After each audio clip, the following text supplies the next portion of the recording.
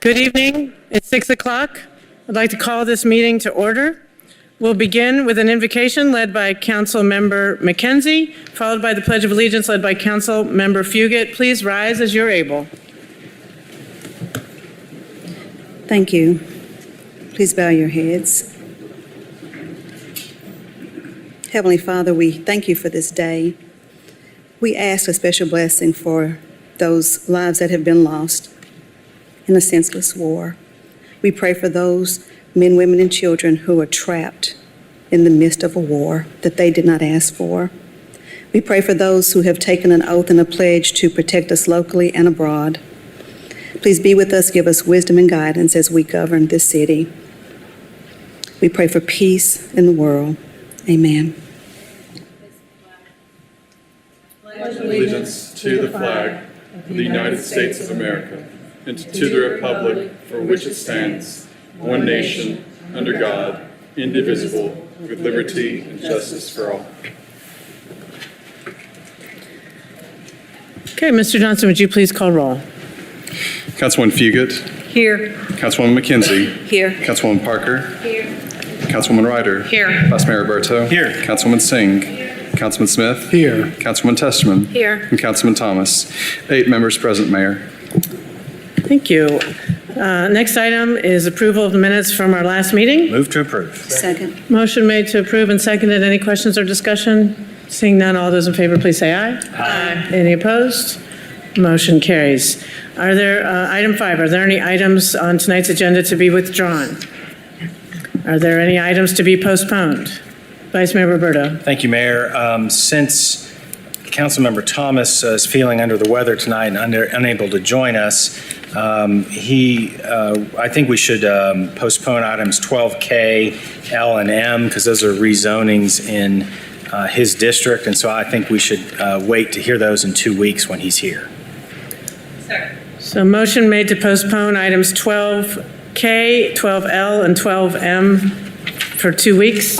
It's been made and seconded. Any questions or discussions? Seeing none. Ms. Tessman, did you have a question or discussion, or you want to be called on next?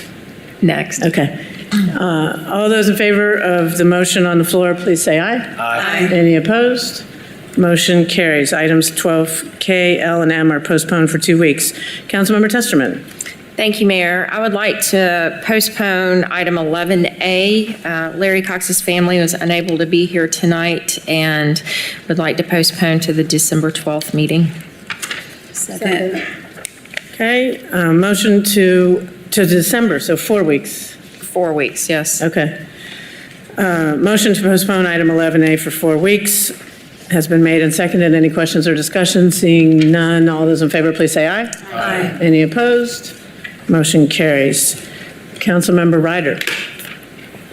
Yeah, I just want to point out and ask, since Vice Mayor Roberto brought it up, 12H is also District 5. So should we also postpone that as well? And if so, I will make a motion to postpone 12H.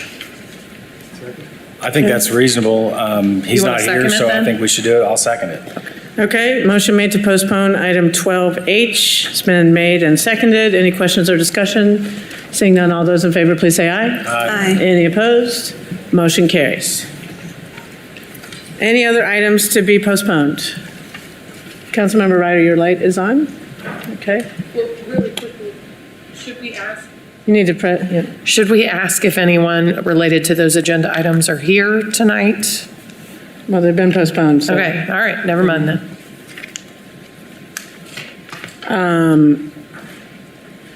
Any items requested to be added by motion? Is there a motion on the consent agenda? Move to approve. Second. Motion made to approve the consent agenda has been made and seconded. Any questions or discussion? Seeing none, all those in favor, please say aye. Aye. Any opposed? Motion carries. Okay. Next is time for my mayor's report.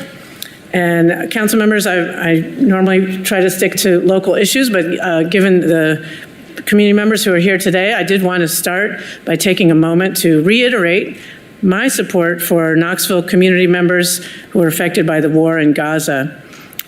As I've mentioned before publicly and to council members, I've had the opportunity to meet with members of Knoxville's Jewish community and members of Knoxville's Palestinian community, and I have expressed to them and publicly that my heart aches for all those impacted by the violence overseas. The loss of innocent life, Palestinian and Israeli, is horrifying. As the mayor of Knoxville, I condemn terrorism, I condemn anti-Semitism, I condemn Islamophobia. I encourage all Knoxvillians to stand against hate and work toward peace at home and pray for peace abroad. Now, I want to mention something more local in nature, assistance on the housing front. If you or someone you know is facing eviction, listen up. We've got some good news and more resources. The state has provided funding for a new eviction prevention program. And Knox Housing Assistance will be taking applications from the 15th through the 30th of each month, with applications opening on November 15th. So that is tomorrow.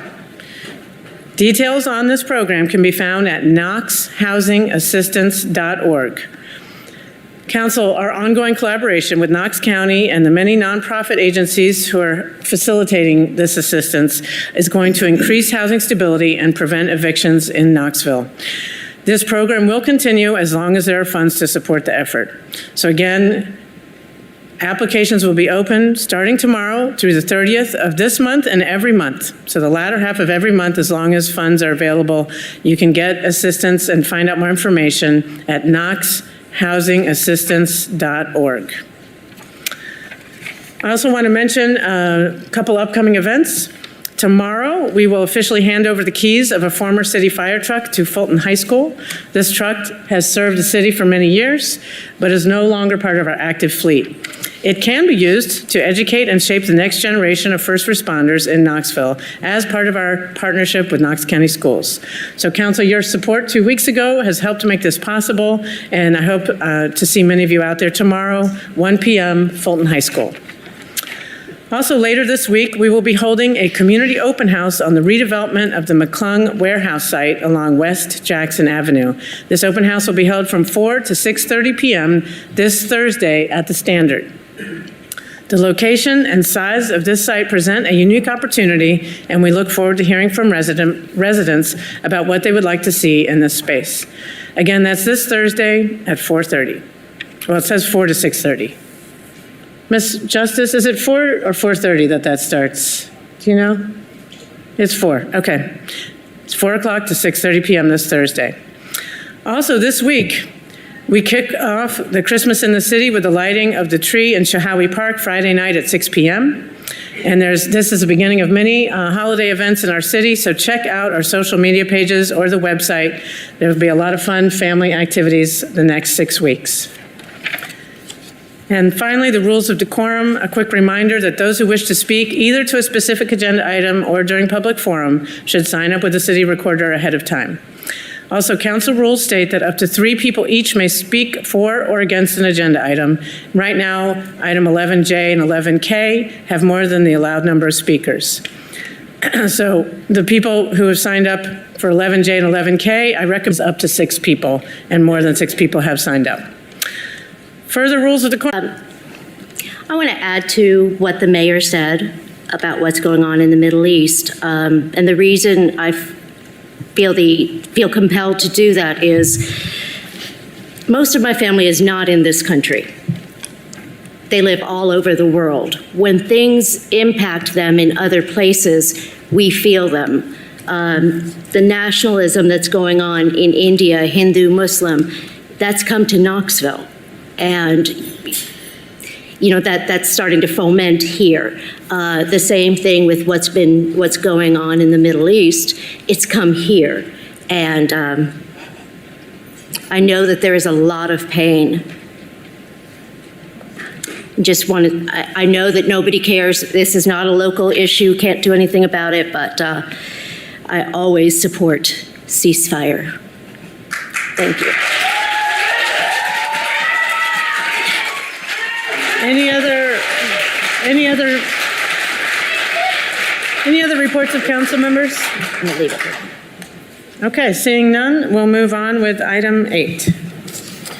8A is a resolution expressing support for the mayor's reappointment of Alana Mukisak, Brent Woe, Philip Hips, and the appointment of Lily Seabolt to Sean Ransom and Aaron Hatfield to the Neighborhood Advisory Council, and expressing appreciation to Greg Easterly, Brianna Holloway, and Emma Ellis Consiga for their years of service on the Neighborhood Advisory Board. Move to approve. Second. Motion made to approve and seconded. I just want to extend a special thanks to all the people who have served on the Neighborhood Advisory Council, current, past, and future, and to those who are being reappointed this evening. I understand there are some members of the Neighborhood Advisory Council here this evening. Could you please raise your hands to be recognized? Anyone here from? Yeah, thank you so much for your service.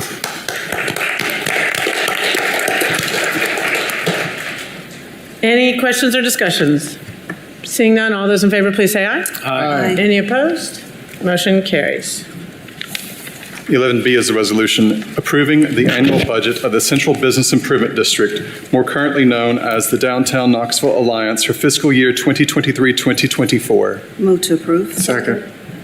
Motion made to approve and seconded. Any questions or discussion? Seeing none, all those in favor, please say aye. Aye. Any opposed? Motion carries. 11C is a resolution authorizing the mayor to execute any and all documents necessary to award a total amount not to exceed $72,000 in Empower Knox grants to provide support and programming for youth and young adults to 10 community-based organizations in the city. Move to approve. Motion made to approve and seconded. Council members, I just wanted to note for your information that members of our youth council served on the review panel for these grants, and many of them are here tonight. So I want to thank these members for being part of the grant process and appreciate your time and insight. With any members of the youth council who are here, would you raise your hand? Yes, thank you so much for your work on the youth council and in this grant process. Council member Parker. Oh, I'm sorry, we have a speaker. Ms. Constance Every is signed up to speak in favor of this item. If you come to the podium, state your name and address for the record, and you'll have up to 5 minutes. Yes, Constance Every, 37914. Yeah, I do support this initiative because it's about the violence interruption that we have been addressing in our community for some time now. But we have to talk about the critique of the problem to the matter, which is going to be the money. The money. We watched an organization, Turn Up Knox particularly, get roughly about $1 million in the last year and a half or so of funding. And when we expressed the concerns about how some of the organizations that were identified to be so-called partnerships of Turn Up Knox that would actually turn out to be a lie, those are not true, these are the type of things we were talking about.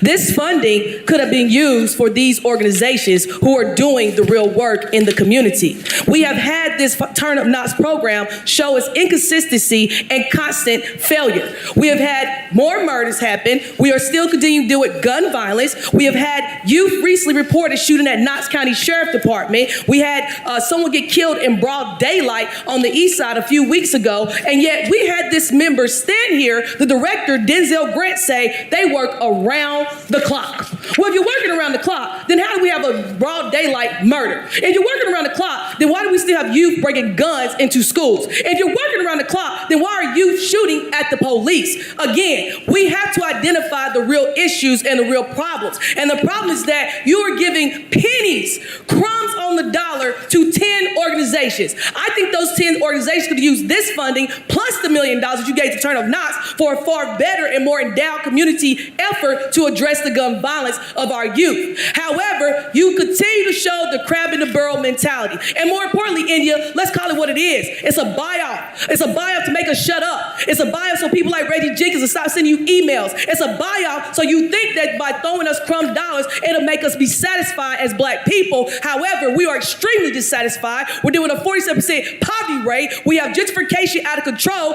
We cannot afford our utilities. We cannot afford our rent. We cannot afford our groceries. We have a health disparity in our medical deserts of our communities. And you think $72,000 is going to be sufficient for 10 organizations. So I'm here to advocate for more money for these organizations, because these organizations do the work. Yo, STEM, for example. We got what? The Golden Gloves. They're doing the boxing work. Shore Our Foundation. Did y'all go to Canvas Do Miracles? Amazing organization. And y'all hijacked Miss Jackie and used her in multiple ways and treated her wrong as well. However, she has shown thrivability and resiliency, because that's the credibility of our people. We are resilient in our efforts, whether you support us or not. And so I just want to bring that to the attention of the organizations. Yes, I appreciate you. I am excited to see you're getting some money. However, you deserve so much more, and more importantly, you should demand more. So put it on notice, Knoxville. I told you all, India plays games for days, and most of her work was political strategic strategy to get her seat back. However, she's still shown her true colors. Let's not forget the $20 million she got to Randy Boyd for a bridge as soon as she was reelected. However, ignoring the housing crisis, the homeless crisis, the affordability crisis that money could have went to instead. Let's not forget Hart, how they asked for a simple $50,000 seed money to start up a task force to actually address crisis interruption, because we're done trusting police. Now we done found that we got child pedophiles running through the department too, so that's over with at this point. So again, Knoxville, I want you to pay attention to who India was. And for all the Palestine people, let's not forget, she went to Israel. Let's not forget that trip. And what did she say on that Israel trip? Oh, wow, they do a great job at the police state. Oh yeah, they're doing a great job addressing housing and homelessness. Let's keep it 100 who India actually is. See her for who she is, know for what she is, but shame on you all for giving her seat back once again. So did you learn anything yet? I'm gonna still wait on that one too. And I yield my time. Council members, that concludes the people who have signed up to speak on this agenda item. Ms. Parker. Thank you, Mayor. I have one positive thing to share and one concern to share about this agenda item. My concern is the funding amount. Last year, our Opportunity Youth Grants Program was awarding around $194,000. The program description per cycle. The program description said that the grants would be between $3,000 and $20,000 per organization. Now this year, what's come before us, the grants are between $1,000 and $8,000. So much smaller grants, a smaller impact. I would like to better understand those changes, but I'll go ahead and share my positive. I am happy to see in the last two contracts that have come before us that the insurance requirements have been removed. So that is a positive, and I'm very appreciative of the city looking into that, because I believe that was an undue burden on these small nonprofits. But I feel like we're moving in the wrong direction in terms of what we are offering through this program. LaKenya Middlebrook, Director of Community Safety and Empowerment, and Emily Norris, our Empower Knox Initiative Coordinator, Youth Engagement Coordinator, apologizes for being absent due to illness. So for clarification, and I think in our fiscal note we noted, these funds are not violence interruption funds. These are not the Opportunity Youth Violence Interruption grants. That is a completely different grant process.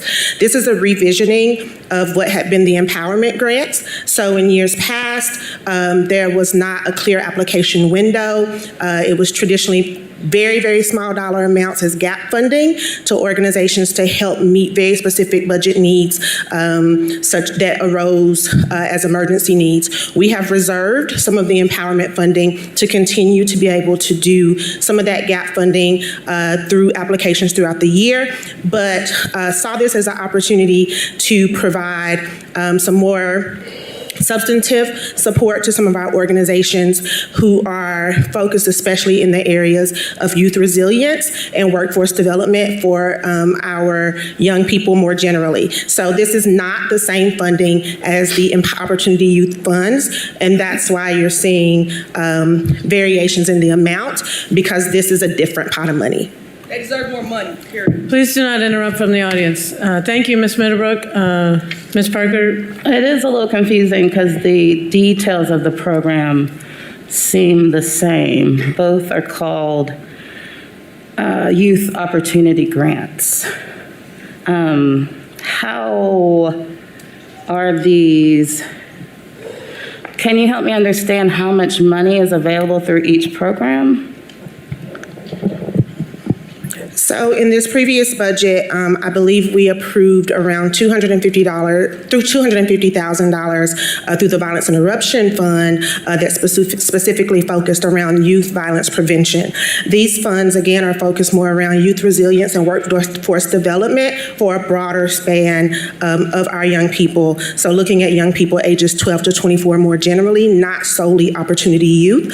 And in our Empower Knox budget, our community safety budget more generally, I believe there was about $85,000 in empowerment funding for grants. And again, we are allocating approximately $72,000 for this program while still reserving funding for those small dollar gap funding that folks have been used to. So we didn't want to completely eliminate that opportunity because we realized that throughout the year, folks may have needs that come up that they did not anticipate, and they have had the opportunity in years past to be able to apply through the what had been community relations and then community empowerment and now community safety and empowerment to help meet some of those needs. And so we wanted to continue to have that as an option. And so that's the variation in the funding. One is from the community empowerment and safety general budget, where the empowerment funding has, Empower Knox funding has traditionally come from, and the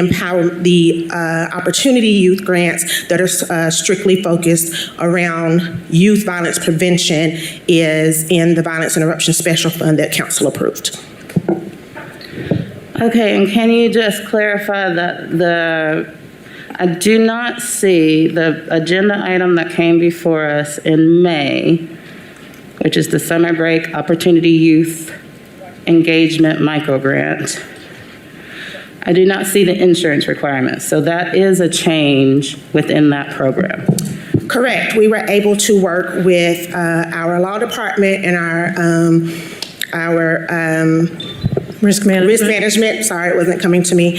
To really focus how we are putting out our guidelines to make sure that we make them as accessible as possible. And I think that that's something that we talked about in previous council meetings with regards to these funding opportunities that that has been a focus for us. I think in the initial cycles, the way in which these applications were structured were very new to us. And when we realized that there was a barrier that may exist, we worked diligently to overcome that barrier. And so I'm really grateful to Christine in the risk management office and to the law department for working diligently with us to identify opportunities to remove as many barriers as possible for our applicants. Thank you. Any other questions or comments from members of council? Seeing none, all those in favor, please say aye. Aye. Any opposed? Motion carries.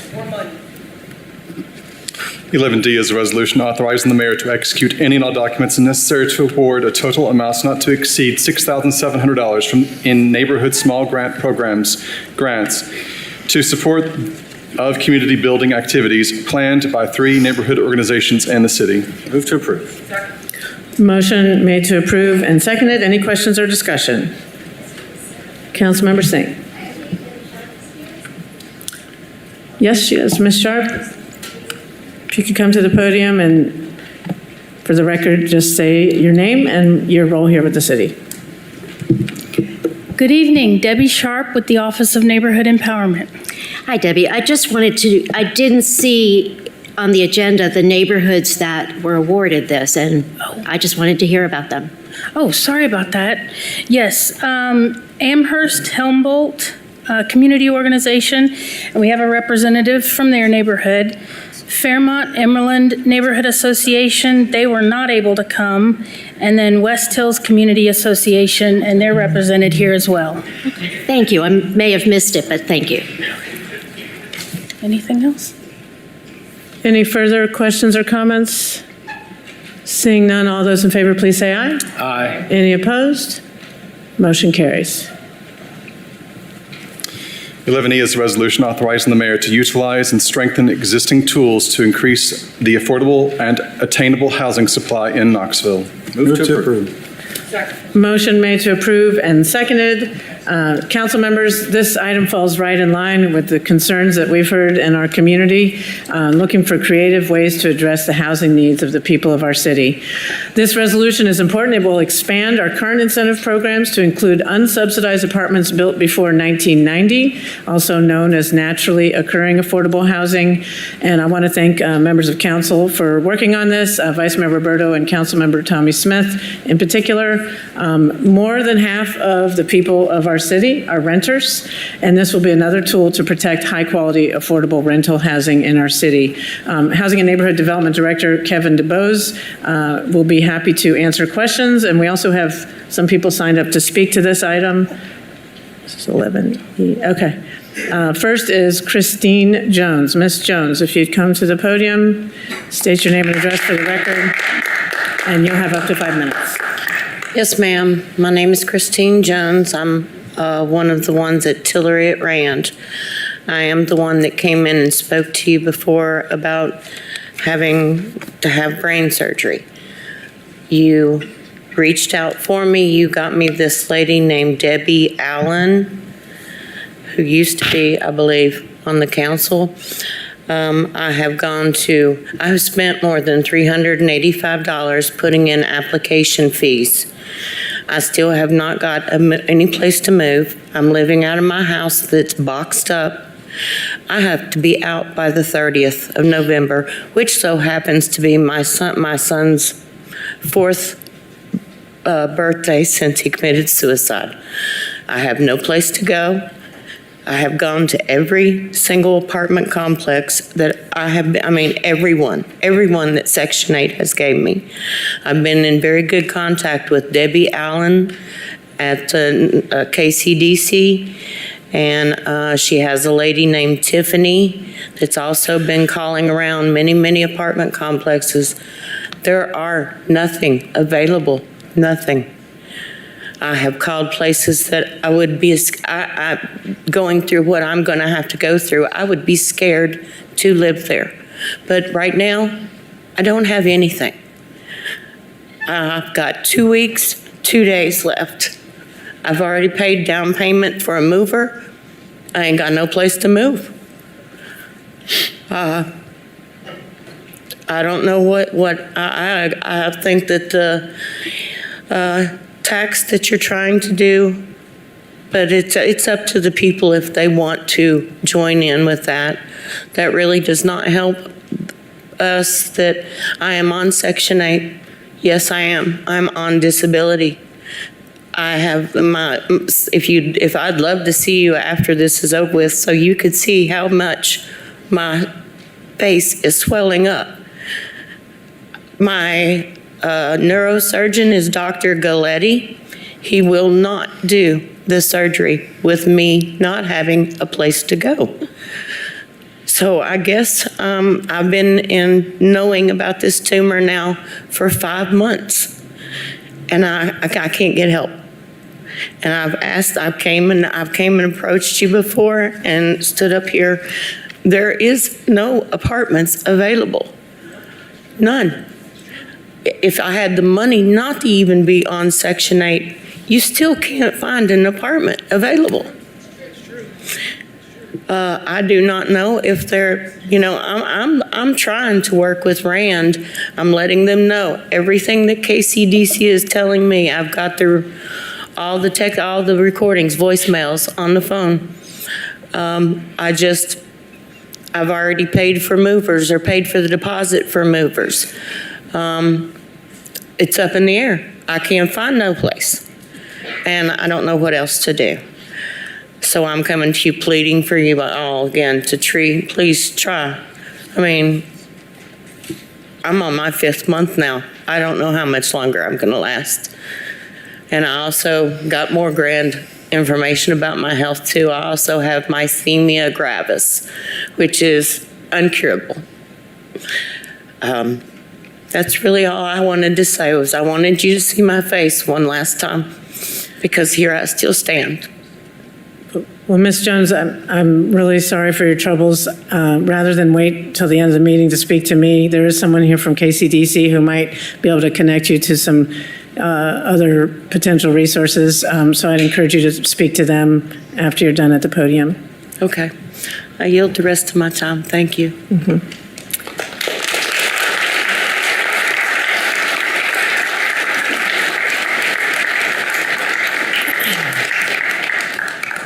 The next person signed up to speak to this item is Hannah Freeman. Ms. Freeman?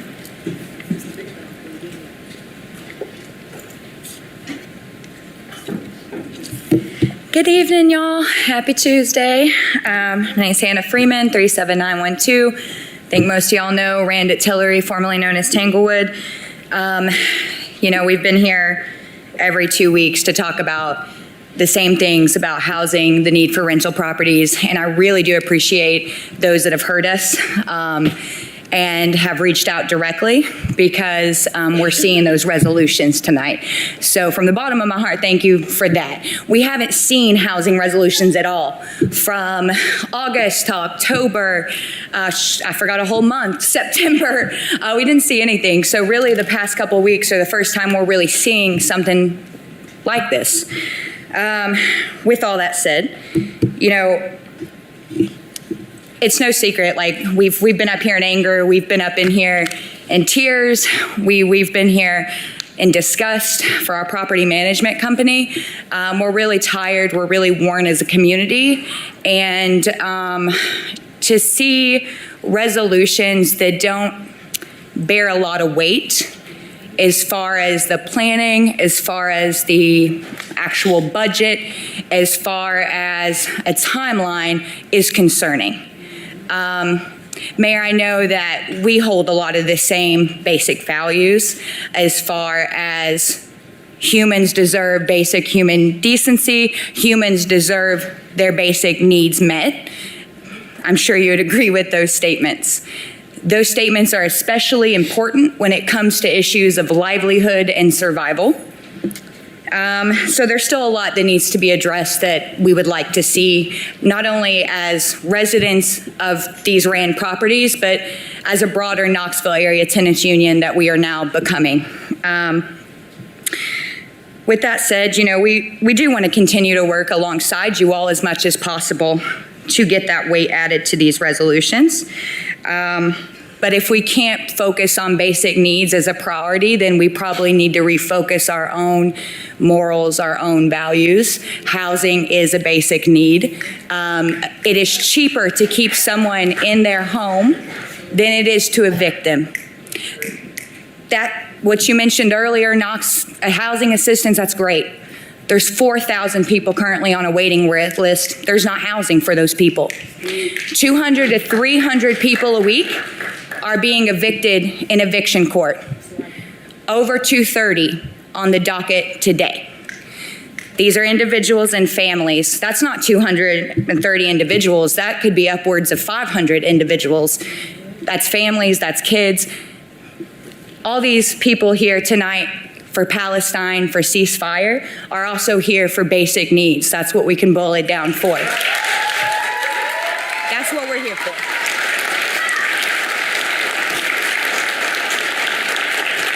We need to solve problems.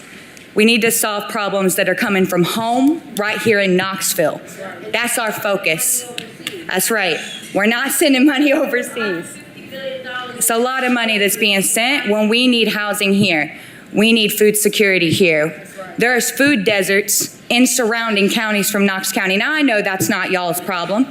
And you've made it very clear what is your problem, and it was, well, not your problem. And I understand, like rent control, can't do anything about it. But as we're seeing, all of a sudden, we are getting properties that are offering no application fees.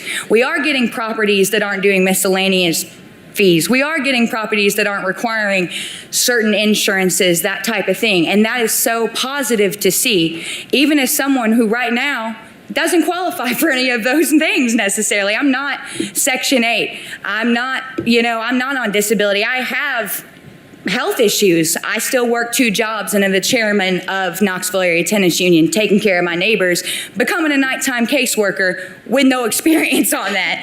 So really what I'm here to ask you all for tonight is your direct help. We need individual support with this RAND property management company. We need you all to help us get them to the table to negotiate. I myself have just gotten a non-renewal. I'm not the only resident that's gotten a non-renewal. That is not an eviction. They are now just kicking people out for caring for their community and caring for basic needs. How long is that going to go on until we realize that 4,000 people on a waiting list becomes 5,000, becomes 6,000? And it's a policy issue, not necessarily a housing issue. Thank you.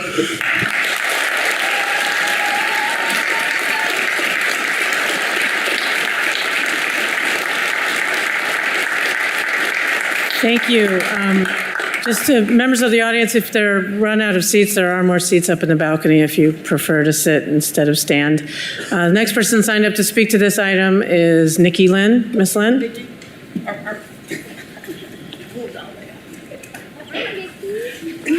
Anybody else for 11A? Good evening. My name is Nikki Lynn, and I'm a resident at Brand at Tillery, 4501 Tillery Road. I am here to talk in favor of 11E.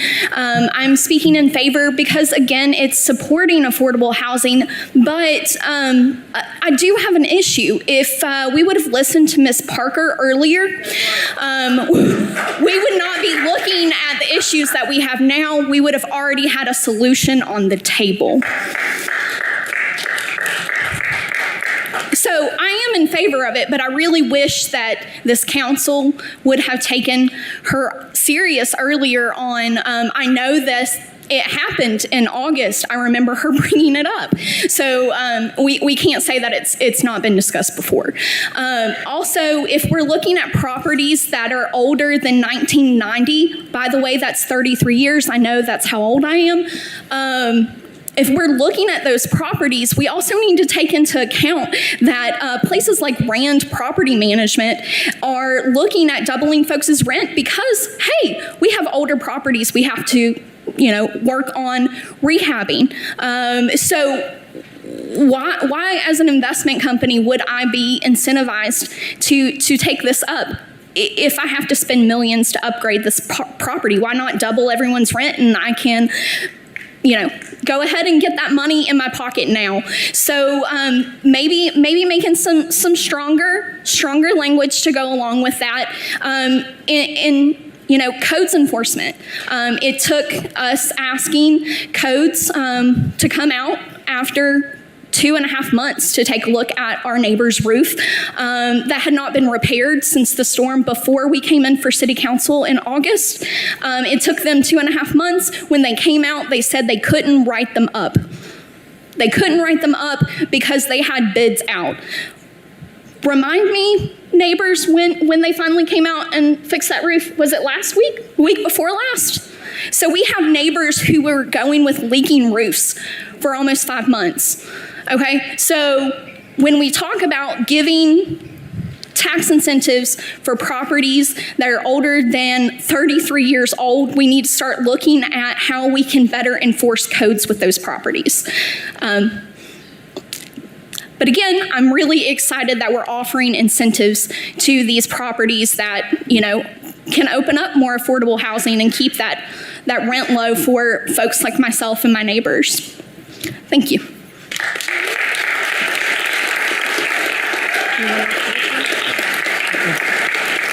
Council members, that concludes the people signed up to speak to this item.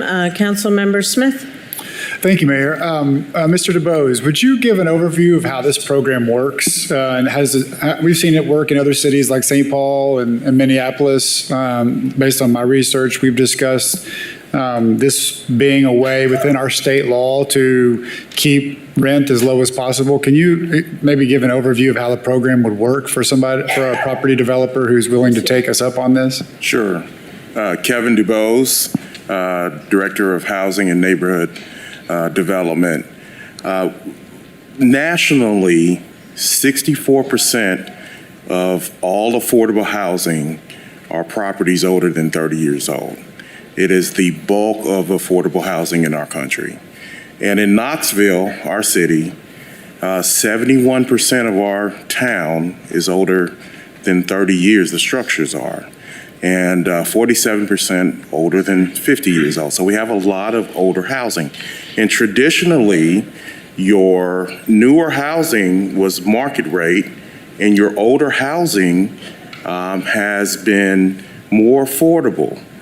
And what has happened here recently, now that we have a supply and demand problem, is that property owners are trying to push those older housing units to market rate units. And we've had, there's two groups impacted by the affordable housing crisis. You know, those who are low income, and then those who are working and have modest incomes, but are still paying more than 30% of their rent for, or their income for rent and housing. And so what this does is, what we're asking for is to have some flexibility to use some of our tools that we've been able to spark new housing with. And from a new housing standpoint, we are going gangbusters. We have, partnered with developers to produce over 2,300 units in a relatively short time, leveraging hundreds of millions of dollars. But there are not the same tools available to protect those existing affordable housing units. And so what we would like to do is use those same tools for property owners. And yes, it is voluntary, but cities like Charlotte, and you mentioned St. Paul and Miami, have shown that they have gotten some property owners interested in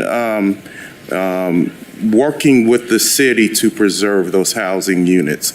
And so I think this is just another tool in our toolbox. It is a carrot. You know, we don't have many sticks has been established, but it is a carrot. And I think a well-crafted development incentive will be attractive to some property owners. So some property owners who take us up on this will be willing to keep rent at a certain percentage or a certain rate for their renters to be able to stay and not be displaced. Is that correct? Yes. Okay. And specifically, let me point out that it's not just those who are traditionally, low income, 80% or below, but we want to protect and make sure there are affordable rents for those right at the area median. Folks making $50,000, there are rents that are affordable to that range. If you're making $50,000 and paying $2,000 in rent, you're still cost burden. You're still paying way more than 30% for housing. And so what we would do is make certain that there is a rent that is established consistent with the incomes. And again, it expands our territory. I would just add that one of the reasons I like this is because we talk a lot about incentives for developers, and I've always kind of been of the opinion that if we give it to the big ones, we should give it to the small ones, and nothing's more important than maintaining rent at an affordable rate. So I'll be supporting this, and I'm glad that it's finally come to. Thank you. Thank you, Councilmember Parker, and then I'll go to Vice Mayor Roberta. Thank you, Mayor. I am a bit confused by what is before us. We are not getting an amended Affordable Housing Fund ordinance that tells us what is planned to strengthen and expand these programs. I don't understand why we would have to give the administration authority to strengthen the programs unless it has been created by ordinance. And at that point, we would need to understand what changes are being made to the ordinance to change the program. So is there a plan to bring more before us? Yes, if this resolution gets the support that I expect it will, then we'll be bringing more concrete budget amendments and other things to council probably in December. Gotcha. Okay, so I'm not against this, but I need to see the details to know if I'm for it, if that makes sense. There are no details. For instance, there are aspects of the affordable rental development program that concern me. A developer pointed it out to me, and I don't have it in front of me at the moment, but there are different requirements for participation in that program if we're talking about a downtown property versus outside the downtown area. So if that's what how the city is defining expanding and strengthening by moving into allowing market rate development in certain areas of the city and determining that to be affordable, then no, I don't support it. So I need the details. In fact, I'll probably just abstain tonight because I need the details to know whether it's going to move us in the right direction or not. Okay, thank you. Vice Mayor Roberto. Thank you, Mayor. Director DeBose, when we are talking about affordable housing, when we've been discussing, this situation that we're in, and we're hearing from folks about the struggles, the personal, they're very personal struggles that they're dealing with. There's a word that always comes up, and that's supply. And what I heard in the exchange you had with Councilmember Smith just a minute ago about the naturally occurring affordable housing is that under a normal circumstance, if you have rents are generally going to be lower for older properties and more expensive, more market rate for newer properties. But that the supply here in our city is such that is flipped on its head. And now even older properties that maybe have fewer amenities, maybe have not been updated very recently, those are now able, because there's not enough supply, to ask for market rate. And so that's putting a lot of folks in a position where they have jobs and they're working and they had an affordable place because of the rents, that now the market has changed and they can ask for more rent. Is that, I'm just trying to put it out in simpler terms, maybe, so that maybe everyone can understand the situation with regard to supply. Is that basically correct? That's true. Knoxville traditionally, prior to the last 6-7 years, been pretty slow in growing. And when new housing was added, the existing housing remained affordable. However, here recently, the growth and the prosperity and just the overall desire to be in this town is a good thing. But the housing crisis is real. And what we're seeing is that those older housing units are now also being converted to market rate. And what we're asking for is the flexibility. The ordinance, the Affordable Housing Fund ordinance, does provide flexibility, but our policies, our affordable rental development policy restricts our partnership to new development currently. And so we want to partner with council on, expanding that so that we can take this additional step. So what you're looking at then is taking existing affordable housing and with those partnerships, making sure that those rents can remain affordable while we're in this supply issue.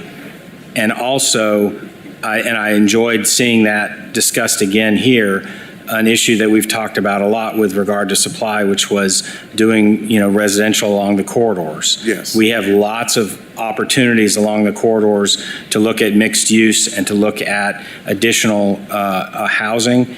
And in the numbers that we need to address this crisis, we've got to be addressing the spaces that we can have the most impact, and that's where we can do it.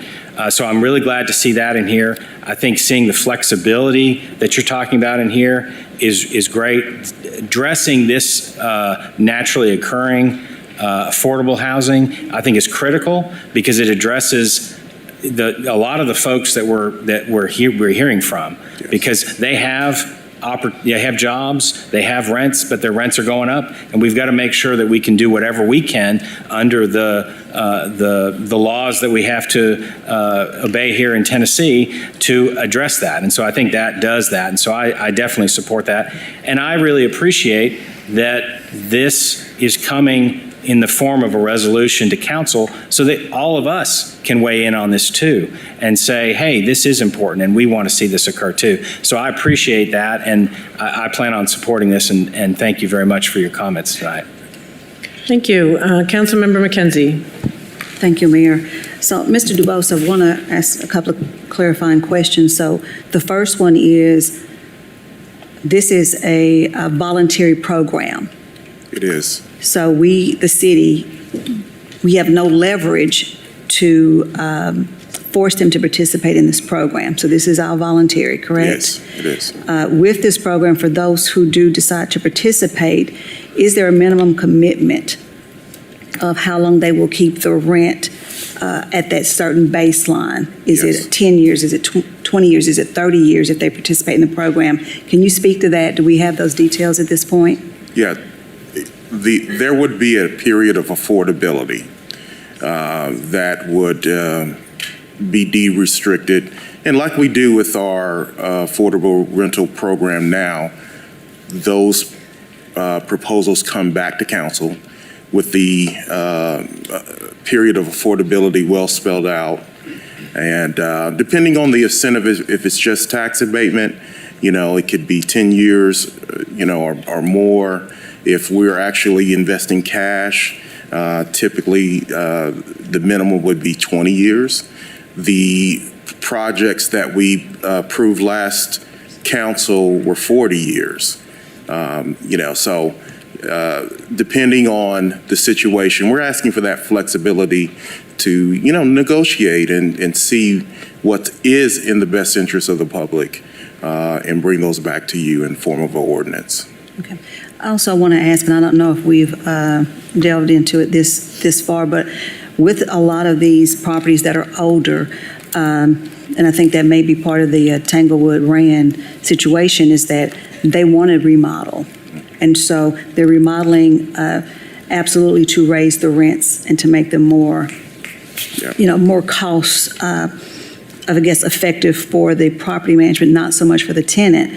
When we think about, I think you mentioned $50,000. There are a lot of people who don't make $50,000. Right. And so when we look at where people are right now with not being able to afford the rents, I think it still kind of puts us in a really difficult situation for those folks.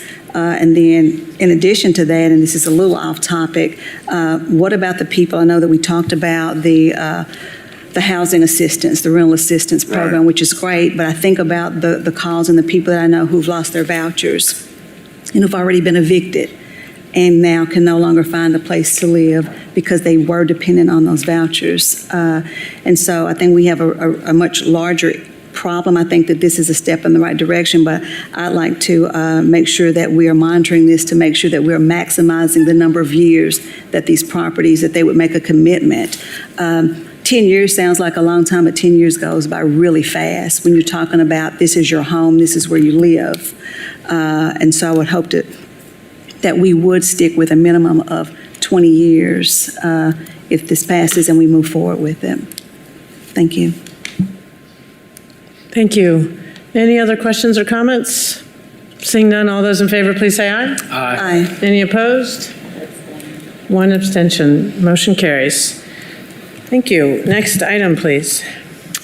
11F is a resolution authorizing the mayor to execute a one-year extension to Agreement C-08-0141 with Indigo Sports LLC, formerly known as Billy Casper Golf LLC, to provide golf management services at Whittle Springs Golf Course and Knoxville Municipal Golf Course for an annual amount not to exceed $182,872.56. Move to approve. Second. Motion made to approve and seconded. Any questions or discussion? Seeing none, all those in favor, oh, I'm sorry, Ms. Ryder. Councilmember I Ryder. was wondering if Ms. Ely is here or someone from Parks and Rec. Yes, Ms. Ely, Director of Parks and Recreation is here. If you come to the podium and provide some answers to council. Yeah, so I know this is, this particular agenda item is kind of a hold, an extension while we go through the golf course study. Is there a plan or a time frame for what's happening next for the golf course, for the study that was done? The biggest thing, our next step really is to go out and finish up the scope and do an RFP to put it out for bid. We knew that we could not do a transition very quickly with the time frame for the rest of this year. So the year extension would give us the time to do the RFP, put it out, and then do a smooth transition by the end of next year. For a new management company, is that what you mean? We will go out to bid for a new management company, yes, Okay. ma'am. So I guess my question is, there were recommendations in the study that was done.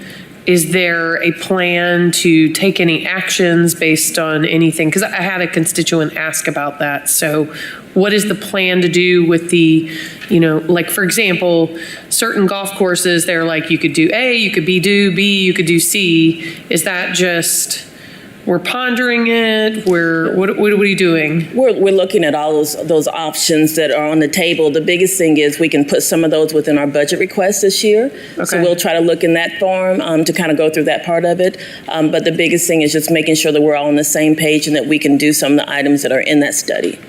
Okay, all right, thank you. You're welcome.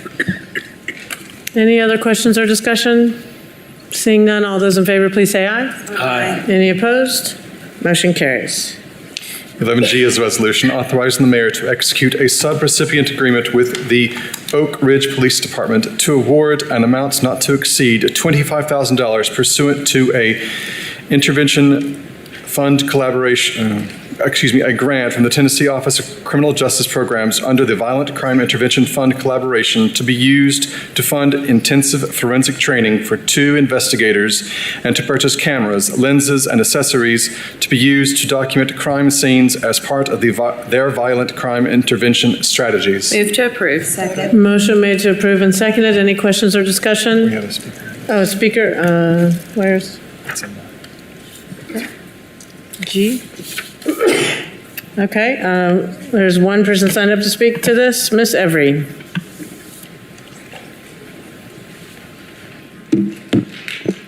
All right. Y'all know I was going to come speak to this initiative because you already know what I want to talk about.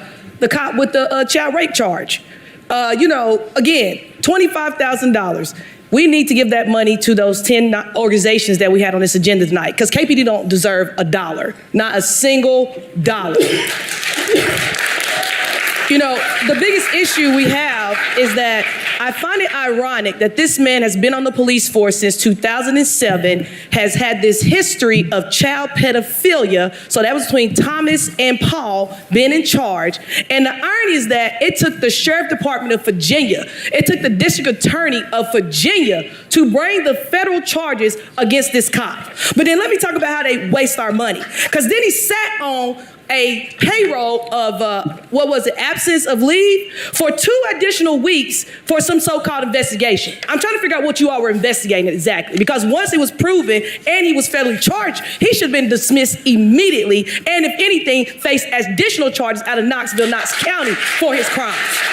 But this is the same police department that continues to tell us we're supposed to trust them. This is the same police department that brought in a police chief under lying pretenses. This is the same police department that chose the police chief from the worst police department in America, known as the New Orleans Police Department in the first place. And yet we're getting ready to give $25,000 through this department to another police department, which I have to assume is corrupted too, because why would you want to be involved or even attached to a fellow corrupted department unless you're corrupted yourself? So shout out to the district attorney of Virginia for having the real integrity of what it means to back the blue, which means it stands with honor, it stands with integrity, it stands with truthfulness, it stands with trustworthiness. And instead of being in Knoxville, where they do nothing but lie, cover up, murder children in high schools, run around our streets, committing additional crimes with their cop cars, unmarked, spending millions of our dollars, and we get nothing in return except lame brain excuses and self-defense analogies that supposedly is supposed to make us believe and trust the police department. Have you been paying attention to these Knoxville? They put cameras on MLK.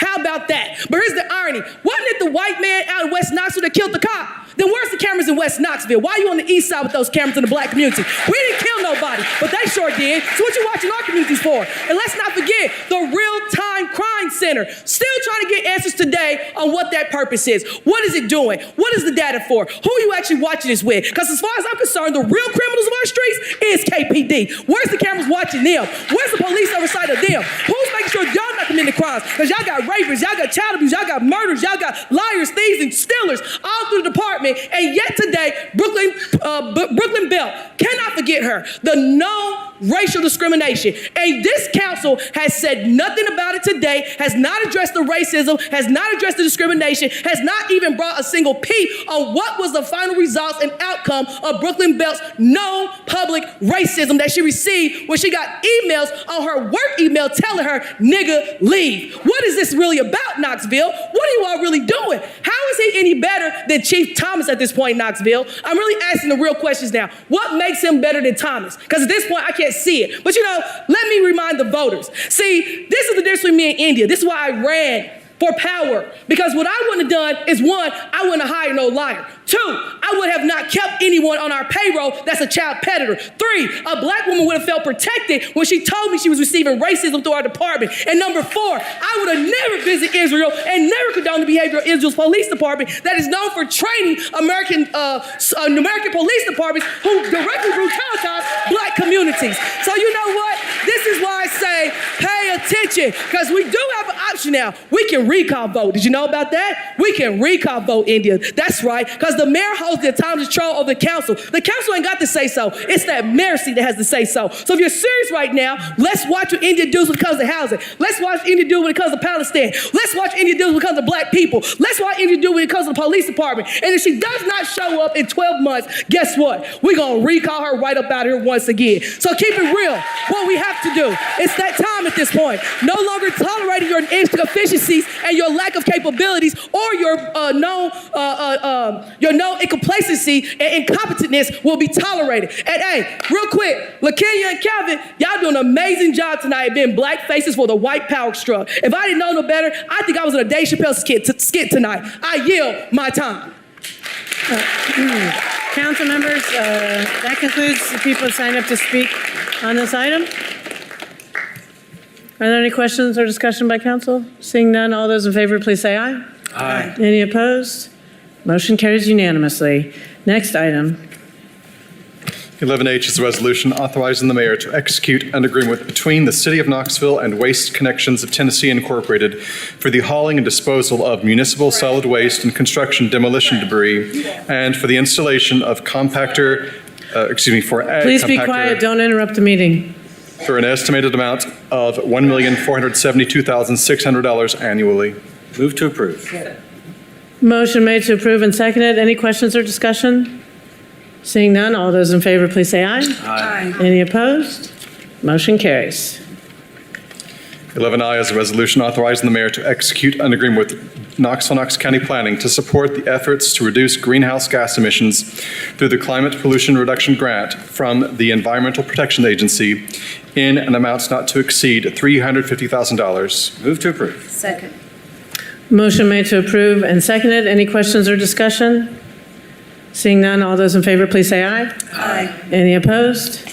Motion carries. 11J is a resolution respectfully requesting Knoxville County Planning to consider and make a recommendation to City Council regarding the inclusion of RN1 zone districts as part of the missing middle housing proposal. Move to approve. Motion made to approve and seconded. Several people signed up to speak to this item.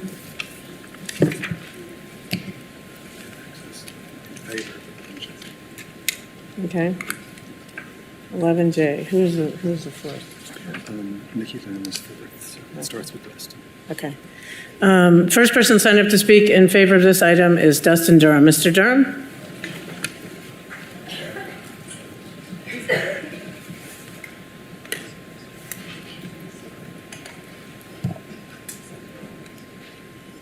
Is this on? Yes. Can you hear me? Hi. Yes. Okay.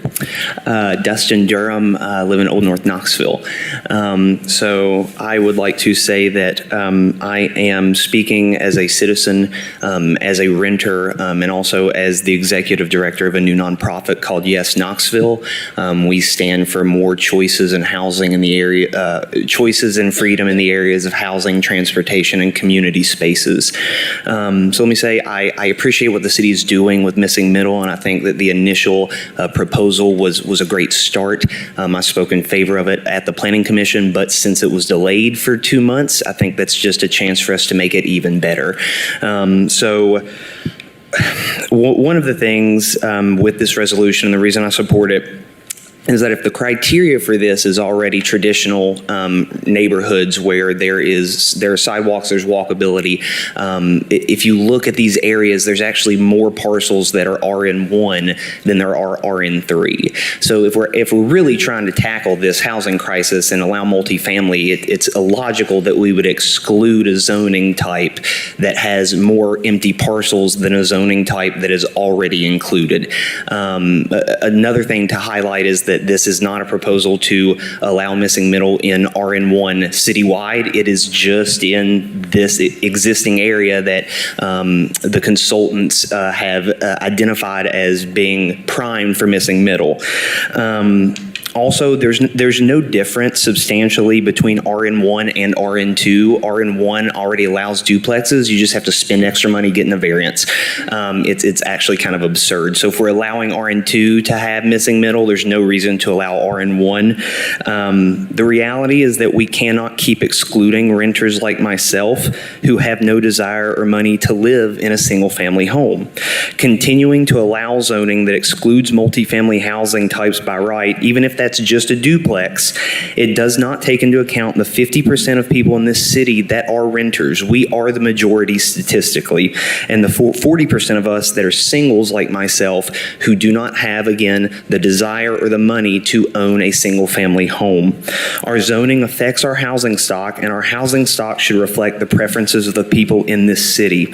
Some 80% of people under 45 and over half of people over 65 want the option of living in a non-single family home.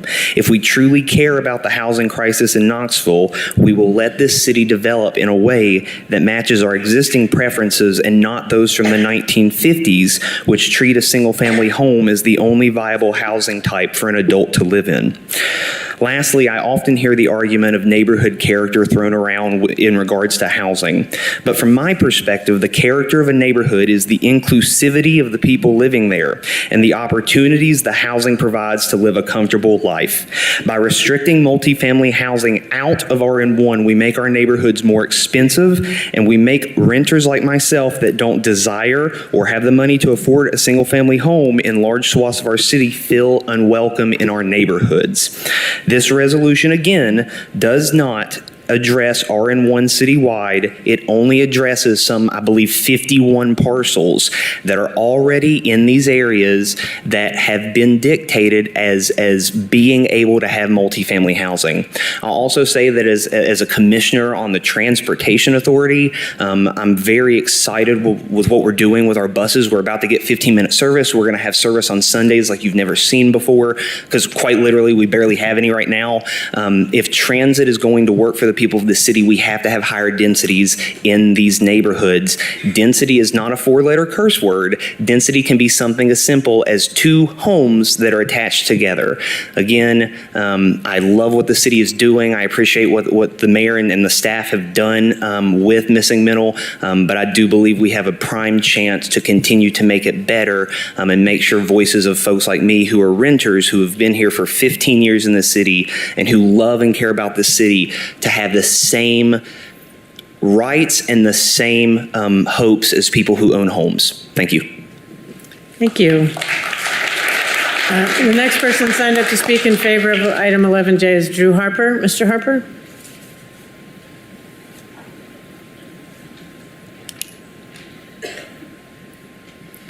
If you can state your name and address for the record, and you'll have up to 5 minutes. Hey, my name is Drew Harper. I live at 4318 Washington Pike, number 101.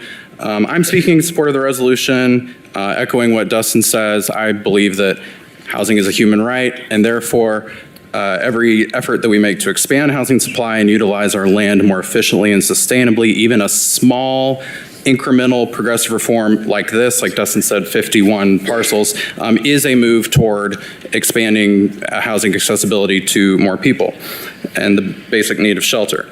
I wanted to talk specifically about the RN1 issue. As some of you know, I knock on doors to try to get people to turn out for elections. That takes me everywhere in the city, dense and low dense and everywhere in between. And something that you can feel when you're walking around some RN1 neighborhoods is that people feel like they have purchased their way into an exclusive place. They've bought their way into not engaging with their neighbors, not engaging with the community, and in my case, not engaging with politics. And I think that's wrong. We shouldn't prioritize those people's needs above everybody else's needs. Just because you bought a home in a single-family exclusionary zone does not mean you get to control the land use of your neighbors. Homeowners are not somehow superior to renters. People who live in single-family houses should not have their opinions privileged above those who live in apartments. I believe in welcoming all neighbors, full stop. RN1 districts are not sacred. Ownership status, wealth, and age, which we know people that live in RN1 are older than average, wealthier than average, and even wealthier than most single-family home dwellers, right? This is the most exclusionary zoning. Their opinions should not carry outsized influence when it comes to crafting policy. Defending the status quo of RN1 zones is regressive and classist. I thank council for your work on these issues, and I hope to see much, much more. Thank you. Thank you.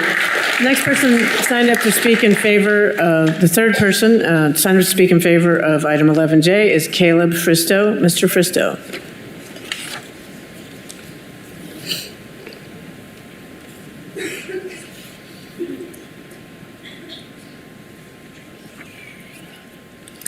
You can start by stating your name and address for the record. You'll have up to 5 minutes. Caleb Fristow. First of all, I want to say thank you for the time and for the work that you all are doing and the debate tonight. And just, I'm grateful to be here to hear everyone be able to speak tonight. Thank you for the words that were said earlier from everyone. I'm proud to be able to experience this and be in a place that allows it. So I'll start with that, and then this will be kind of a prepared speech in behalf and in favor of the proposal. I'm speaking as a resident of Oakwood Lincoln Park. My name's Caleb Fristow. I live in one of the traditional neighborhood residential areas, the TDRs, that are included in the missing middle proposal. As a longtime resident of Knoxville, my family and I understand the tension between our specific historical experience and the growing needs of the city. While we have reservations about the missing middle proposal, we are open to the varied and diverse types of housing and people that may soon join our community and become our neighbors. However, we insist that any proposal to have a positive long-term effect must provide additional infrastructure and must accompany support to those who end up taking residence within the areas. We oppose the exemption of specific neighborhoods, many of whom have the necessary infrastructure to accompany such growth, as the brother mentioned earlier, such as sidewalks for walkability, adequate bus routes, etc., from participating in the same changes the neighborhoods all around this community are expected to embrace. We oppose class-based gerrymandering. If the city seeks to be more welcoming to new forms of housing and to those who inhabit it, the size of one's yard should not be the deciding factor of inclusion. Simply put, if all are in two neighborhoods in the TDR area are being asked to welcome this change, we ask that are in one neighborhood join us as well. The accommodations and sacrifices that accompany growth and that have led not only to the flourishing of Knoxville should be equally asked of all Knoxvillians. I lend my time. Thank you. Thank you. The first person signed up to speak against item 11J is Rick Roach. Mr. Roach, are you present? He's not present? Okay. The second person signed up to speak in opposition to 11J is Miss Every.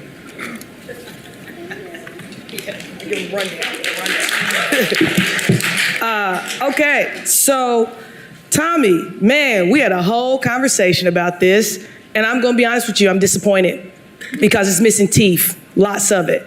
You know, when we spoke, I told you directly that if you wanted me to take sincerely Knoxville being serious about housing, I wanted to see things like community land trusts in writing. I wanted to see things like slumlord control. I wanted to see things like, which we got now, right of counsel coming directly from the state, but there were still other things that you all could have done. And we're not seeing real teeth to this. And more importantly, let's give Ms. Parker her roses and thank her for getting reelected real quick, because we need her right now. Because my question is, yeah, we need her. My question is, this is still a hijacking of her ideal. Like Nikki said earlier, she had been dropped this concept months ago. And it's ironic how you all, as always, ridiculed her, scrutinized her concept as if somehow it was incredible. And then, like Andrew did with Hart, you're technically doing the same thing with this housing initiative. So that's why I said thank Amelia Parker for re-election, because my question is that, had she not won, who was y'all gonna get y'all ideals from? I know not amongst yourselves where we're gonna get it from. So where was you gonna get it from?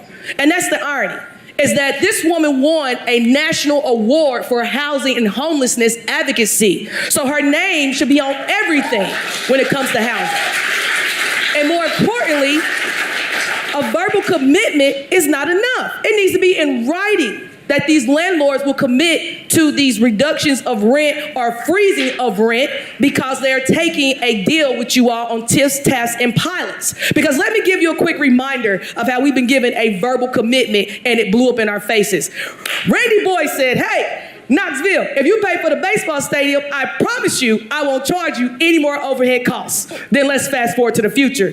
Hey, Knoxville, well, I got to give you all a $20 million loan for overhead costs. See how that backfired? That's why we can't take verbal commitments. We need things in writing, Tommy. So let's take this initiative back, because I'm going to have to request someone drop an amendment at this point. An amendment is that we need to revise these particular resolutions to add, number one, community land trust options, number two, slumlord controls, and number three, commitments in writing to the landlords to freeze the rents due to the TIFs, PAPs, and pilots incentives that you are offering them. That needs to go in writing. That's how we know it's real. That's how we know I'm making a commitment now. Because I cannot forget Tim Hill, who is the board of the Planning Commission, who told us at the first middle housing meeting that this ideal that the city was offering was unrealistic and it was not going to pass through his actual legislative body. So that's the part we got to keep in mind too. The board told us directly this is not going to happen for several various reasons. And so at this point, I'm still not convinced, Tommy. I'm not convinced. We're not seeing the teeth to the matter. And we need teeth, because Knoxville, you've shown your credibility and it cannot be trusted in any of its format. Like I said, the bridge, the baseball stadium, those projects that have unfolded with the Walter P. and the Austin Homes communities and those displaced neighborhoods today. Those are still problems that are still dealing with currently in the city. And so this is why I said that I like where we're starting, but we are nowhere near the finish. And again, Councilwoman Parker should be taken serious to her ideals and her instruction, because she is the solution. She has been the ideal, and you all, instead of hijacking her, need to listen to her. And I yield my time. Council, that concludes people who have signed up to speak to this agenda item. Councilmember Smith. Thank you, Mayor. There's a lot, in addition to item 11E, there's a lot we can do, and we're going to chip away at housing as fast as we possible. We're behind, but I took a thoughtful view of all of the comments that I've heard over the past few months, and I took a look at the code and thought, what do we have ongoing that we can make sure we add as much housing potential as possible while preserving the neighborhoods that we all care about. These next two resolutions particularly are in support of renters. And so my goal is to give access to all residential neighborhoods, as one of the speakers mentioned earlier, opportunities for renters to offset increasing housing costs, and urgent action where possible to stabilize rental options with existing housing stock. I think the NOAA resolution earlier is going to take some time, but I think it's very good. I'll be brief. I think we're all aware of the missing middle strategy. I think that it has potential. I think there's promise there, and I think we should all we'll all reconvene on that when it comes back to council. I would simply ask that we include RN1 for planning's consideration. They are discussing this recommendation in December, and I don't think there's any reason to exclude RN1 from that. I think some of the speakers already mentioned that there's a TDR area. We're all familiar with that area, and there's no reason to exclude any of the residential neighborhoods in that area. I think one of the speakers earlier mentioned that RN1 provides more housing availability than RN3 and RN4. I think that to be true. There's no principal use difference between RN1 and RN2. This shouldn't be a surprise. I mentioned this in detail at our last workshop, and I think that we should have planning consider this with the rest of the missing middle strategy. I've asked Mr. Johnson to hand out a graphic of the TDR area that you're all familiar with. I don't know if we can pull it up there. Thank you. Essentially, for those of you that are new to this, the yellow areas are the areas that are being considered for missing middle housing options. With lack of graphical skills, I circled in red the RN1 neighborhood. So as you can see, these areas have been designated walkable, close to public transit, and good spaces for additional housing options. Again, firmly believe that if RN2 neighborhoods are willing to add duplexes, triplexes, and fourplexes, that RN1 neighborhoods should be as well. You can see they kind of stick out like I guess red thumbs. Sore thumbs is maybe not the right one, but I just think that RN1 is very similar to RN2. The only difference is lot size, and I sure would like to include it in all the housing availability options so that renters, particularly who are most likely to want to live in these neighborhoods, save money to buy homes, or maybe never buy homes, but at least be able to have options for access to these wonderful neighborhoods. So I don't think we can have, I guess I'll just close by saying this, and I'll kind of pause for questions or comments from my colleagues. The missing middle proposal is inclusive in nature. And I don't think we should start with that with some exclusion built in. And so that's why I'm asking for all of Knoxville to have access to RN1, just the same way they do other neighborhoods. With that, I'll yield to some questions my colleagues might have. Vice Mayor Roberto. Thank you, Mayor. And I appreciate Councilmember Smith bringing this and his thoughtfulness in his rationale for bringing it. I guess I have a question based on the comments that you just made and that the speakers made, and that is this resolution talking about RN1 citywide, or is it talking about in the TDR? Because your comments just then made it sound like it was citywide. The speakers made it sound like it was, in the TDR.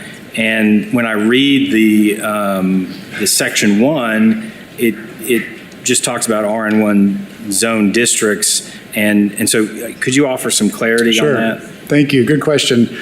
Yes, just within the TDR associated with the missing middle proposal. So not citywide. The proposal that's going before Planning Commission only includes TDR, and that's what I'm referencing. And I really appreciate you clarifying that.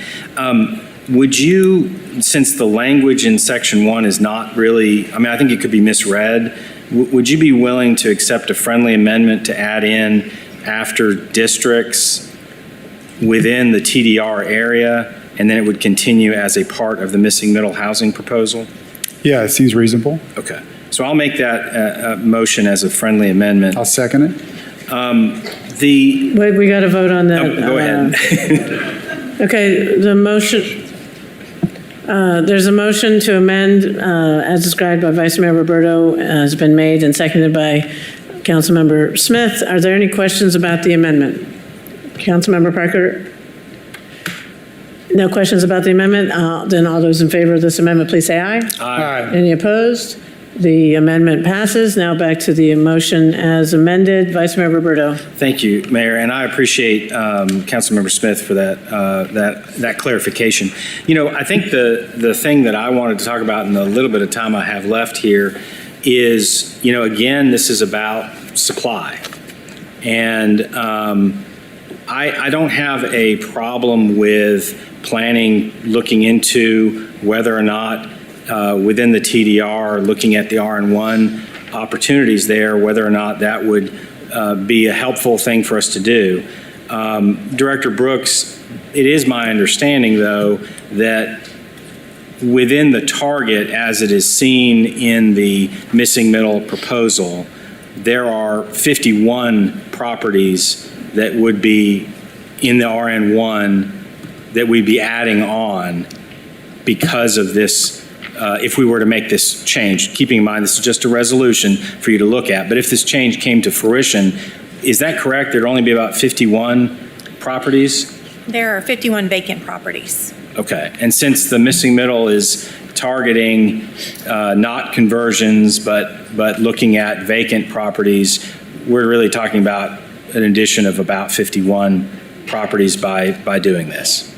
The current version of If you could speak into the microphone and just say for the audience who you are. Amy Brooks, Knoxville, Knox County Planning. The current version of the missing middle housing proposal does include a section on conversions. Okay. Well, but you just identified 51 properties, and when we had our workshop on this, the discussion was a lot about vacant properties. Yes, correct. So the target for missing middle is about, you would add 51 properties. Correct. There's 51 vacant properties zoned RN1. Okay. And that is not necessarily a problem that we're adding some properties. But I think overall what we've got to be looking at is where are we going to be making sizable impacts to deal with supply? We're seeing folks dealing with, and the discussion that I had with Director DeBose earlier, the issues we have are with supply.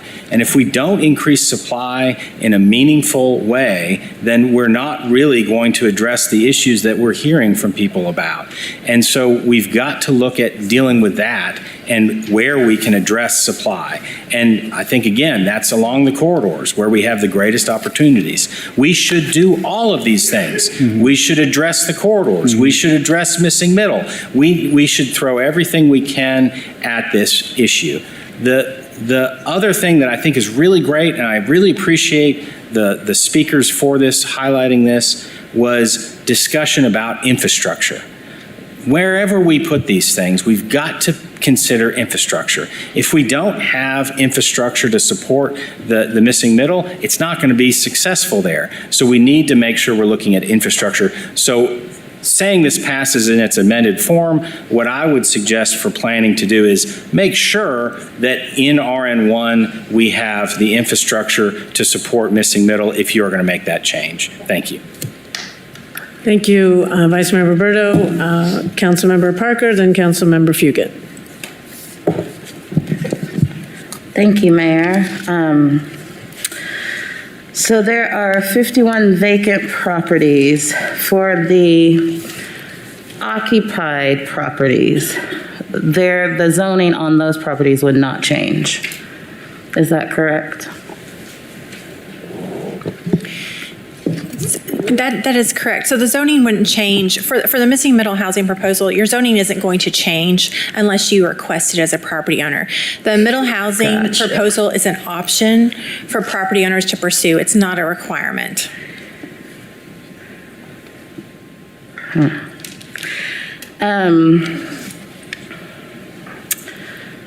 Thank you. A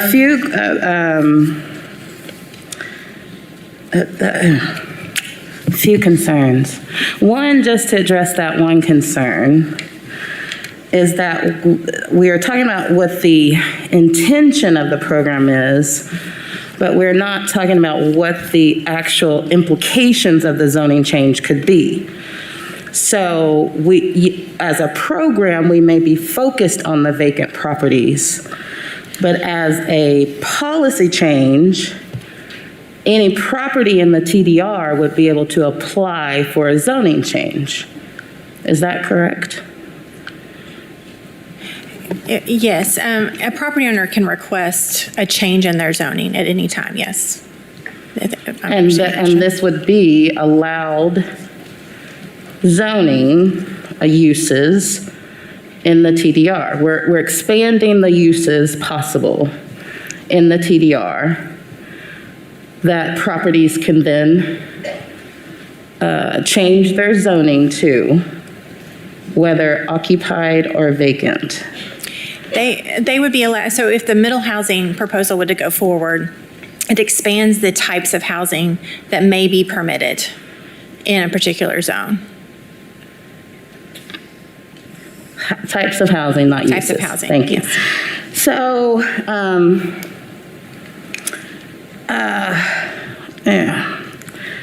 I have a lot of concerns about this proposal because, again, I have to go back to the South Waterfront. We're not learning lessons from the South Waterfront, and we're not listening to the residents of the South Waterfront on the changes that were made to our form-based code, which is coming up in a little bit, and how that impacted essentially the RN1 neighborhood along the South Waterfront. And we're moving full steam ahead to do this to other neighborhoods through a very confusing conversation where I feel like we're confusing the community on how much this will impact a certain neighborhood. I'm very uncomfortable with how unclear these conversations have been around missing middle. What gave me pause around the RN1 discussion was that the proposal before us was to pilot a program as recommended by consultants in a smaller footprint area so that we can get on top of it as a city. We don't have infrastructure needs that we're not able to meet. We don't have code enforcement needs that we don't have the capacity to address, as we are increasing density in a way that we haven't done before in our city. And with the RN1 lots, we know those are larger lots. I don't know what all of these lots look like. I can't say whether this is a walkable area or not, or whether it's fits into the original idea. Not that I'm a super fan of the original idea either.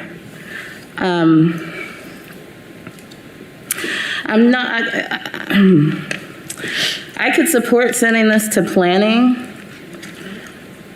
but I'm concerned to send it to planning, to be honest, because I don't know if we will get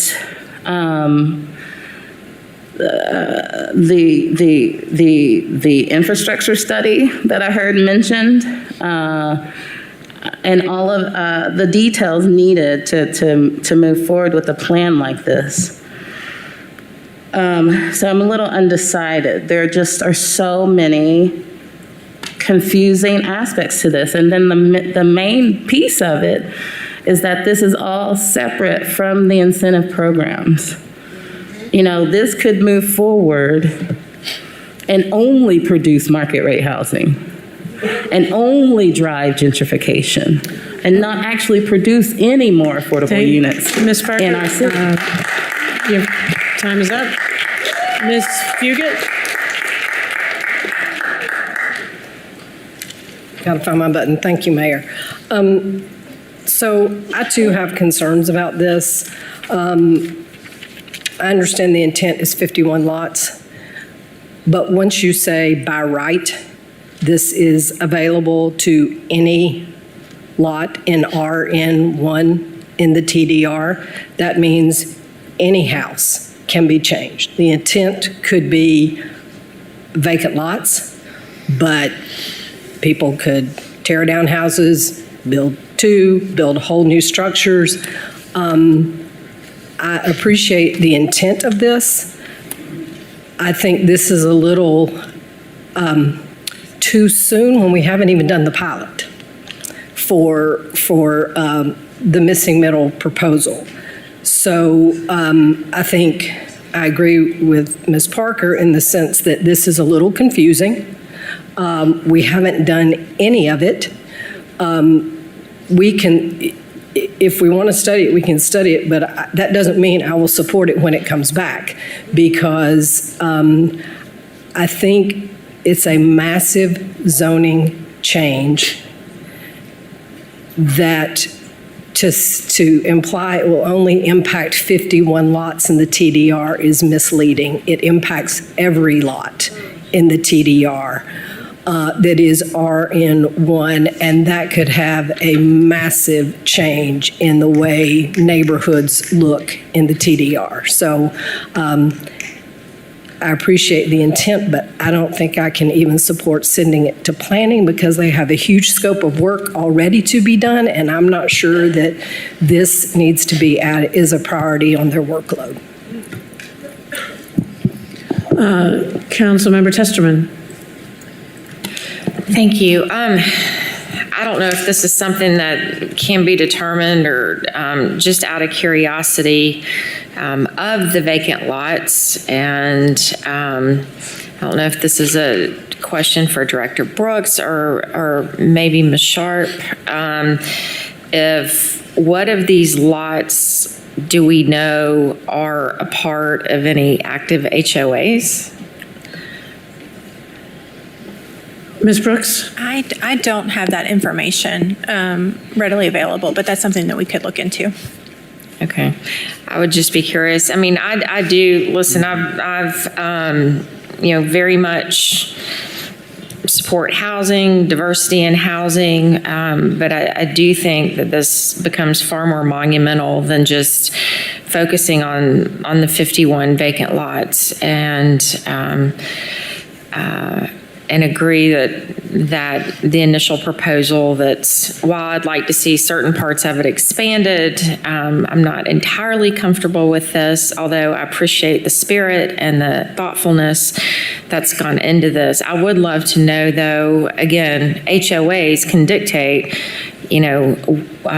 what their neighborhoods look like within their covenants, and that may or may not impact the ability for these vacant lots or other RN1 neighborhoods within the TDR area. I would just be curious on that. So I'll toss that out there, and I would love for Ms. Sharp or Director Brooks to be able to share that information. Ms. Sharp, do you happen to have that information, or Debbie Sharp? Debbie Sharp, I'm sorry, yes. I don't think she would have that information. I don't, Office of Neighborhood Empowerment doesn't keep track of where the HOAs are. Ms. Brooks, do you have any information on that, or can you get back to council later by email, or is that something that planning has information on? I mean, it's not a land use thing. It's No, just, we don't track HOAs. Yeah, those are HOAs are private property things. We don't have an inventory of them. Council Member Ryder or Singh? I'm not sure who was next. Okay, Council Member Ryder and then Singh. Well, Light on it. I don't think I was next. I think as the maker of the motion, of this motion, he wanted to hear from his colleagues. Is that right? Yep. Can I have Councilwoman Singh go? Sure. Just go ahead. What I hear with this is a whole lot of fear. If this happens, then what? If we start doing this, then there's a domino effect. These are all fears of what could happen, whereas at this point, we have a reality of what is happening, and that's a housing shortage. I agree that we need to be careful about how it unfolds as far as incentivizing to keep it from being market rate, just luxury houses, market rate. That is very important. But the part of this treatment of RN1 as sacred space when we have such a need right now,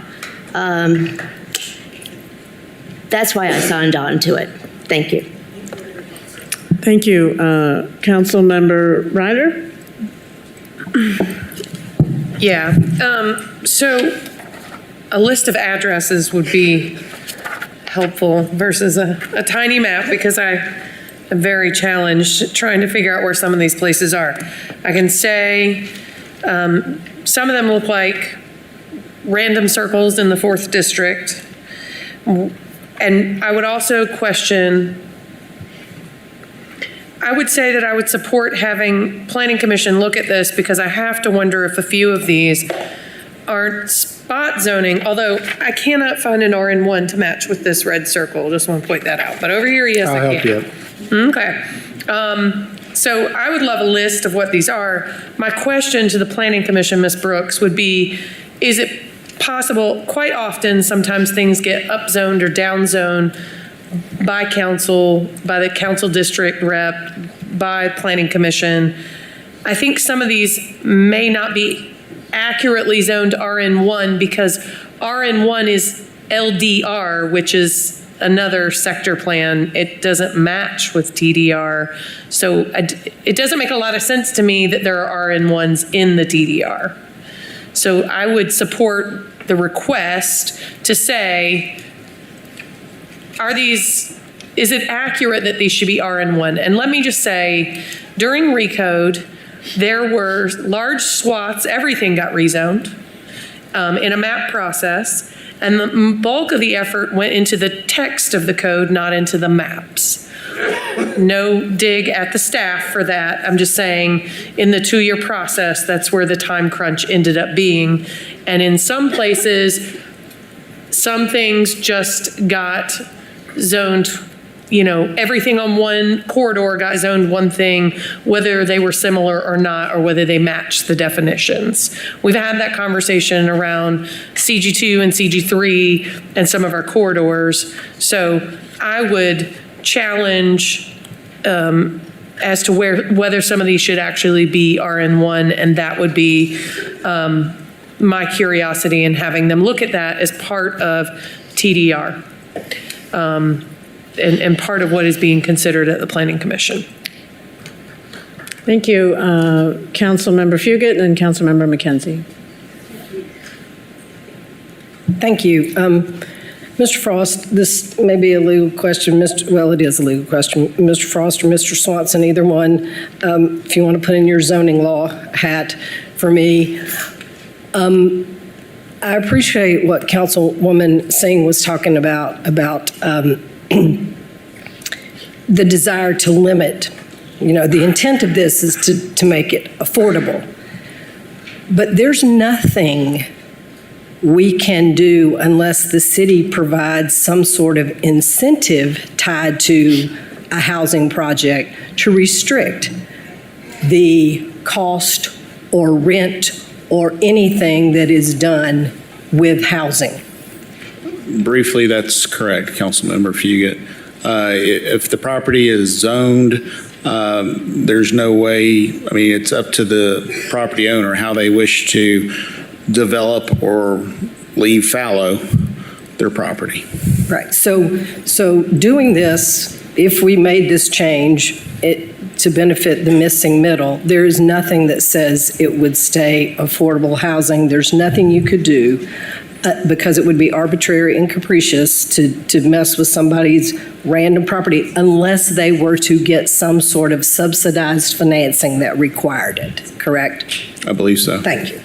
Mayor, sorry if I may. Yes, Councilmember Smith? If I may, I'll take a Okay, pass it to you've them. been waiting, so. I want to clarify a couple of things just to make sure I don't want to overcomplicate this. So this, there's a missing middle proposal that's been sent to planning. I'm suggesting we include RN1 because they shouldn't be excluded. They're obviously in a TDR designation. I'll help with the list of properties later, but that yellow area is what the missing middle proposal includes.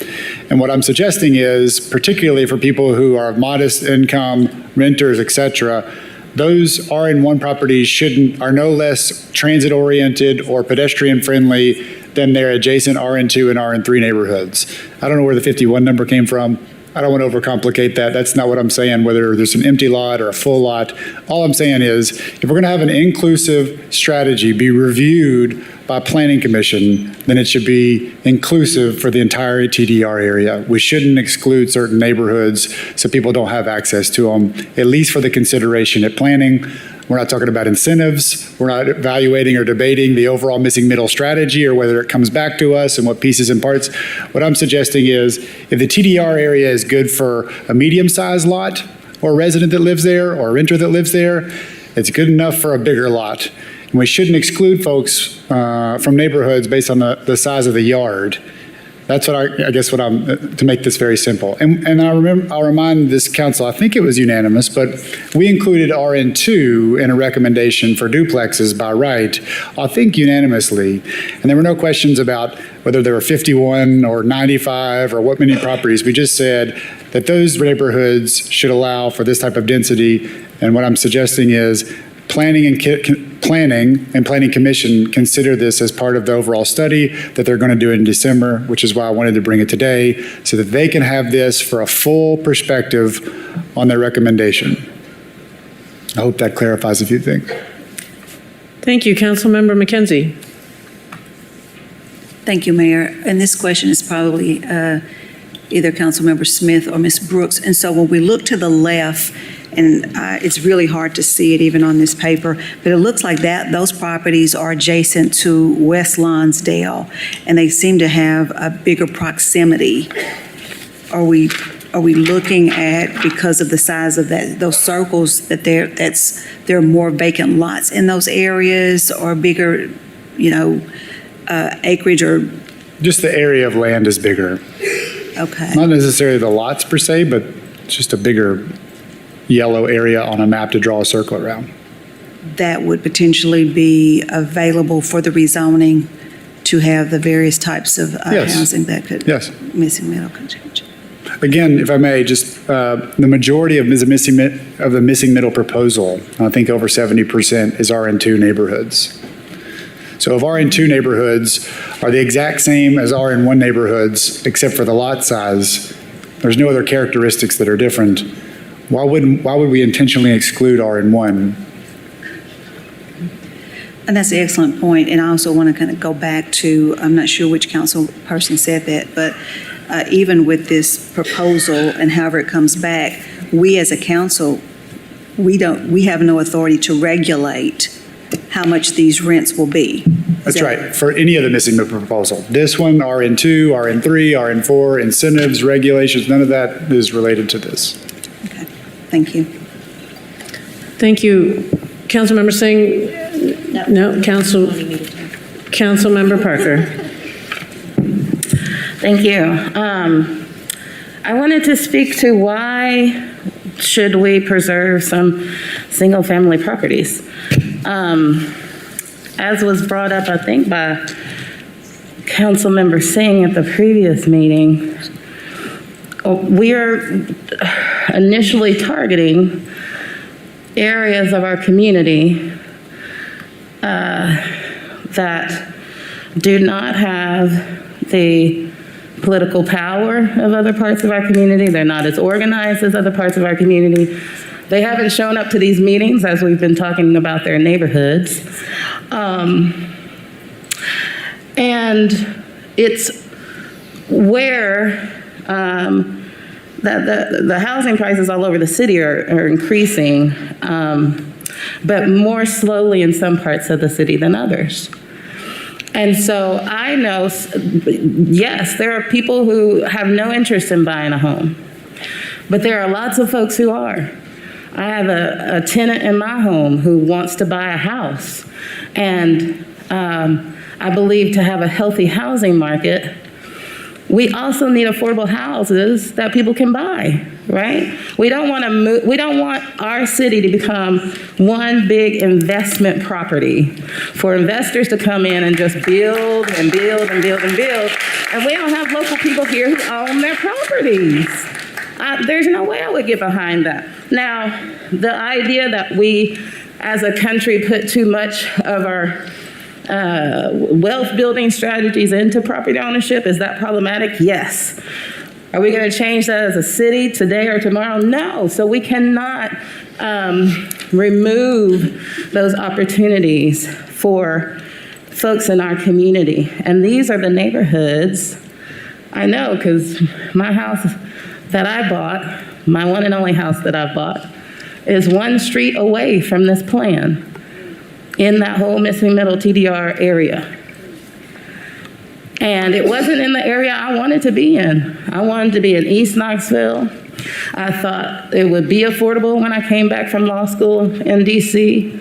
I looked in the Park Ridge neighborhood, I looked in Park City, I looked all over. I could not afford those houses in 2009. Okay?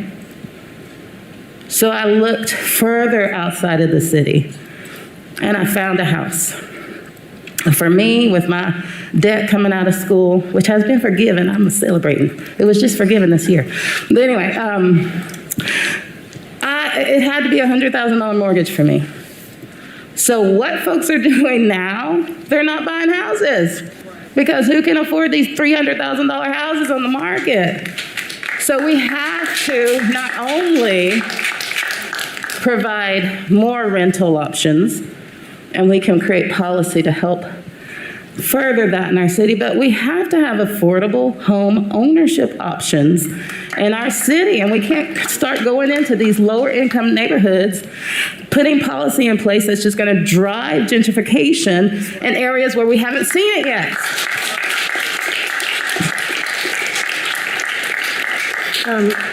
Just point of information, Director Brooks, could you just help everybody understand, middle housing, duplexes, quadplexes, sixplexes, do those decide whether they're for rent or to buy? Can someone buy a house that's a duplex, for example?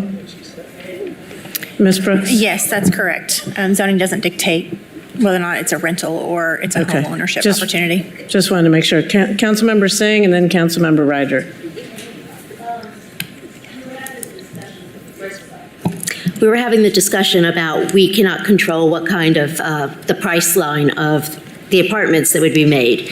We can't control the housing that would be put up either. There's no guarantee that it would be something that was affordable. So I still think we should be looking at every single corner we can look at. And Tommy, thank you, Mr. Smith, thank you for trying to make this very clear. I think I added some things that also made it. We're not talking about incentives or anything like that. We're just talking about the RN1 properties in a very small area. Councilmember Smith. Yeah, I just want to maybe round out my comments with, I mentioned the RN2 duplex by right recommendation that everybody here supported, I think. There were some comments there that kind of stuck with me, that we're over-regulating some of these neighborhoods, that these actually, inclusion of these neighborhoods in the missing middle strategies, incentives or no incentives, rental or no rental. We can't have an inclusive change and exclude certain neighborhoods. I just don't think that's equitable. I don't think it's fair. I don't think it's good. It's not going to let a renter ever access these neighborhoods. It's going to, I should say, make it even harder for them to access these neighborhoods. If there's a duplex in one of these neighborhoods, there's more likely that they can rent or buy. This is fully intended to provide more housing options and to make the entire strategy inclusive and not exclusive. There was some comments around young professionals, nurses, first responders, seniors, teachers are all good enough to be neighbors in every neighborhood. And many of those young professionals and future homeowners, if they choose to rent within those neighborhoods, should have access to every neighborhood in the TDR. The missing middle proposal is about the TDR. let's include all the TDR. Let's not exclude things to start with. It actually will provide more housing options. Not talking about incentives or restricting for things. I can get on board with incentives for restricting rent and make sure housing is affordable all day long. For this includes more opportunity for housing. Thank you. Councilmember Parker.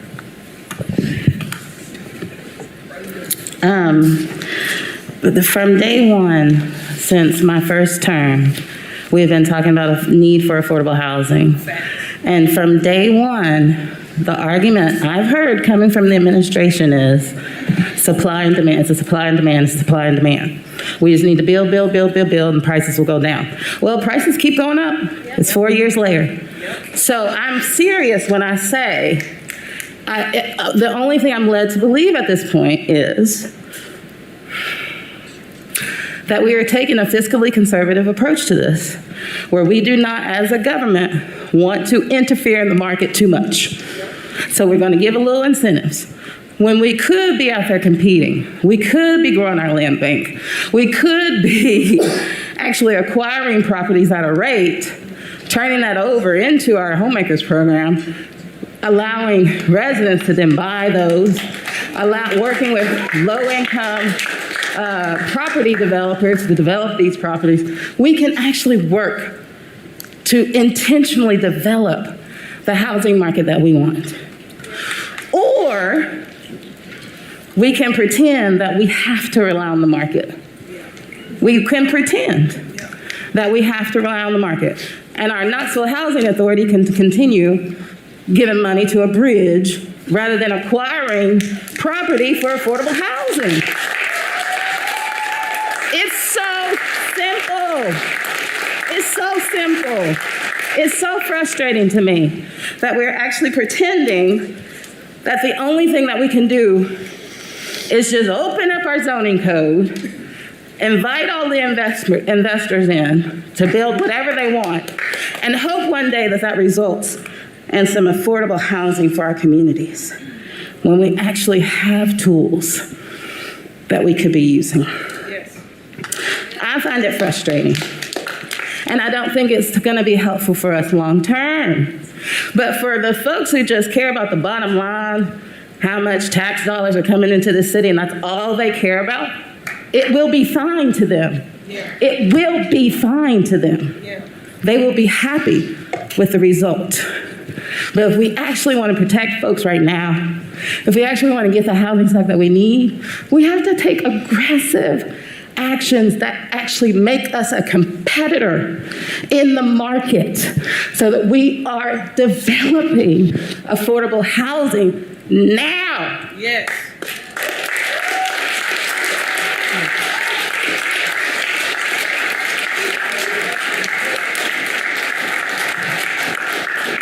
We can do more. We can do more. We don't have to pretend like zoning is our only option. And we just have to throw our hands up and wait and see what the market produces. We can do more.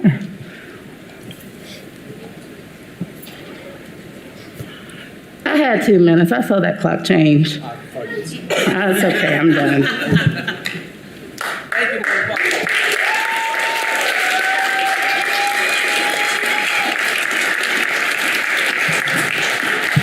Council, just wanted to add some facts to those allegations. We've actually, thanks to the support of this council, we have made more progress on affordable housing, thanks to the Affordable Housing Fund that you all have approved.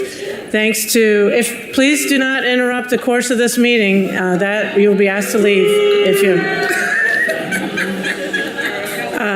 This council and this administration have done more to create affordable housing in many different ways, including over 4,000 new affordable housing units, leveraging private development, using the Homemakers Program, supporting our KCDC housing developments, transforming Western, First Creek at Austin, and all those private developments where some of you are able to come to the ribbon cuttings and the groundbreakings. We've expanded a permanent supportive housing at Caswell Manor, at Callahan Flats, and more. And I just want to take a moment to ask our Housing and Neighbor Development Director, Kevin DuBose, to provide a little information on the details, because I remember some of the broad numbers, but I think you have the actual details about what this city has done thanks to your support. Kevin DuBose, Housing and Neighborhood Director for the City of Knoxville. Thank you, Mayor.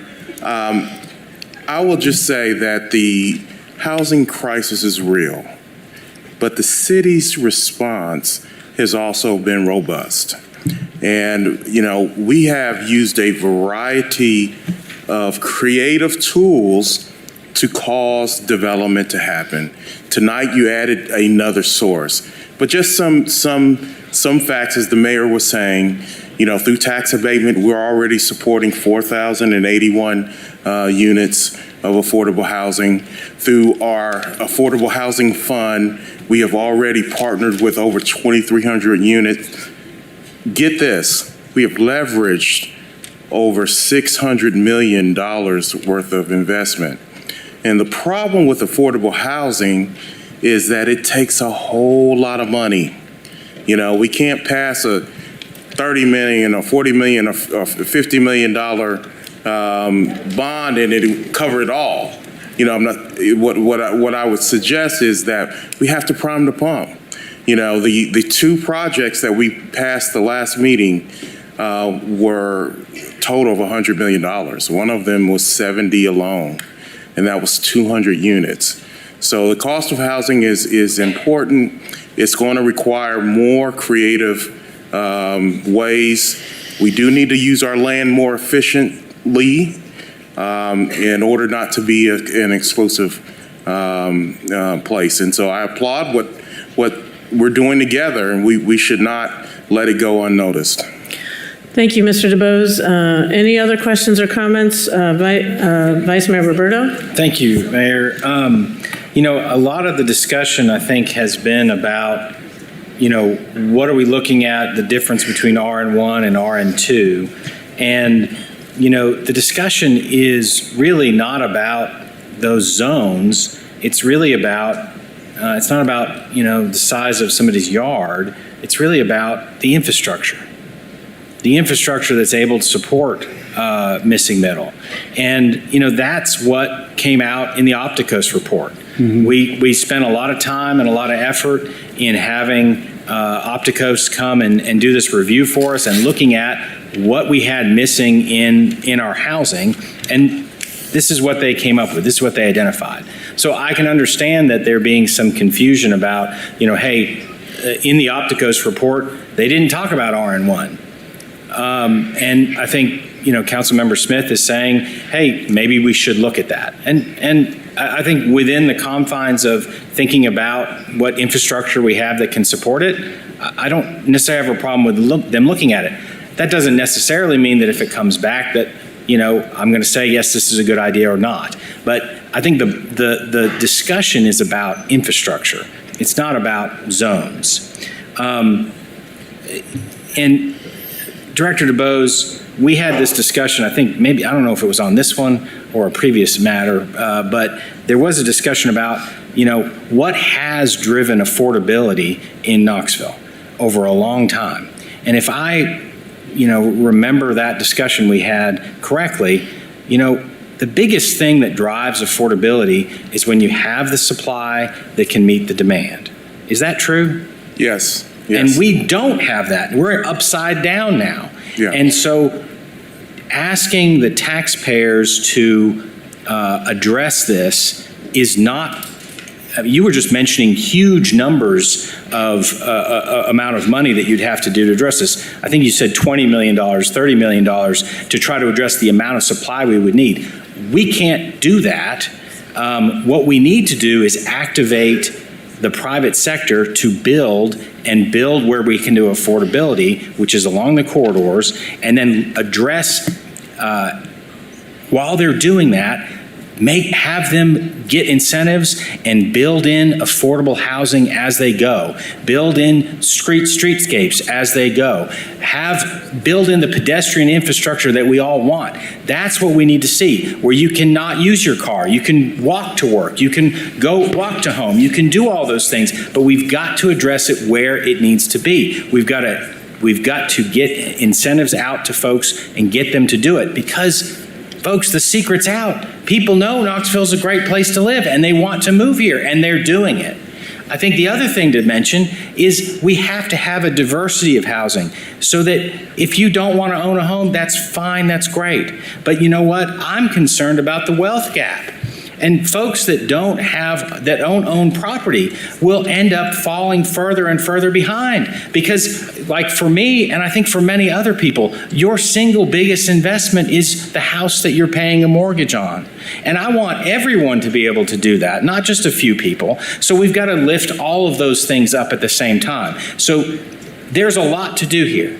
And we're addressing it. And I appreciate you talking about that, because just thinking about the Affordable Rental Housing Fund, in 2017, when I first came here, there were 0 affordable rental housing units in the 2nd District. We now have hundreds, and we've got at least 3 different sites where they're occurring.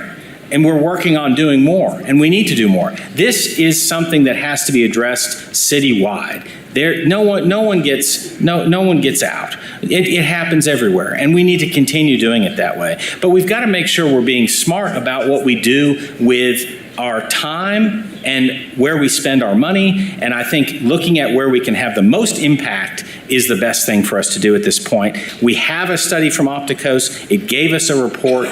We should look into that, but pay attention to where infrastructure can support these things. And I think we can make real progress. And we've got to make that progress fast, and as fast as we possibly can. And I appreciate all of your efforts and all of the administration's efforts on bringing this stuff forward so that we can try to take this on, because it's a major lift and we need to do it, and we need to do it together. Thank you.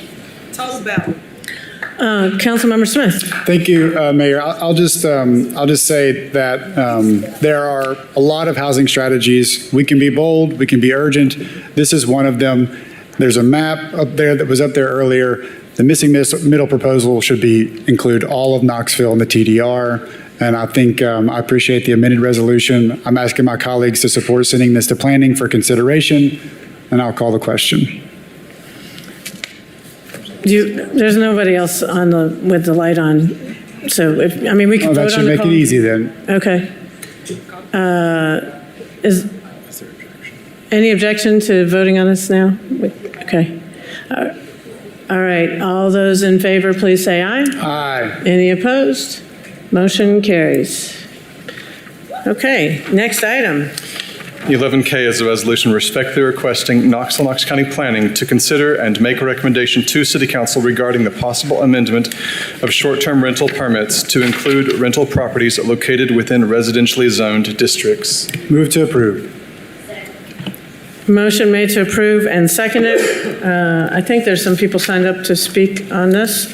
Mayor, if I may, can I request a recess? Sure. Let's take a 10-minute recess, reconvene at 8:17. Thank you.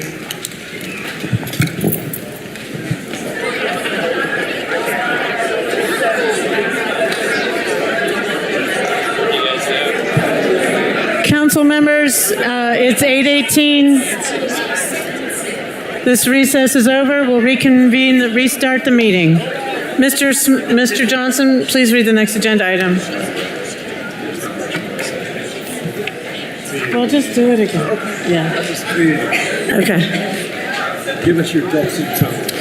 11K is a resolution respectfully requesting Knoxville, Knox County Planning to consider and make a recommendation to City Council regarding the possible amendment of short-term rental units, or permits rather, to include rental properties located within residentially zoned districts. Okay, there's already a motion made and seconded, so we'll go to the public forum people who signed up to speak to this. First is one person signed up to speak in favor, Mr. Dustin Durham.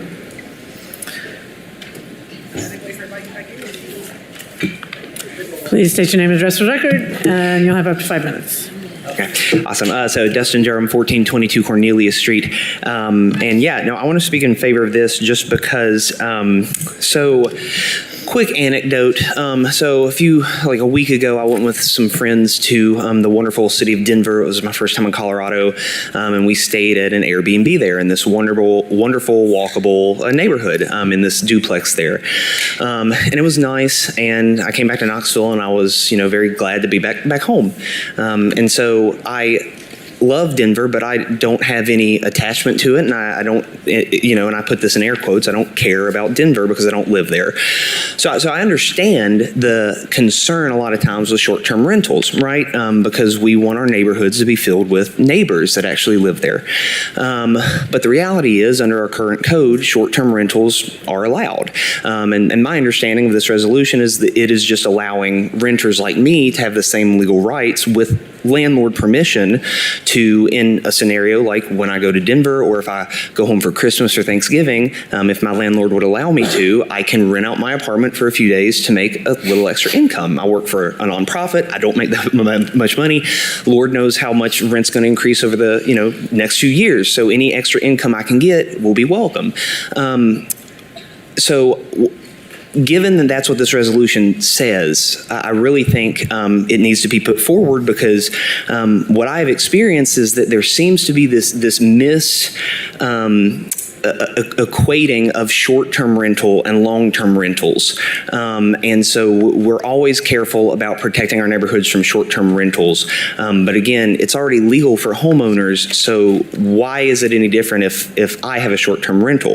At the end of the day, there's no evidence that shows that renters like me are less mature or less responsible than homeowners. There is no evidence to show that we're less invested in our neighborhoods. I've lived in Knoxville for 15 years. Again, I serve on our transportation authority. I love Knoxville to my core, but I am broke and cannot afford a house, and I like where I live. I've lucked out to have a landlord who has provided a fairly affordable rent. I put that in air quotes, but again, who knows how it's going to go up in the future. I think that there is an outdated and quite frankly unfair assumption still that renters are 18-year-olds that go out and party every night and risk burning the neighborhood down. Many of us who are renters, again, I believe it's something like 51% of the city, we're people like me, 33-year-olds, young professionals, college degree. It's just the market has screwed us over. And so we're just trying to get by, and we're trying to do everything we can. I'm involved in my neighborhood organization in Old North Knoxville.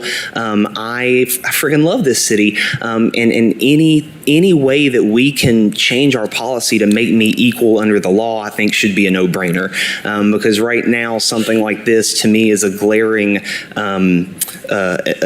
and abhorrent dereliction of duty to treat renters equally as homeowners. And as it has been mentioned before, there's nothing that makes you a better person as a homeowner. And at some point, every homeowner was a renter, most likely, unless you lived at home your whole life. So yeah, I think that the argument and the concern about short-term rentals itself is valid, but given that this resolution, you have to get landlord permission and that we already allow short-term rentals in residential neighborhoods if you're a homeowner, that then just giving folks like me that same equal right should be a no-brainer. Thanks. Thank you. Council members, also there's several people who signed up to speak in opposition to item 11K. First is Hannah Freeman. Ms. Freeman? She's not here. Okay. Next person is Larry Silverstein. Mr. Silverstein. Sorry, I can't remember which way it is. Stein, sorry.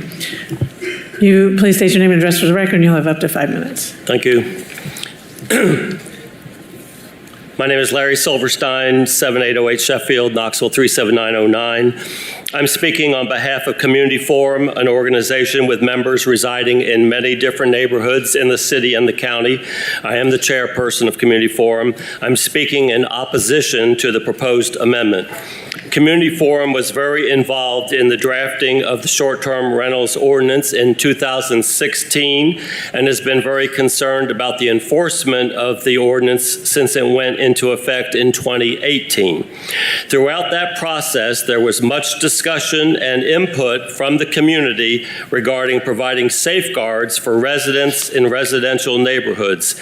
Included in that process was the inclusion of a requirement that the short-term rental property must be occupied as the owner's principal residence.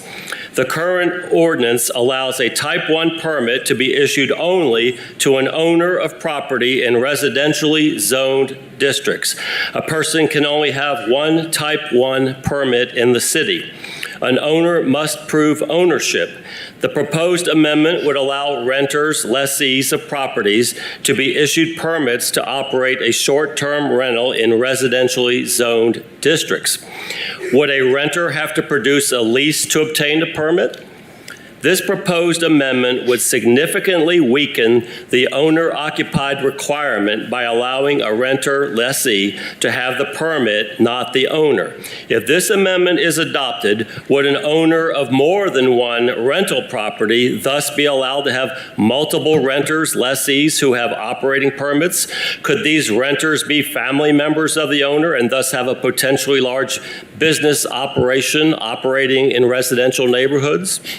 The owner-occupied requirement was designed to offer a level of comfort to adjacent property owners who would know the owner and resident of the house next door or across the street. The idea was that owners, having invested in the neighborhood, would want to maintain a good relationship with their neighbors. With this amendment, a neighbor would be dealing with somebody else, the lessee, if there was a problem. The neighbor might not even know the owner of the property. The lessee does not have an investment in the neighborhood, is free to leave after the lease runs out, and therefore is less likely to care about complaints from neighbors.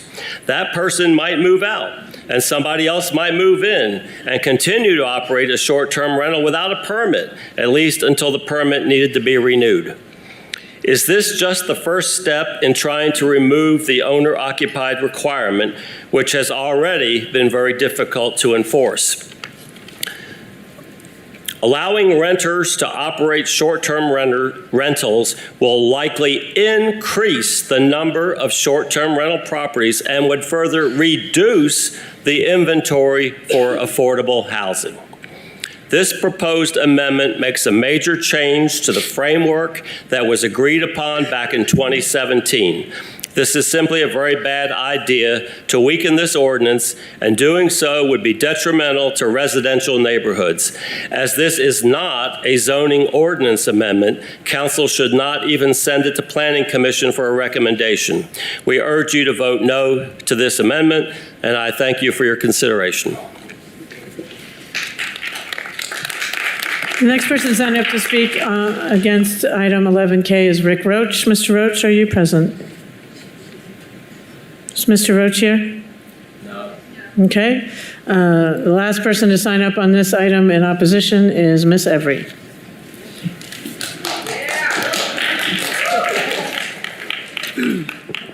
All right. This is my final rundown, Knoxville. Hang 10, Palestine. It's about to be your time. The gentleman before me pretty much hit all the key points on the head. What we're talking about is Airbnb, y'all, kind of the primary objective to this conversation. And he's right. When you're dealing with a housing crisis in a city like Knoxville, this definitely is taking inventory away from the actual affordable housing units that we need for Knoxville to address some of the concerns we talked about when we're talking about affordable housing crisis for working class members of our community. Additionally to the fact, he's right. The issues that you're seeing across the country addressing Airbnbs right now is that you're seeing some of these situations where squatters have been allowed to move in, occupying under Airbnb statuses.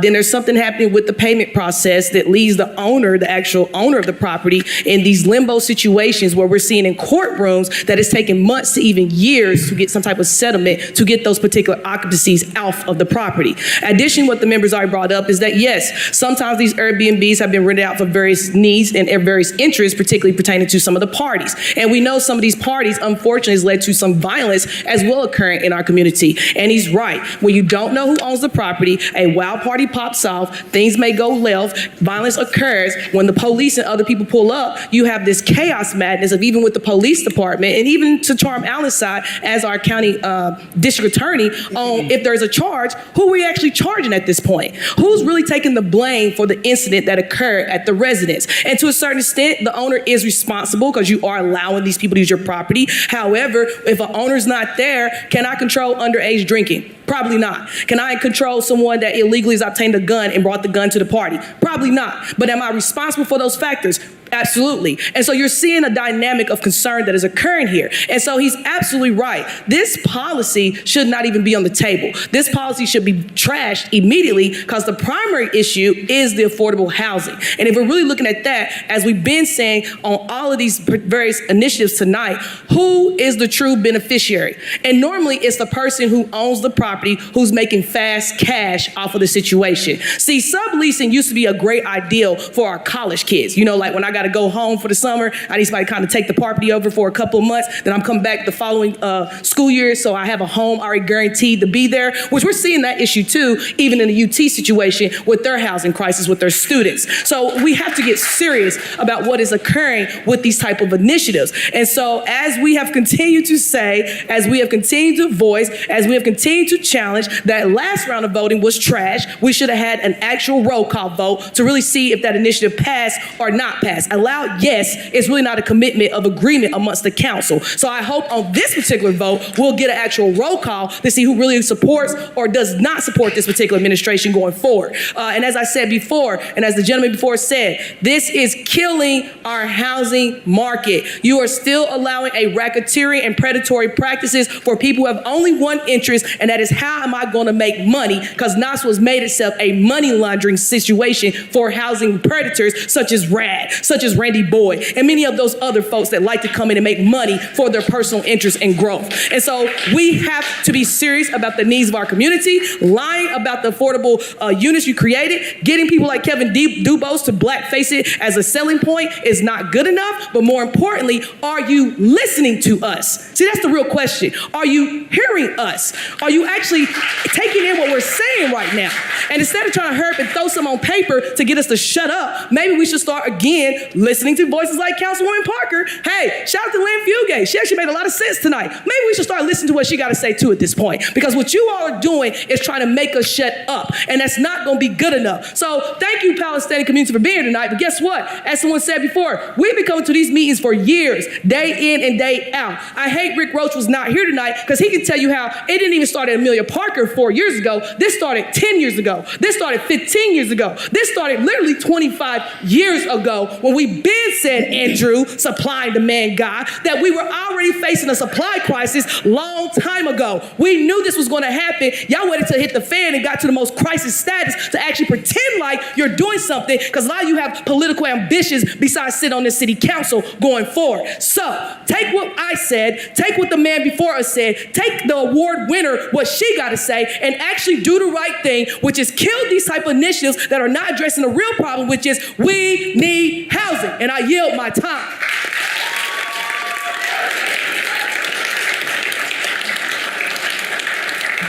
That concludes people signed up to speak to this item. Councilmember Smith. Thank you, Mayor. I want to thank everybody that spoke tonight. I spoke to a number of people over the phone today and this week about this item, and I think there's some legitimate concerns. I want to we haven't had a chance to discuss this, so I was going to bring this up for our council to consider. I want you to hear one thing that I think where this is coming from. So it's not about profiting off of the backs of other people. It's actually providing access. So I actually had, this is not, again, some of the comments and concerns are legitimate. This is not about expanding the program beyond its current enforcement protocols. So I want to make sure that's clear. I'm not advocating for foreign owners to have more permits or mandating that anyone participate in the city's program. This resolution seeks to provide equity within the current model. This is not about expansion. It's about equal opportunity for people in whatever home they live in. Actually, this came from a constituent who brought this to me, and he said he had a renter who wanted to earn money to pay rent. She went away once a month to visit a relative and wanted to rent the home. He trusted her and wanted her to have the same opportunity because he lived in the same neighborhood and he could do it on the weekend. And she could, with his approval, do it responsibly and earn enough money to pay for the whole month's rent. And he thought, you know, that's ridiculous that I can do it, but I trust her and I'm going to authorize her to do this, and she shouldn't be able to earn money for her rent. So that's where this is coming from and the intent of this. So I want you to make sure that that's really clear where this is coming from.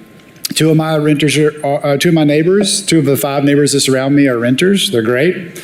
I rented in 5 places across South Knoxville before becoming a homeowner. And I think it's the right thing to do. And where possible, renters deserve the same rights as property owners. So this is an opportunity.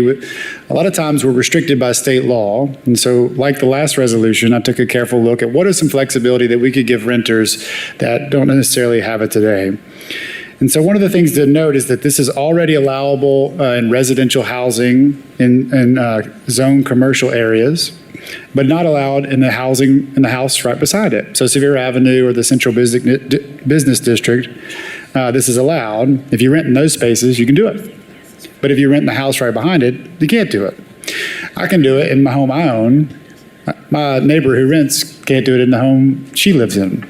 And I think if she's responsible and through the means of approval of the landlord, she should have the same rights that I do. So I have heard a lot of questions and concerns, and so as we get into discussion, I'm not going to belabor the intent of this, but I do want to clarify a few things, specifically based off some concerns that I've heard from constituents similar to Mr. Silverstein. One question I've had is, what if property owners do not want the lessee to participate? Landlords have to approve. This is already the case for commercially zoned properties. I just mentioned that. What if the property owner or lessee wants to short-term rent multiple properties? Well, the existing ordinance limits a person to only one type 1 permit in the city, so there's no risk, sincere risk of proliferation beyond the individual resident, like Mr. Durham. Does the tenant have to live there? Yes, primary residency is still required. Out-of-town owners who want to rent visitors year-round, that's not allowed. And the existing ordinance requires the property owner to be on file with the city. So what happens if a renter moves? A new type 1 permit would be required for the new lessee of the property. So there's no way for the landlord to evict a resident and then reuse the permit for another lessee. And to compare, there are a number of cities who have adopted this rule, included nearby La Follette, Tennessee, Pigeon Forge, the residential area, not the commercial area, Bristol, Tennessee, booming Kingsport, Tennessee, Germantown, Tennessee, Louisville, Kentucky, Raleigh, and Atlanta, to name a few. To round this out, I think renters, where possible, deserve the same rights that property owners. I've heard one earnest, consistent concern. I think that's legitimate. And if you think that no short-term rentals are the answer and that they're not helpful and we don't want any more, period, I'm not going to understand the objection to this. I get that. There's a sense that enforcement is inadequate. I heard from a number of folks who know somebody who's operating one illegally, and that's a fair critique of this. To that extent, I would agree we should improve enforcement.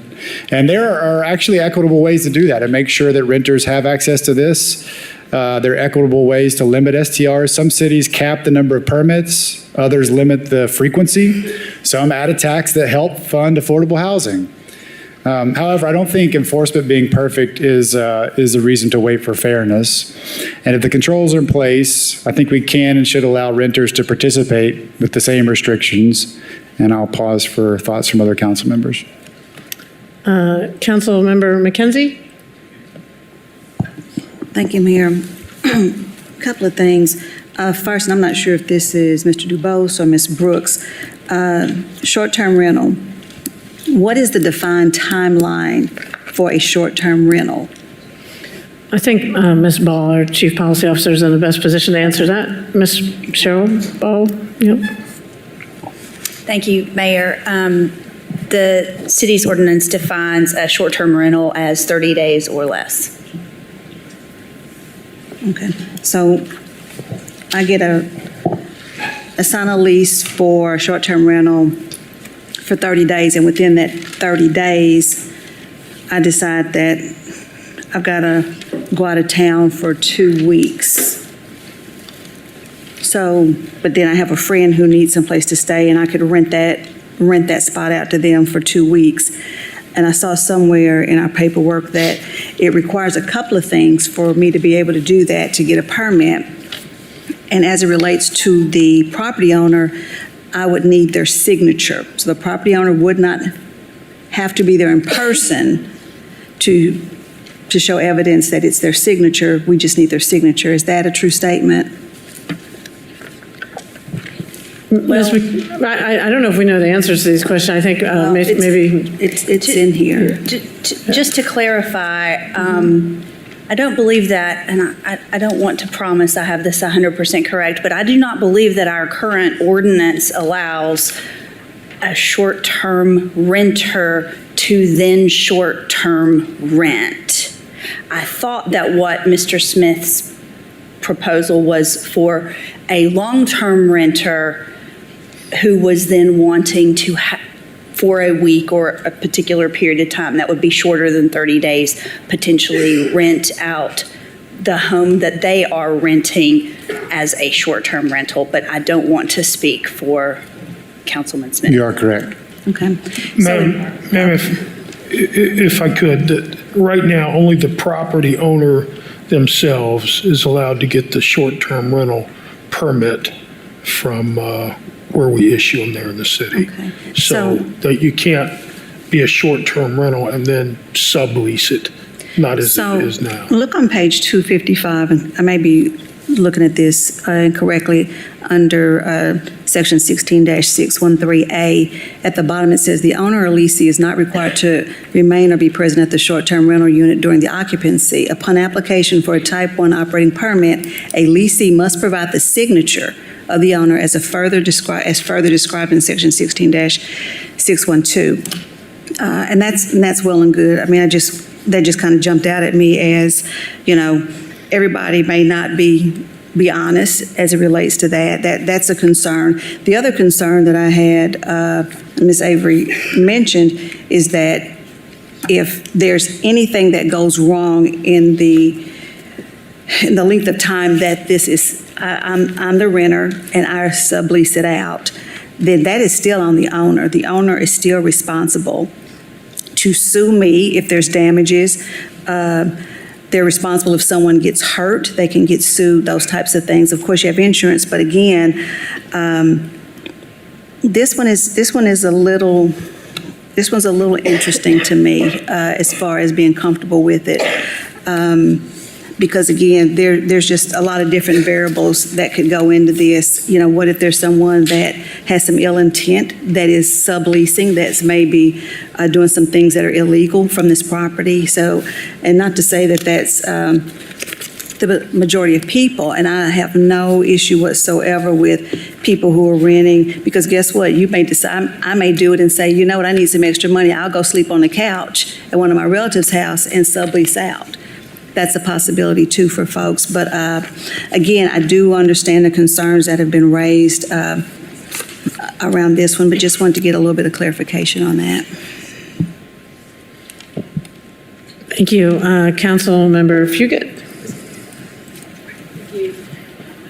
I need some clarification on short-term rental. So 30 days. Is that 30 days per occurrence, 30 days a year? So if I'm owner occupied and I have a permit for short-term rental, does that mean technically I could let somebody rent my home for 30 days at a time for 11, 12 months of the year if I choose to live somewhere else? Yes. Yes. So that would then also apply if a renter got the permit. They could also then let someone sublease for 30 days at a time for 11 or 12 months out of the year, if they couch surfed or live someplace else. I do believe that. I mean, if that's the ordinance, then I would say that's probably ordinance. So I do believe that's correct. Okay, so I'm not going to support this. Here's why. I think I understand the spirit and intent. I am not second guessing the motives. I think we have enough problems with short-term rentals. Neighbors don't like them anyway. This is a way to expand short-term rentals. If we want to do anything like this, and I understand this is to study from planning, but this is really not up to planning. This is up to council to decide if we want to change an ordinance. And I'm not for changing an ordinance to make this available to renters to then short-term lease. And here's why. I just think there's way too many opportunities for abuse, and unless and until we could get our arms around better monitoring of it, I think it will be detrimental to neighbors. It may be great for the one person who's renting that property, but by and large, what it could do across the city, I don't think is great. And for the impact it would make with our housing issues, I don't think the downside of this at this point is worth the risk for that. So, and, we can't enforce what we got. So adding to the number of short-term rentals, I think would only exacerbate that problem. I'll just leave it at that. I can't support it. Councilmember Ryder? Yeah, it's late and we still have quite the agenda to go, so I'm going to go ahead and hit it and not beat around the bush. I am not going to support any changes to our short-term rental ordinance. This was vetted and belabored in 2017. And since that time with the ordinance we had, what the constituency has asked for is enforcement of what is allowed. They've asked for people or a full ban, which we've discussed and is not going to fly. One thing that was sent to me from one of my constituents was corporate Airbnb is sending emails to people saying, hey, you've got this ordinance on your agenda. Here's a button, click and email your council members to ask them to support this. So I was like, here we go. Anyway, there are 2 houses at the end of my street that are Airbnb, and they're in a commercial zone. So there's nothing we can do about it. It's allowed in the current ordinance. We had a workshop not too long ago about Airbnb, and the overwhelming thoughts were not to change what we had and or make it stricter, not to open it up. So anyway, there are these houses at the end of my street, and they are empty except for pretty much football games. They're not housing people. And yet everybody wants to live in my neighborhood. They want to live there. They want to live right on the, the number 20 bus, but they can't because those are run as hotels, but they're not hotels. So I do, and then you go the other direction on the number 22, and there's a couple of other houses, same thing. They're grandfathered and they're run as Airbnb and no one lives in them. I'm just not a fan of Airbnb. I rented an Airbnb in Nashville to take my child to a medical procedure there. So I booked a week, and then this is many years back, and we were let in through the back door, and it was real clear that it was surreptitious that renter was not supposed to be renting out that Airbnb. But here I was in Nashville with my family. My child was scheduled for a surgery at Vanderbilt, and I'm like, okay, we're just going to go with it here. And so we did. But that seems to be, the thing with Airbnb, things aren't on the up and up. I happened to check into a Hampton recently when I went away to a conference, and the people in front of me were so grateful to that hotel for finding them a room because they'd gone to an Airbnb and it had been a bad experience. So that's not what we're here to talk about tonight. I just have had several bad experiences with Airbnb. I love regulation, and there doesn't seem to be any. But what my constituents resoundingly ask is, why doesn't the city do a better job of enforcing what we have? And what the constituency wanted in 2017 2017 was to ban them altogether. So what we have, the current ordinance we have is a compromise ordinance. I can't support it. I don't want to open it up further. So that's it. Vice Mayor Roberto. Thank you, Mayor. I think the first thing to think about here is that I think the intent of this and the place that it's coming from, my colleague, Councilmember Smith, is a very good place. I think he's identifying something where he thinks that this will solve a problem and give renters something that they can get, where they can make some inroads in maybe having some profitability in the rent. So I think he's coming from a very good place. When I look at trying to figure out where I can be on this, I think the first thing I come to is the workshop that I think a lot of you have talked about.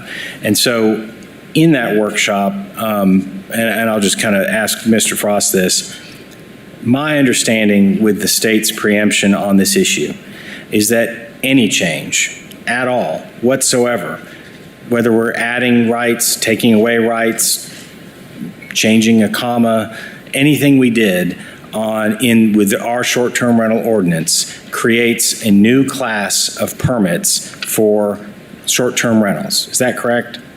Thank you, Vice Mayor. This afternoon, I went over some what I saw to be big issues on the agenda, and I was rereading this, and I was thinking about actually back in 2017 when there was a discussion, council created 3 different types of permits, and one type was the type 3, and that was for short-term rentals that were in existence prior to the ordinance, so they didn't have a license at the time, and there was a specific type of ordinance created for them. They were the type 3 ordinance, which is still on the books, but by operation, there should be no valid type 3 permits out there now.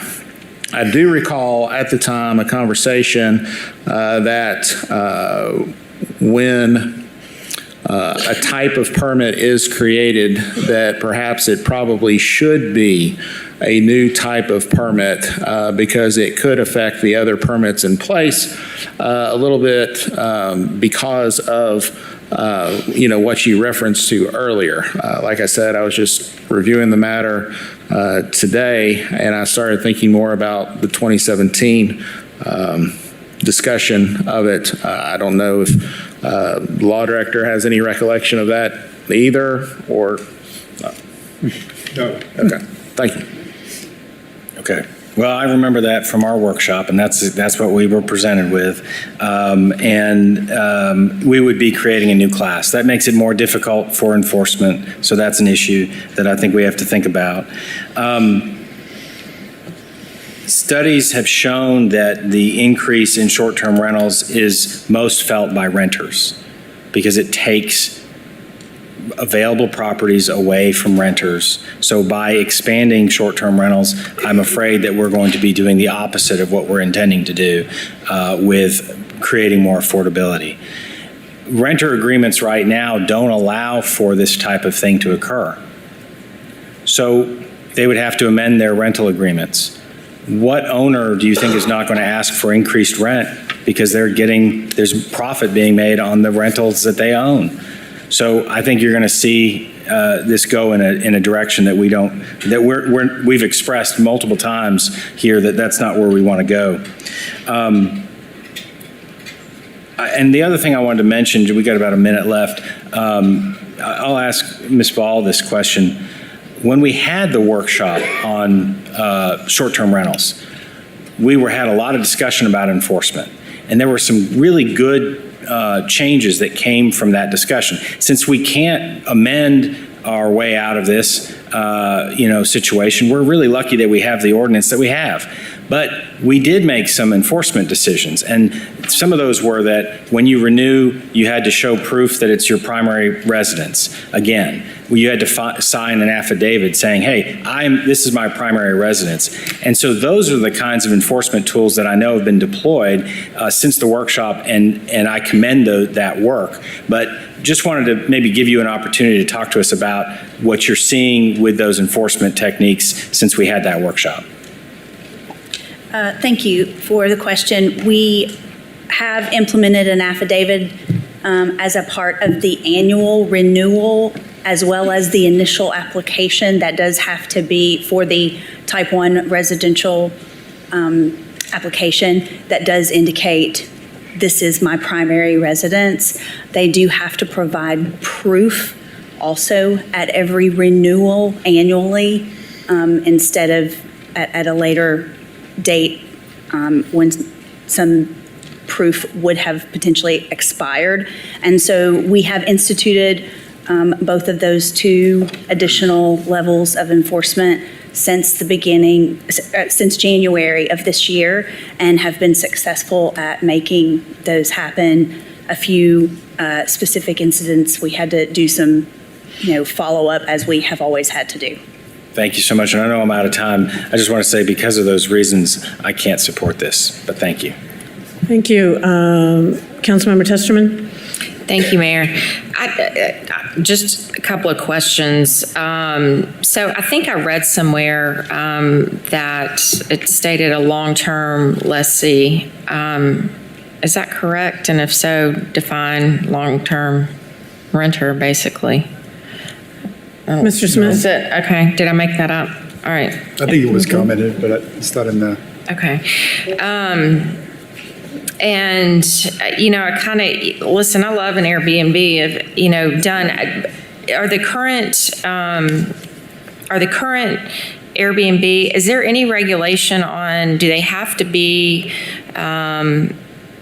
advertised or rented through an actual platform, or I guess Craigslist or Nextdoor? I mean, can you advertise short-term rental on any?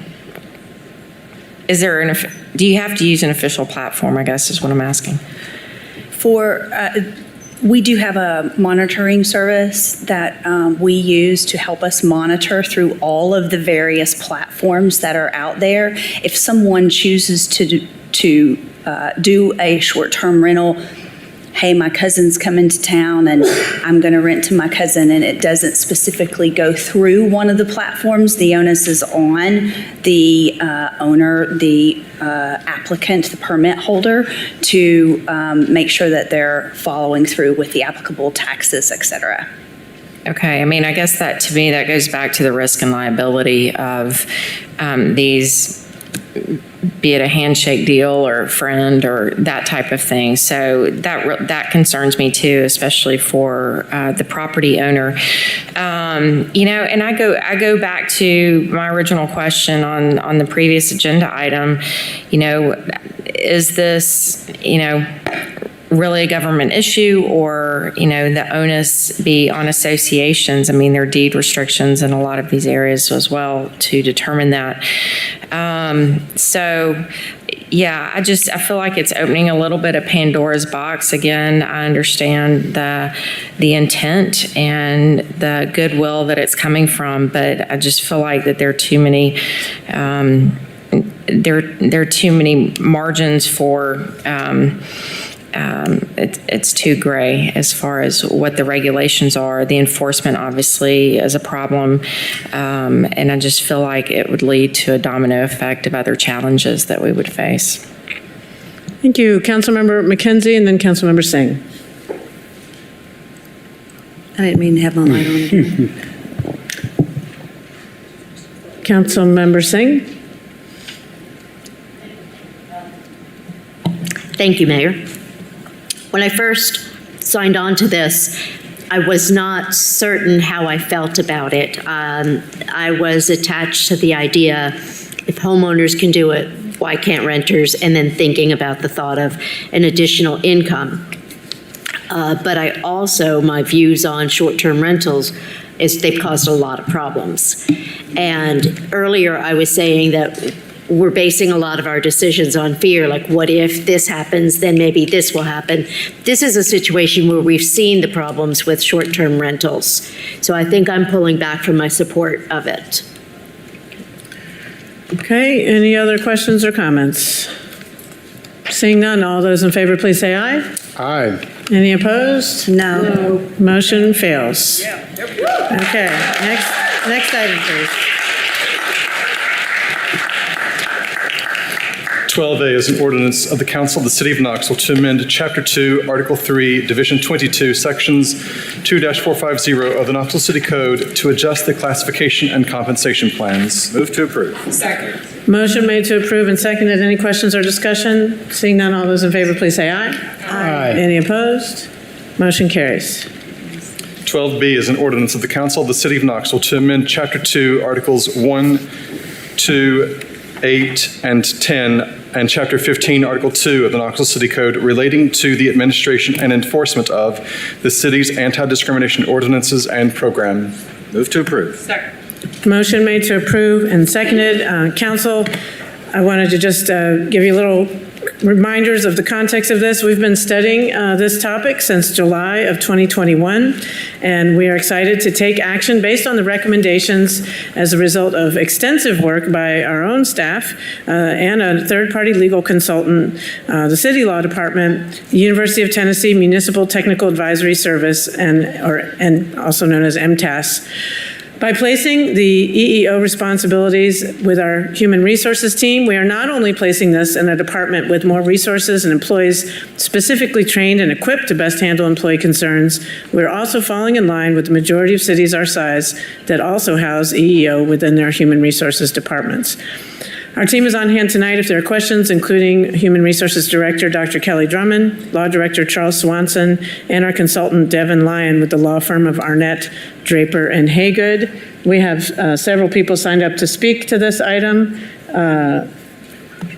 First is Nick Bradshaw, speaking in favor of item 12B.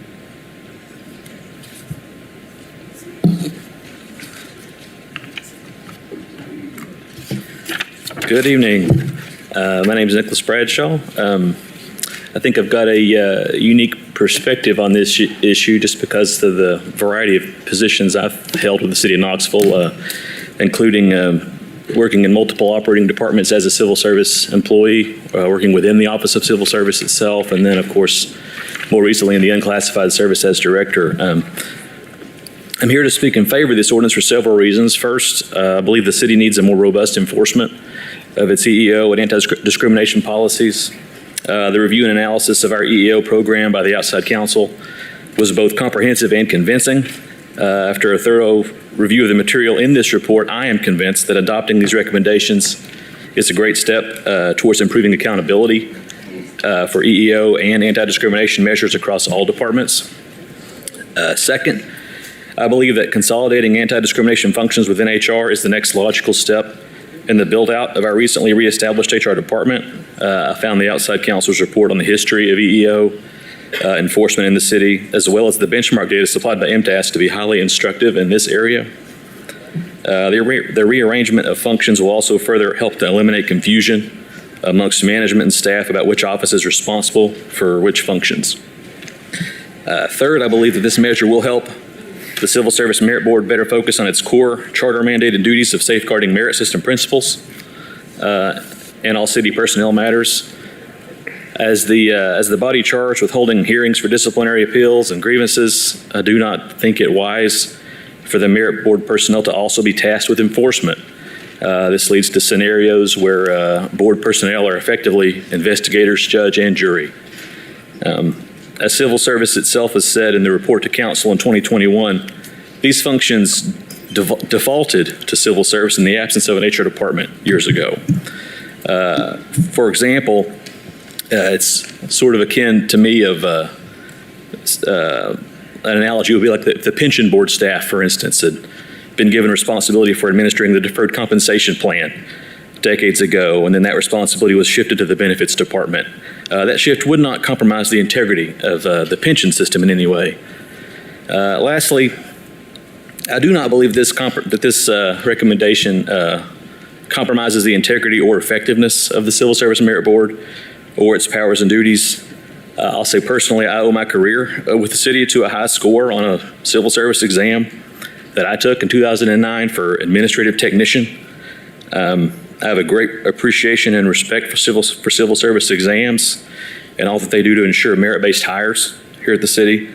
Like I said, I also spent 4 years working as an HR professional in the civil service office. I sincerely do not believe that this ordinance will in any way compromise the integrity of that office. As a director today who confronts staffing challenges on a daily basis, I have a vested interest in a strong civil service staff that refers the most qualified candidates to me. So I think a combination of perspectives leads me to support this ordinance, and I hope you do too. Thank you. Thank you. Next person signed up to speak in favor of item 12B is Detective Jason Booker, employee rep from KPD. Detective Booker, if you could come to the podium and state your name and address for the record, and you'll have up to 5 minutes. Hello, I'm Detective Jason Booker with the Knoxville Police Department, 1650 Huron Street, and I will be brief. I would like to thank the mayor and the council for the opportunity to briefly speak on this matter. I've been employed by the Knoxville Police Department for 25 years. I'm currently assigned to the Criminal Investigations Bureau as a detective. One of my collateral duties is that of the elected KPD employee representative. As the KPD employee representative, some of my duties include working as a spokesman for the members of KPD and a go-between with the chief's office, the mayor's administration, and other City of Knoxville departments. I've read the executive summary on the EEO program prepared by Mr. Line. Based on the summary and personal knowledge, I feel the need exists to streamline the process of bringing discrimination complaints to a single city body to act as a clearinghouse and a starting point for the process. Personally, I think having human resources act as a one-stop destination for all discrimination complaints is a good idea. The move will not take away any civil service protections from eligible city employees, and the Civil Service Merit Board will still act as the body hearing appeals from disciplinary actions. This proposal move seems to be more of a housekeeping matter, and an effort to clarify our existing policies. I've spoken with a number of KPD employees about the issues discussed in Mr. Line's summary. Nearly all of the feedback has been positive in nature, with the consensus being the present system can be seen as confusing as to who to speak to and where to take complaints of discrimination. This proposed move will unmuddy the waters by giving employees a single place to take all their discrimination complaints. Not all of the feedback has been in favor of the proposed change, but the vast majority has. It was brought to my attention by one single officer that the Human Resources Department may be too closely related to the KPD Chief office due to both the HR Director and the Chief being appointed by a mayor. That officer felt the Civil Service Office may be able to view complaints against the KPD administration in a more non-biased light. In closing, I would like to thank the mayor and the council for the work they have done on behalf of all the city employees, and again, thank you for the opportunity to speak on this matter. Thank you. Next person that signed up to speak in favor of item 12B is Master Firefighter Larry McAfee, head of the Knoxville Firefighters Association.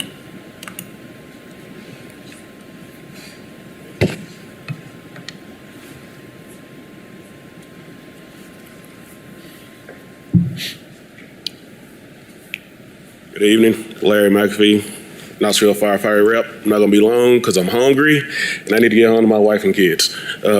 Speaking in favor of this ordinance because we need, like Detective Booker said, a way to streamline harassment and discrimination complaints. I feel like Dr. Drummond and the HR department is the way to go. I did have some concerns early on about civil service protections. And I've been assured and reassured that those protections would not be trampled upon. So with that being said, we're in favor. Thank you. Thank you. Now we have some people signed up to speak in opposition to item 12B. First is Steve King. Mr. King, if you could come to the podium, state your name and address for the record, and you'll have up to 5 minutes.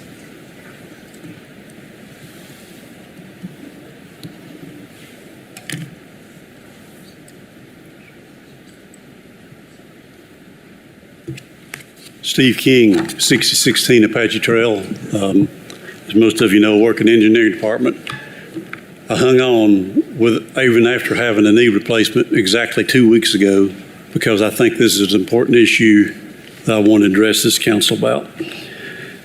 I'm here today to request that council not vote on this ordinance tonight and instead postpone it until charter questions can be answered, until more communication can take place, until a more cooperative process is discussed. I have personal experience with Devin Lyons' interpretation of the rules where civil services, well, the charter and the rules where civil service is concerned, and I want to share with you tonight that experience because I think it raises some questions about the potential accuracy of that report that's been presented to you. In the summer of 2018, the city advised me that my position as Deputy Director of Engineering was going to be eliminated and I was going to be separated. Keep in mind that most of you know I'm on the drop plan. Got almost 46 years working for the city of Knoxville. Started out as an entry-level civil engineer, was fortunate enough to be promoted to Director of Engineering and Director of Public Works by Mayor Haslam.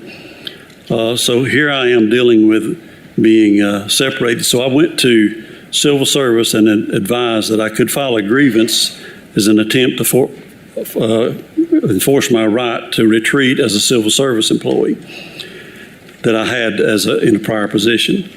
The city hired Devin Lyon, who filed a motion to dismiss on the grounds that, based on the interpretation of the charter and the rules as they relate to civil service, that I did not have standing to file a grievance, that the hearing officer did not have the authority to hear the grievance, and that my grievance was time barred. In that motion, Devin Lyon stated that this was, in quotes, apparent from the plain language of the charter. In a written opinion issued in November of 2018, hearing officer Bill Petty rejected Mr. Lyon's interpretation of what he called the plain language of the charter as related to civil service and awarded me summary judgment. I'm not suggesting that Mr. Lyon isn't a good attorney. I'm not suggesting that he's not a good person, but I am suggesting that his interpretation should not be the only one that council considers. How can you be certain that the information provided to you is correct? I asked you to consider that, well, maybe it's not. You've had many other opinions on whether this complies with the charter from individuals that work for the administration. This is not a decision that can be made solely on opinions from parties subject to the administration. Mike Winchester, the Civil Service Merit Board attorney, said in a report shared with council, all of these code provisions potentially overlap in relation to the function, designations, powers, authorities relating to equal employment programs, which can be administered by the mayor and the department directors and can only be developed by the Civil Service Merit Board under its charter powers previously identified herein and cannot be overruled, amended, revoked, or modified in any way based on the charter. The charter deliberately moved Title VII functions from the administration to civil service in 1981. The reason the city voters did that was to ensure that any of this discrimination to employees was not subjected to the political process. Council asked the mayor to work with Civil Service Director and the Civil Service Merit Board. This has not happened. Instead, there has been silence on this matter for over 2 years, and then an 848 report was dropped on us. The Civil Service Merit Board or its attorney had not even seen this ordinance until it was released to the public last Thursday.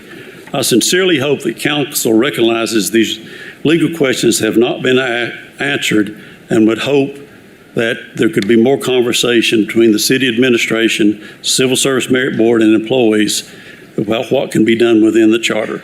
I'm employed by the city today because a hearing officer rejected Mr. Lyon's interpretation of my civil service rights. I'm here tonight because civil service and its charter authorities matter. I'm here because I want to protect future employees. I'm hopeful you'll consider postponing this item. Thank you. Thank you. The next person signed up to speak in opposition to 12B is Stephanie Brewer-Cook. Ms. Cook.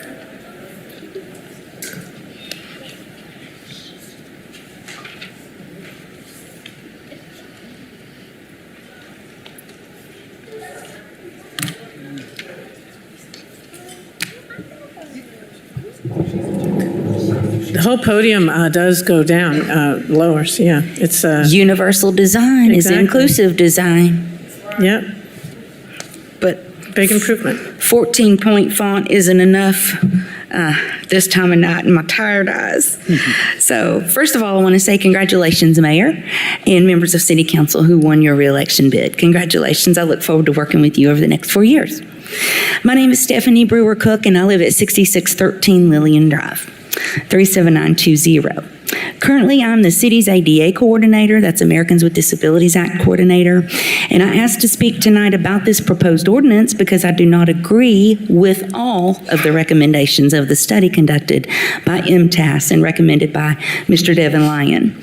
I definitely agree that right now there are varied ways that the city deals with civil rights laws and employment issues. Some departments have created a system that works for them, and that's okay except for when there is a complaint of discrimination. When it comes to a complaint, there should be one citywide process. I lost my train of thought.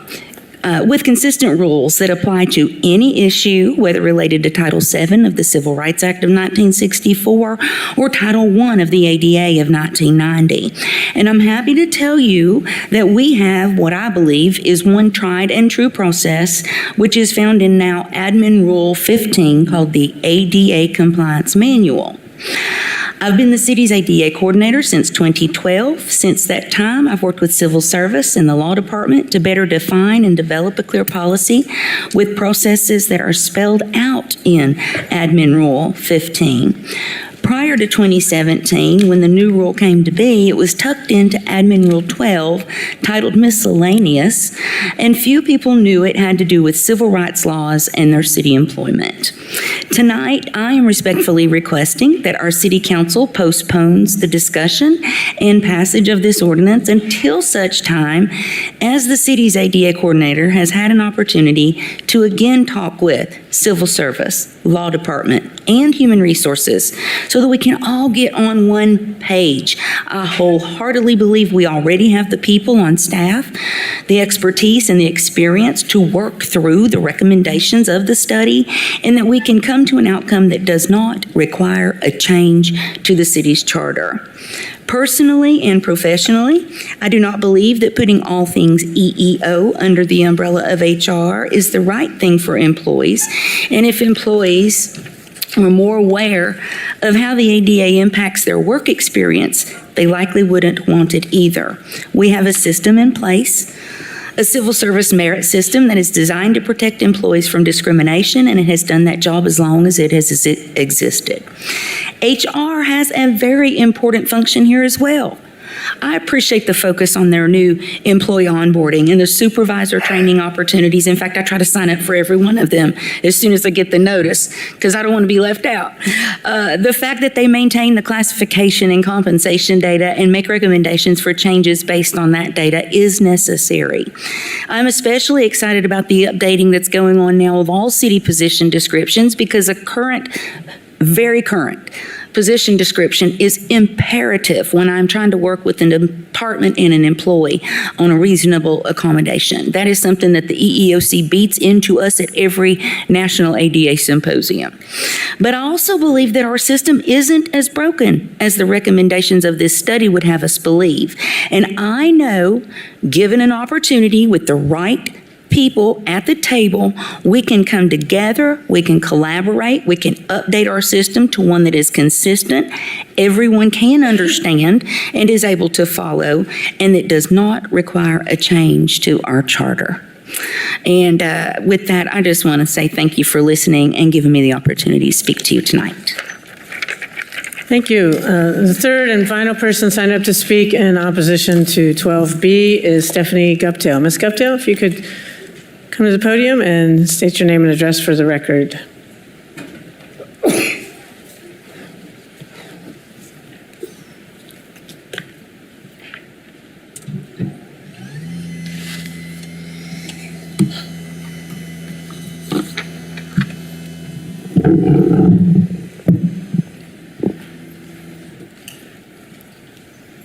also don't do well without glasses at this time of night. Stephanie Gaptel, 6324 Netherland Drive. Tonight I'm here on behalf of the City Employees Association, which represents general government employees for the City of Knoxville. While the recommendations associated with these ordinance changes have been available several weeks, the actual ordinances themselves have only been available since last Thursday. The CEA has since then created a document for our members outlining the current ordinances alongside the proposed changes for them to review and comment on. I've also been able to meet with the mayor and her chief of staff, David Brace, along with the other employee reps to discuss these changes, and greatly appreciate their willingness to always have an open dialogue. I think everyone is in agreement that we can and should make improvements in regard to EEO. Both the mayor's report and the Civil Service Merit Board report provided to council in November and December of 2021 showed there were areas to make our program and processes better. And while we appreciate the work that both outside counsel and MTAS provided towards these recommendations, we do feel like we did miss out on some opportunities for internal collaboration. Obviously, in such a limited time, we haven't received feedback from a majority of members, but did want to share what we have received up to this point. Most of the feedback we have received from employees who have commented is at this point in opposition to several of the proposed changes being presented tonight. Though we did have an employee who was neutral and really didn't have a strong view either for or against the proposed changes. There are two consistent themes in what I'm hearing from employees who are in opposition to the changes, and that's the concern about the lack of Civil Service Merit Board oversight and potential charter conflicts with the proposed ordinances.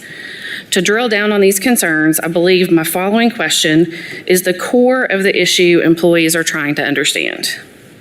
The charter in 1003 F11 tasked the Civil Service Merit Board to develop a program to provide for equal employment opportunities to all employees and applicants with regard to all aspects of employment.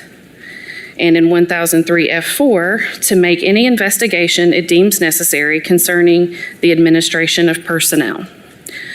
In Charter 231, it also says that when any power is placed with a board, it shall be their exclusive jurisdiction.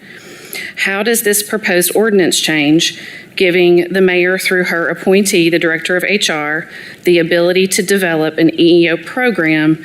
How does that not conflict with the provisions of charter? Thank you for your time. Thank you so much. That concludes the people who signed up to speak to this item. Councilmember Parker, and then Ryder, then the Vice Mayor. Thank you, Mayor, and thank you to the speakers who spoke this evening. Both those who spoke in favor and those who spoke in opposition, because I definitely agree with both sets of speakers that improvements are needed. But unfortunately, I feel that the process has missed the mark a bit in terms of what was requested in the resolution. And the resolution that was introduced by City Council that I brought forward and Councilmember Fugate amended, it was very clear, that, thanks to the amendment, that it's very important that we hear from the Civil Service Merit Board throughout this process, and that they are very much involved in this process. And so it's been very concerning to hear that since this was initiated 2 years ago, that folks have not been involved over the last 6 months as recommendations have come forward and ordinances have been proposed. I would like to see that process happen before we do consider ordinance changes.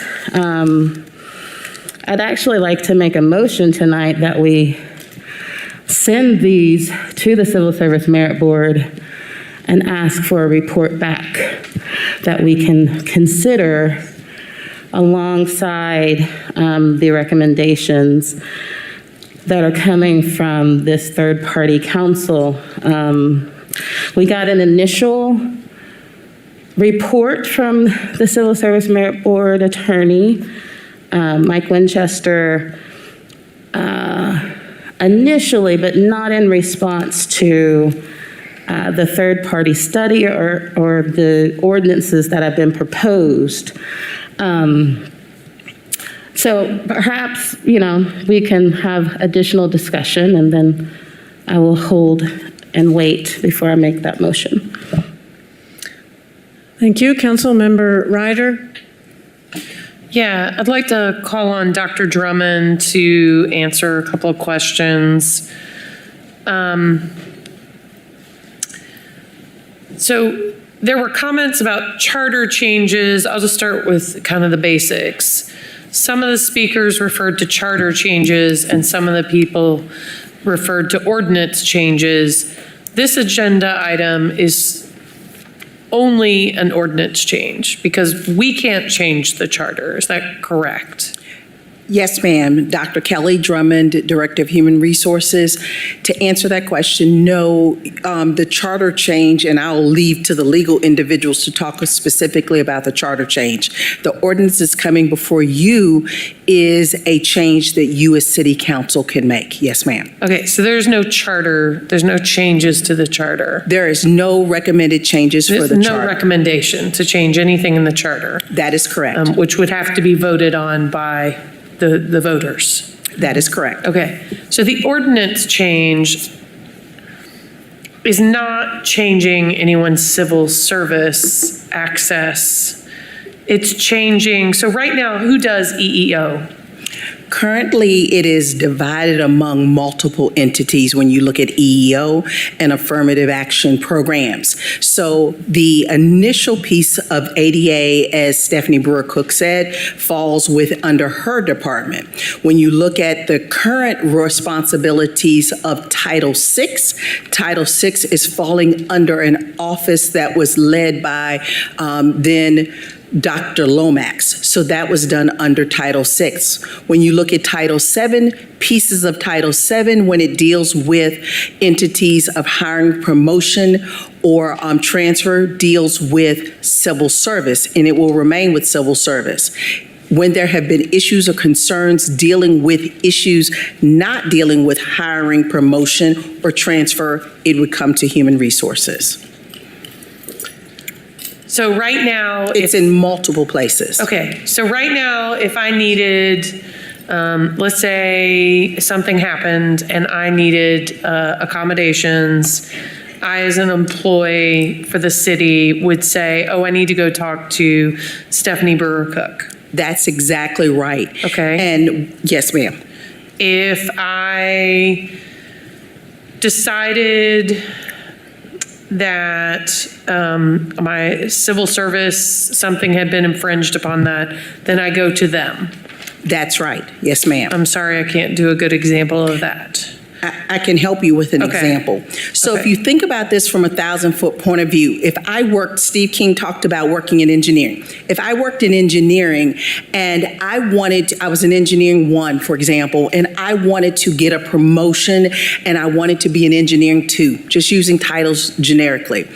And when I went to get that promotion, I was not chosen because of race, because I'm a Black female, because of protected class, any of those types of things, because I need another knee replacement, any of those things.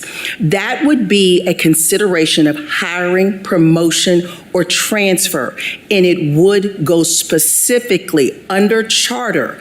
We would go specifically in dealing with civil service because that is a charter protected right. Okay. And so right now there's ADA, then what type of complaints would an employee take to the law department? The law department right now, you can have options to go to the law department or you could go to civil service. So it's kind of nebulous in how all of this works. And that's what this ordinance is asking to do.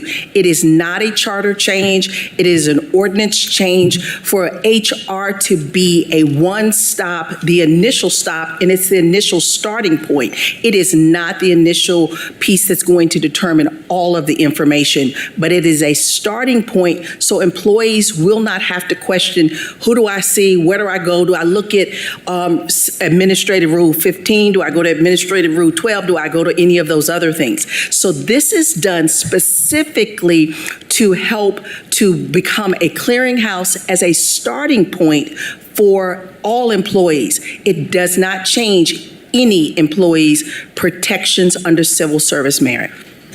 So real quick, in my 12 seconds left. Okay.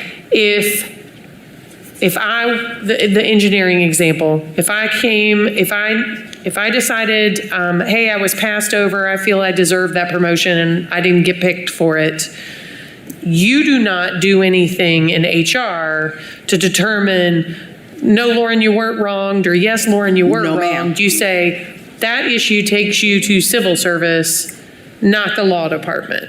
You are a directional as to who is dealing with that. Yes, ma'am. It would be, you do have the right to go to civil service. You can go to the law department. As an HR in the clearinghouse, we're going to ensure that all of the communication goes where it needs to go. Civil service will know in that example, the law department will know in that example, and we will provide data and keeping up with this information. But yes, ma'am, it would still go to civil service in that specific incident. So not someone who reports to the mayor. I'm sorry. Yeah. Go ahead. Well, I'm sorry, your time is up. There'll be an opportunity to come back to you when when your colleagues have had a chance. Councilmember McKenzie? Oh, did I say Vice Mayor next? Okay, Vice Mayor Roberto, and then we'll go back to the others. It's okay. Everyone gets an opportunity, so it's no problem. I think the discussion about the charter is really the core of all of what we're discussing today. So, Mr. Frost, it's my understanding that in your role as council's attorney, you had reviewed the charter with regard to this proposal. If that's correct, can you talk to us any about your evaluation? Sure. Thank you, Vice Mayor. Briefly, to kind of discuss a little bit of what was mentioned earlier, I do practice law with Devin Lyon. I'll disclose that. I don't work for the administration. I also would want to mention that Steve King, I think, was my Sunday school teacher in middle school. And thinking about things, I might have known Steve longer than Devin's been alive.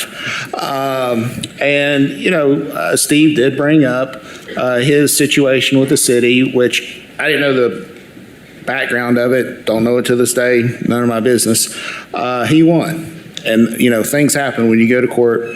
He prevailed, and that's fine. But I also think about times when I was sitting on council and we had employee groups upset with the city over pension benefits, and Mr. King was one of them, and they sued the city and they lost.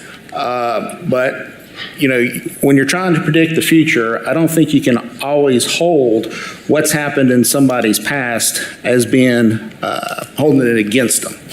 But no matter what the charter says, no matter what these changes say, federal protections will always be in place for city employees for things like allegations of issues with ADA, racial discrimination, or sexual discrimination. I've looked at the charter, I've looked at the code. I am professionally comfortable with the proposal. It's up to council whether or not council decides to adopt it. It doesn't matter to me. It's whatever you all want to do. The way the code is laid out, the administration is given abilities to structure or restructure the administration with the approval of council in some regards. I think what you heard Dr. Drummond say was important, that a procedure remains in place It might be a little different, but there is a procedure, and that the city employees will be protected. Thank you very much for that. I do think the starting place was just to look at what was the impact from the perspective of the charter. The only other thing I would think, just in a procedural matter, is that these issues were, as I understand it, vetted and discussed with the Civil Service Merit Board 2 times, and both times they chose not to take any further action on it. And I think they were looking at whether there were charter issues as well. Anyway, I hope that helps add to the discussion. But I appreciate the time. Thank you. Thank you. Councilmember McKenzie. Your light. Thank you. Ms. Drummond, a couple of questions for you. Okay. Yes, ma'am. All right, thank you. Just want to ask, I'm an employee and I file a complaint. Let's say it's EEOC complaint. I'm going where? If you're filing an EEOC complaint, it will depend on the situation. Okay. If it's an ADA complaint for accommodations, all of this will go to one stop with this ordinance. But as we go to the HR department, HR will work with the various departments to ensure that you are getting your needs met in a timely manner. You have information that you need, and we're connecting you with the right department. Okay. So let's say that I file the complaint, you send me in the right direction, everything gets looked at, the decision comes back at whatever time, I guess, how long it takes an investigation to happen, and it's not in my favor and I disagree with it. What are my options? If you have an issue through Title VI, you can go to the Tennessee Human Rights Commission and you can file your complaints there. If you have an issue from an EEO, you can go to the EEO office commission and to be able to file your complaint there as well. If there's an issue that you have with the Human Resource Department, you can go to the Law Department and file your complaint, and you have the ability to do that as well. Is this information provided when a person comes to file a complaint?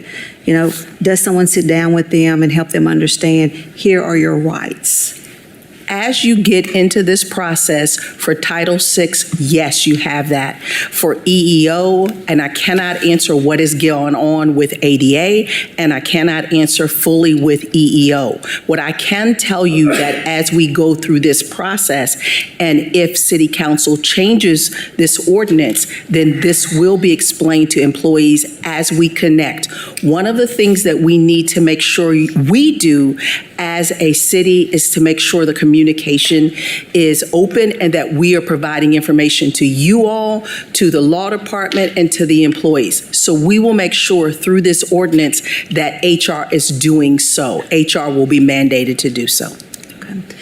And so I'm glad to hear you say that information would be available, and also council would be privy to some of the numbers, because I think in the past, it is not anything negative toward anyone, when asked about numbers and complaints, it always seemed like it was, people really couldn't give you an answer to the number of complaints and those types of things. And so is there going to be a database? Who is going to be responsible for being the keeper of that information to be able to report that back out to council? The Human Resource Department will do so. We have a person that will specialize in data analysis and analysis. That person will keep up with that information. What I would recommend is that on an annual basis, if the council is open, that we could possibly have a workshop or something like that, where we can talk about training that has gone on, for orientation, for new hires, for supervisors, for any of those types of things, to let you know about any communication we've had, and to also let you know about numbers of complaints. I would recommend, and I would encourage you all to mandate and compel me to come back before you all to provide that information on an annual basis. I think it's important for you to know. I think it's important for the mayor to know, and we make sure that everyone is kept and made aware. Thank you. Thank you. Thank you. Councilmember Testerman. Thank you, Mayor. Yeah, I've had pretty good deal of HR experience in my career and have worked with HR departments and yeah, I have a pretty good knowledge base. And I'm a believer in HR, human resources overall, because I think that HR is a navigation arm of any business. It gives employees a direction and a path for support. And I think the consolidation, I do think the one-stop shop is critically important because right now, I think when questions arise or issues or conflicts or all of those things arise, there's not a lot of clarity on who to go to, where to go to, and who's going to provide that support. At the same time, HR isn't always the principal's office, and I think for a lot of people it's a bad word and it brings on a negative connotation. But at the end of the day, it truly provides just what Dr. Drummond just said: onboarding and training, learning and development, employee assistance programs. It's those types of resources, first of all, that help mitigate any discrimination or EEOC issues, and with that type of support, inevitably builds confidence, trust, and support among the entire employee base, and resources for best practice training, for compliance training, that at the end of the day, we hope would diminish the exposure for any EEO violations. And so I think having a robust department, bringing these different entities under the purview of a department. I mean, that's what HR is designed to do, and that's what that's what the structure is. And I think it's very clear that the requirements via the charter, makes for more transparency, makes for a very streamlined process, and that there have to be those notifications to the merit board, to the law department, et cetera. And again, the merit board's very, the boundaries of hire, fire, transfer, and promote are clear as well. So I do support this. I do think it's a bit of housekeeping. It probably should have been addressed when the decision was made by this council to establish the HR department. But again, I think to have that really provides the resources to support the government employees, to give them the tools and the resources to be successful in their roles, and as well as tools to help them navigate any challenges that they might encounter. Thank you. Just a reminder to council, if you do have questions for our outside counsel, Devin Lyon, he is present. He's the same person who presented to you back in August at your workshop on this topic, and he was presented twice to the Civil Service Merit Board as well. So just want to let you know. Council Member Smith. I watched the last 4 Civil Service Merit Board meetings and lengthy discussion. There's one part of this that is definitely cleanup where one thing pointed to another department, this pointed back to that department. And so I think administratively, I'm on board with cleaning it up. I did have a question because there's a constant line of questioning around, does this conflict with the charter? And Mr. Frost, I too had Mr. King as a Sunday school teacher at one point in my life too, so we share that a little bit. It speaks to his longevity and strength and patience. Seriously though, charter questions, obviously we're not voting to change the charter, as I think Councilwoman Ryder mentioned earlier. Maybe I'll ask for Mr. Frost and Mr. Swanson.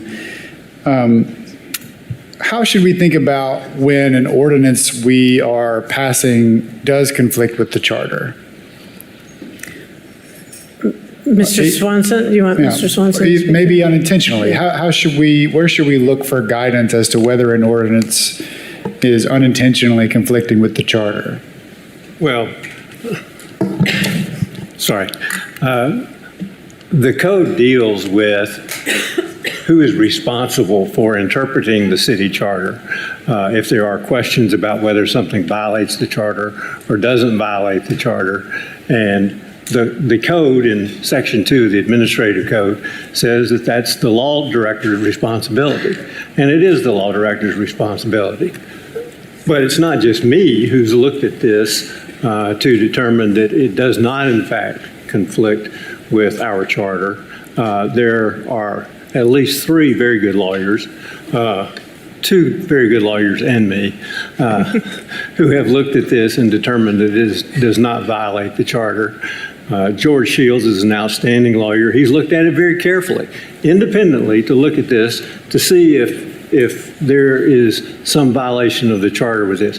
It's not there. I know that Mr. King has been unhappy for some period of time with what happened in his particular case, but Mr. Lyon at that point was representing a client and doing what he was asked to do as a lawyer to represent a client. There's a saying out there that if you hadn't lost any cases, you hadn't tried many. And that's the case. And it really doesn't have anything at all to do with this. I think the same applies to land use ordinances, by the way. Yeah. But in addition to that, look at the report. You've had this report for some time now. Look at that report. It deals with the issues related to the charter. Even more importantly, look at this ordinance. This ordinance says and deals with the issues that are brought up about the charter. It deals very specifically with them. In Section 1, it says the HR department, in conjunction with the Civil Service Merit Board, will develop an equal opportunity program. It goes on over to Section 3, and in Section 3, it says that the HR department shall maintain jointly with the Civil Service Merit Board personnel records. Coming down to Section 4, says the HR department will enforce the city's equal employment opportunity and anti-discrimination program. There is no enforcement part in the charter, and that the HR department will notify the Civil Service Merit Board of allegations of any persons on matters of discrimination in hiring, transfer, or promotion. Goes on in Section 10 to say that the Department of Human Resources shall maintain close and direct liaison with the Civil Service Merit Board so that matters of common concern may be given prompt and proper attentions. Coming down to Section 14, says very specifically, nothing in this ordinance shall impair or diminish the rights, benefits, and privileges of city employees in the classified service to have the Civil Service Merit Board hear allegations of discrimination in hiring, transfer, or promotion, neglect of duty, or other violations of merit system principles. Shall not diminish the power of the Civil Service Merit Board to develop a program to provide for equal employment opportunities to all employees and applicants for employment. Okay. All of that is very consistent with what our charter says.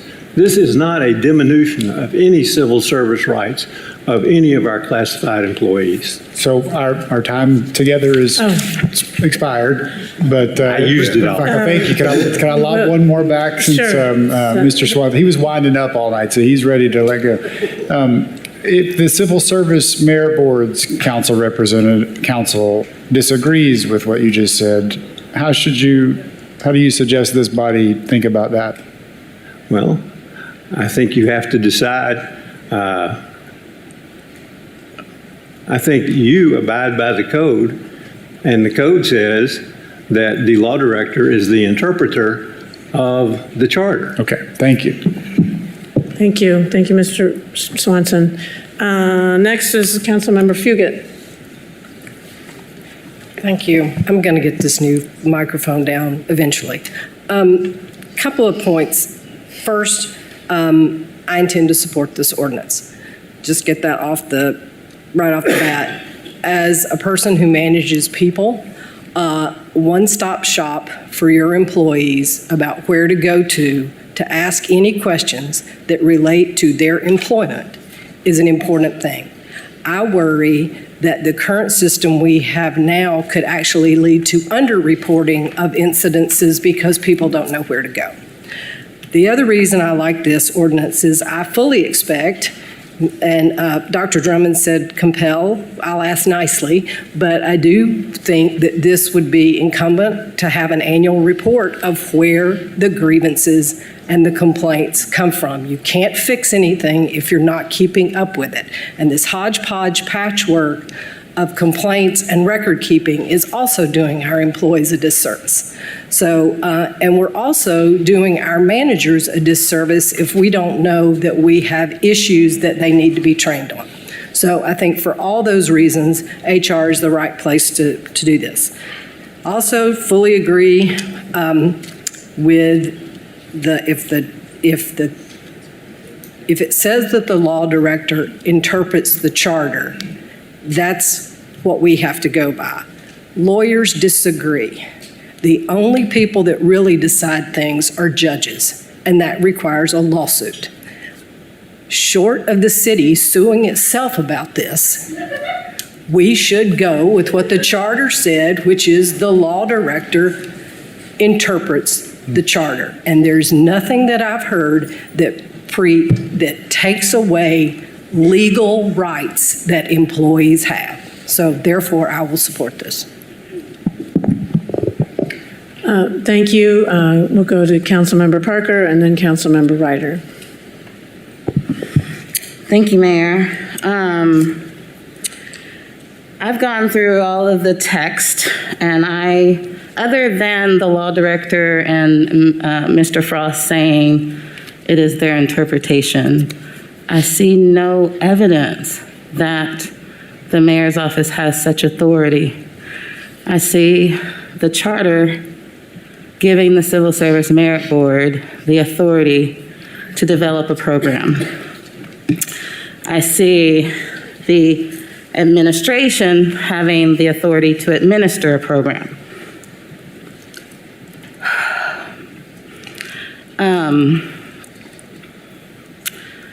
It says clearly that under the Civil Service Merit Board in the charter, it is the duty of the Civil Service Merit Board to develop a program to provide for equal employment opportunities to all employees and applicants for employment with regard to all aspects of employment.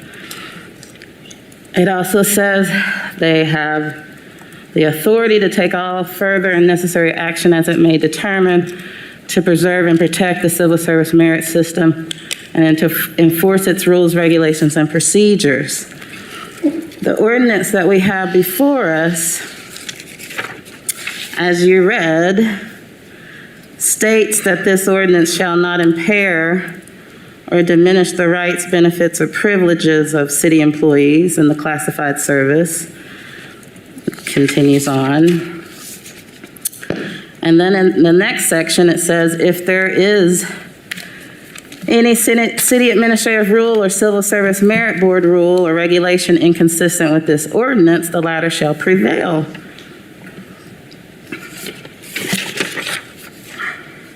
I'm worried about what precedent this sets. I'm worried about what message this sends to our employees about how much we are adhering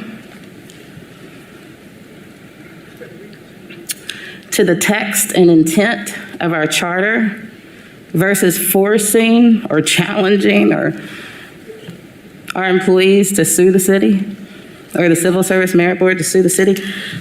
This came up previously with the compensation study where there was an issue included I won't even go down that road, but the conversation that continued during that compensation study was, well, the employee can sue. It's not a good road to go down. This is not good policy. When we are, year after year, I see the city removing the ability to take complaints on housing issues internally within a city and moving that to an external entity. Now we're talking about complaints that we can take to the Tennessee Human Rights Commission. When these are all laid out in the process under the Civil Service Merit Board.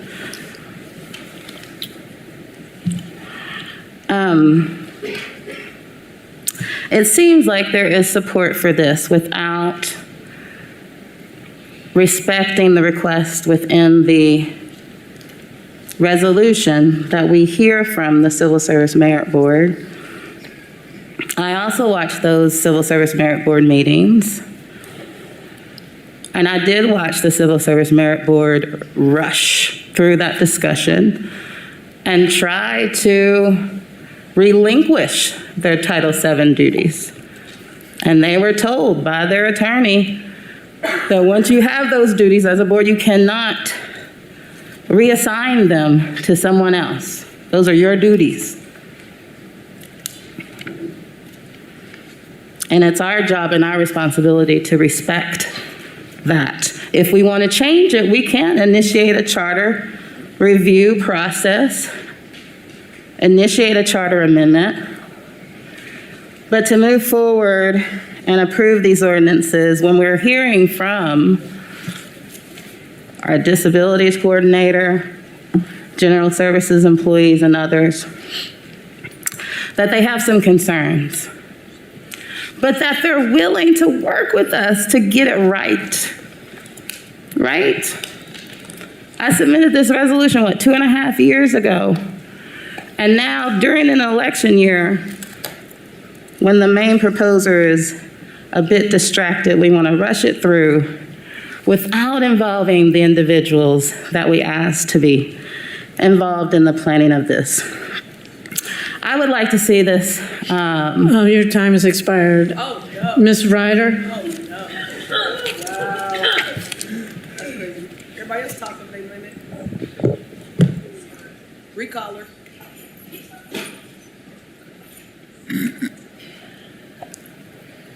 Over there. Can I first call on Mr. Lyons? I believe you are the current chair of the Civil Service Merit Board.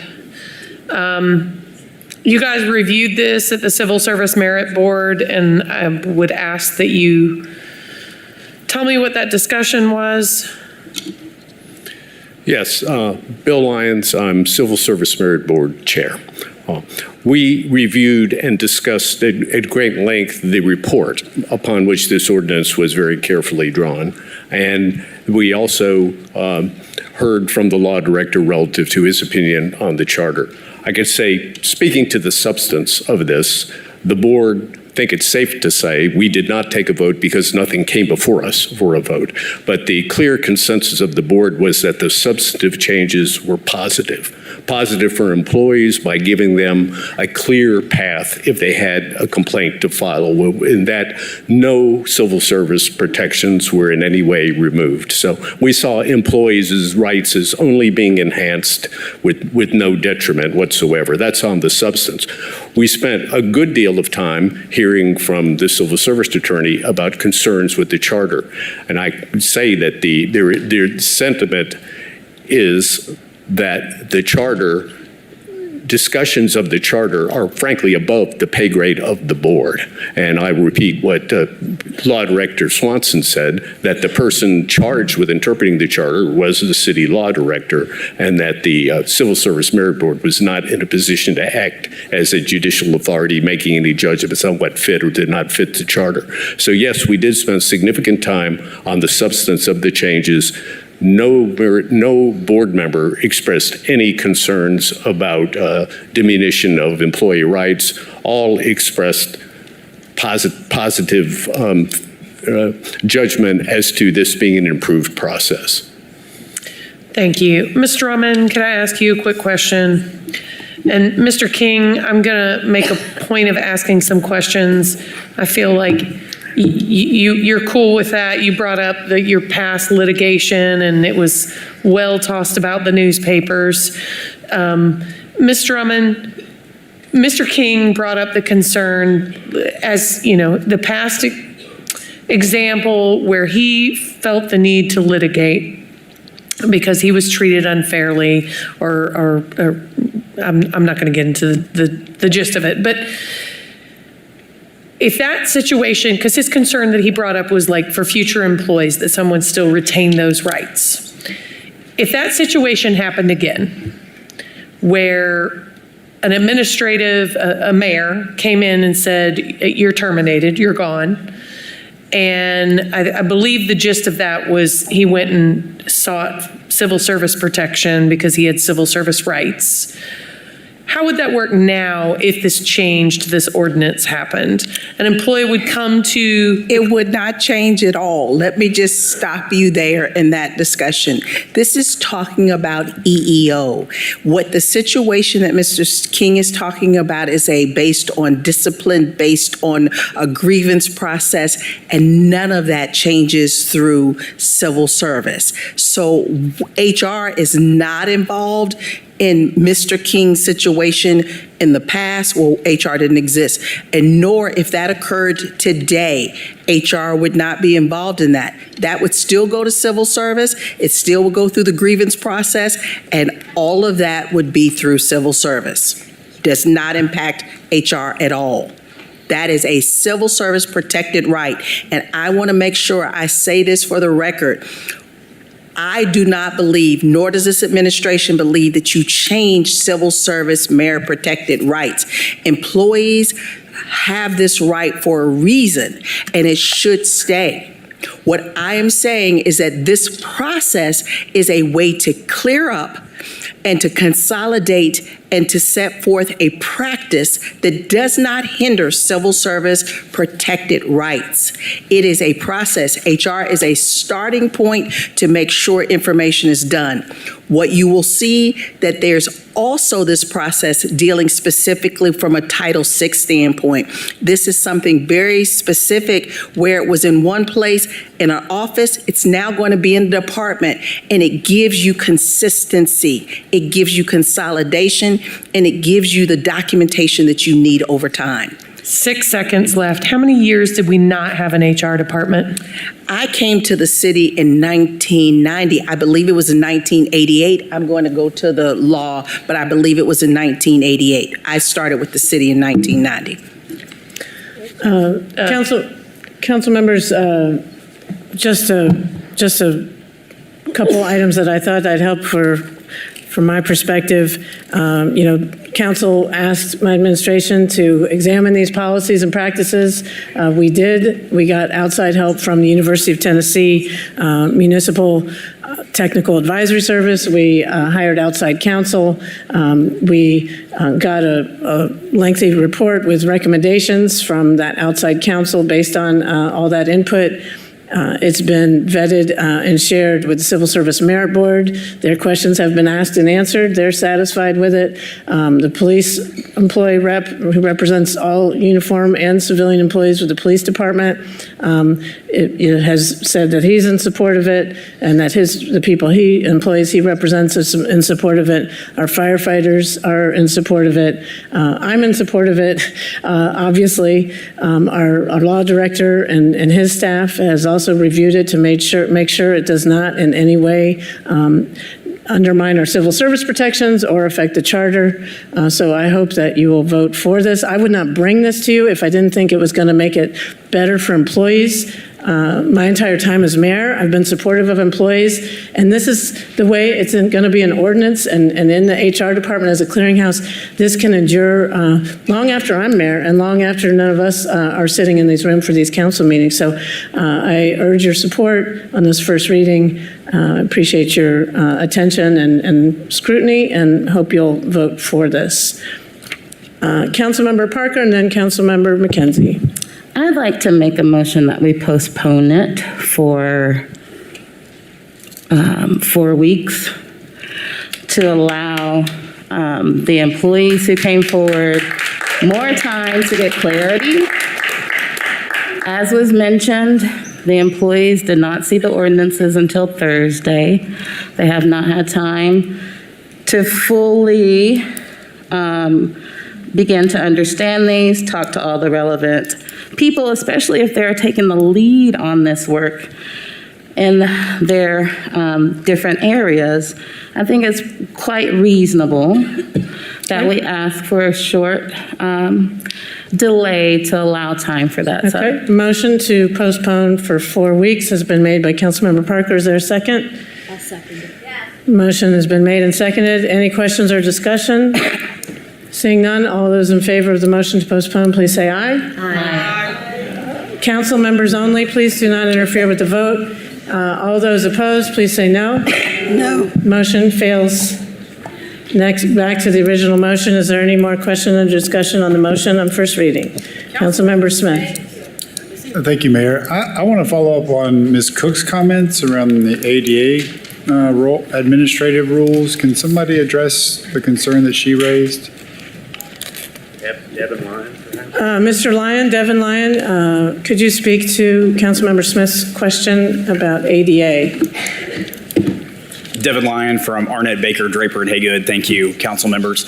Yes, Councilmember Smith, to be honest, I'm a little confused as to what the concerns were as articulated, because what the recommendations from this report that I have made that are incorporated into the ordinance that is before you tonight, essentially when it comes to the ADA at this time, do not change any of those elements.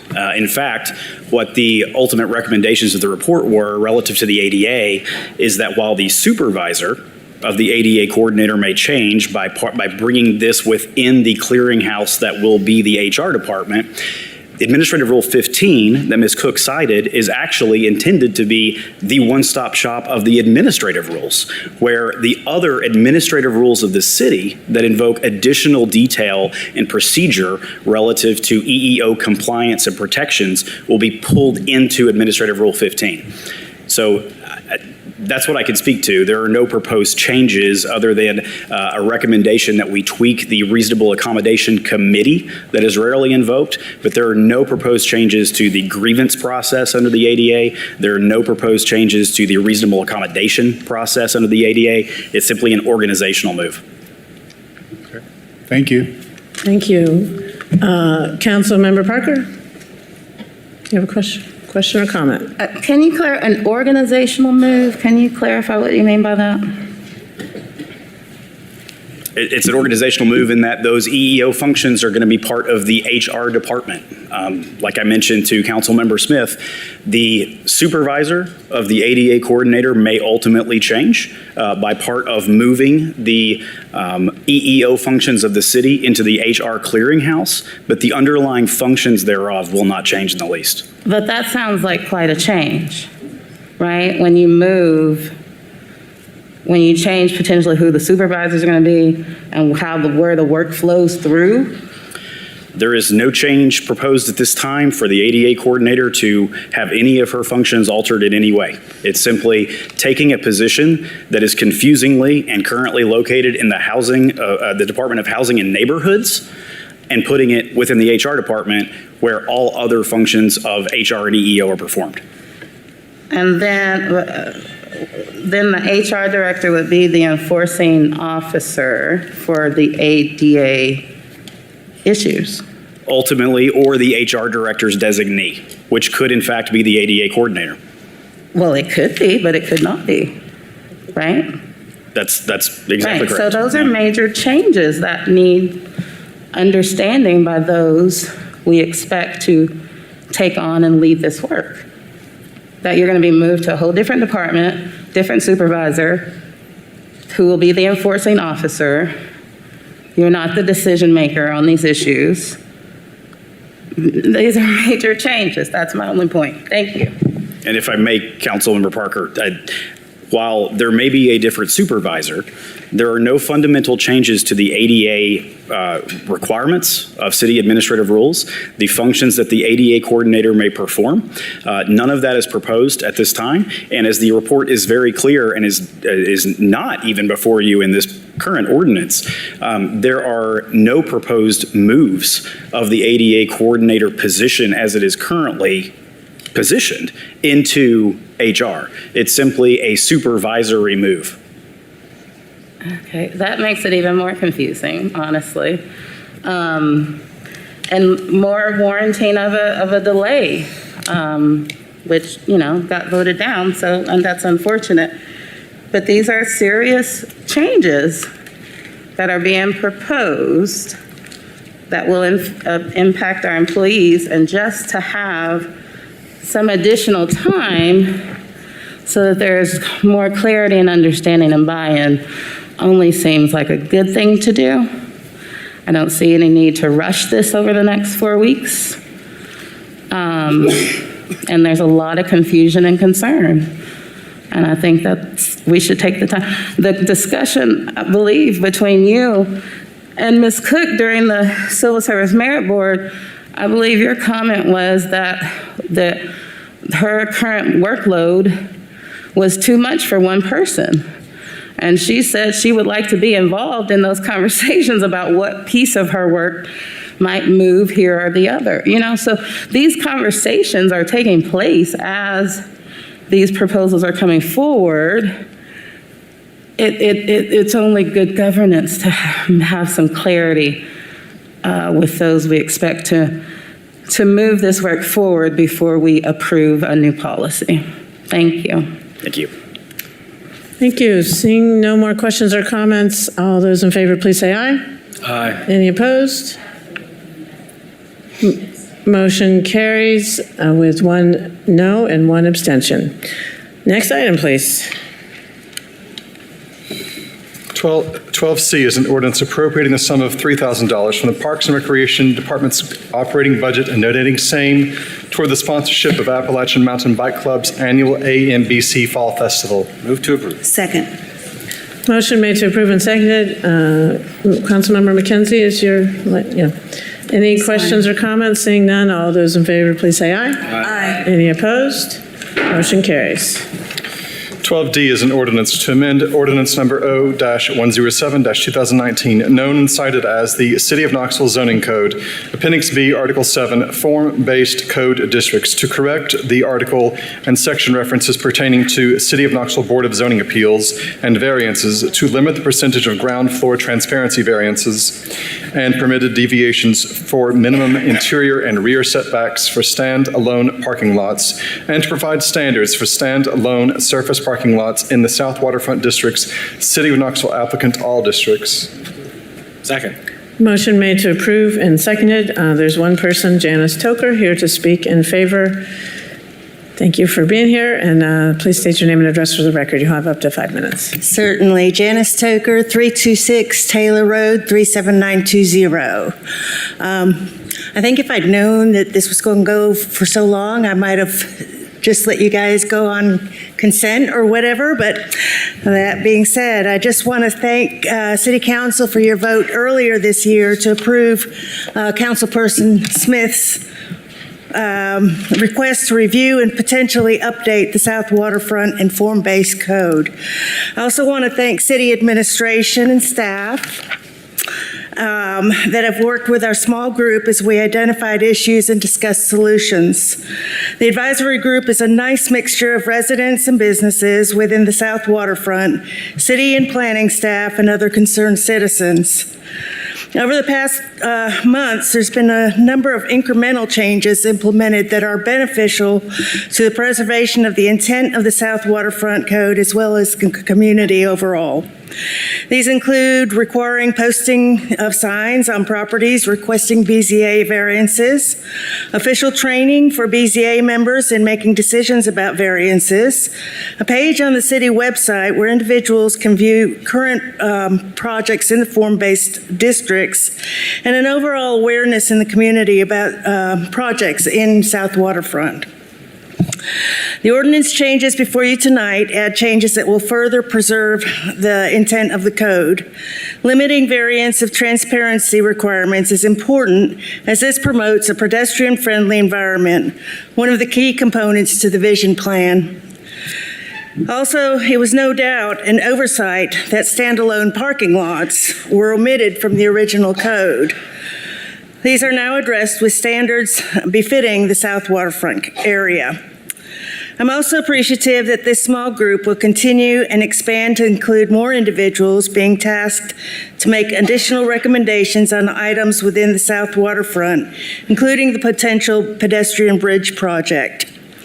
By careful oversight and management of the South Waterfront, we can enjoy the project as it was envisioned, a vibrant area that is enjoyed by all Knoxvillians and visitors of our city. Thank you for your consideration of approval of this ordinance. Thank you. Council, that concludes people signed up to speak on item 12D. Councilmember Smith. Thank you, Mayor. Just briefly, I want to thank Ms. Toker for her leadership in this. And one of my first night on council was related to the South Waterfront variance, and it's unforgettable. And so since then, we've made pretty slow but steady and methodical process or improvements, reforms that Ms. Toker outlined, and I'm grateful to her and the administration and other community members. And our work is not done. This will help make sure that a lot of the retail that we dream is possible in the South Waterfront continues to be possible. And if there is a standalone parking lot in the South Waterfront, it'll be the greenest and cleanest and best parking lot in the city. So thank you. Thank you. Any other questions or comments? Seeing none, all those in favor, please say aye. Aye. Any opposed? Motion carries. 12E is an ordinance to close an unnamed alley from Wilson Avenue to the southwest corner of parcel 082 KP 016 and authorizing the mayor to execute quitclaim deeds to the adjacent property owners, Eric Forstall, applicant, 6th District. Move to approve. Motion made to approve and seconded. Councilmember Smith. Pass. Okay. Any other questions or comments? Seeing none, all those in favor, please say aye. Aye. Any opposed? Motion carries. 12F is an ordinance to change the base zoning classification for property located at 2031 and 2033 Piney Grove Church Road from RN1 District to AG District. Gabriel W. Ratcliffe, applicant, 3rd District. Move to approve. Second. Motion made to approve and seconded. Any questions or comments? Seeing none, all those in favor, please say aye. Aye. Any opposed? Motion carries. 12G is an ordinance to change the base zoning classification for property located at 121 Union Avenue from 0 State Street from DKG District to DKB District. Shmee and Busby Architects PC, applicant, 6th District. Move to approve. Motion made to approve has been made and seconded. Any questions or comments? Vice Mayor Roberto. Thank you, Mayor. I just had a question for Director Brooks about DKG and DKB. What is the difference between the two of those? My review of it made it look like these are both dealing with the potential for residential, but are we changing away from having a mixed-use approach here where you'd have commercial on the bottom and residential on the top? Amy Brooks, Knoxville, Knox County Planning. Get this a little closer. So the difference between the DKB and DKG is that the DKB is called the Downtown Knoxville Boulevards Subdistrict, and it's intended to accommodate those areas of downtown Knoxville that are developed in a manner characterized by wide planted boulevards and a green open landscape consisting of lawns, plazas, structures at variable setbacks. So I think Henley Street, for example, and then DKG is the Downtown Knoxville Grid Subdistrict and is intended to accommodate areas of downtown that are primarily characterized by traditional grid network, so 300 by 300 approximately. And this is to recognize that the central area is likely to be the most intensely developed portion of downtown. So in terms of, you asked the question about mixed use. They both allow mixed use. The DKB requires it does not require the first floor to be non-residential use. The DKG does. Okay, so we're changing from where there would be a requirement for a commercial use on the bottom and residential on the top, so mixed use, to a model where that's an option but not required. Correct. Okay. All right, thank you for that clarification. Any further questions or discussion? Councilmember Smith. Just one. I'm going to abstain on this. I've watched the Planning Commission meeting, and I've got some more research to do before I feel confident in supporting this. Okay. Has no one signed up to speak? No. Okay. Okay, seeing no further questions or comments, all those in favor, please say aye. Aye. Any opposed? Abstain. Motion carries.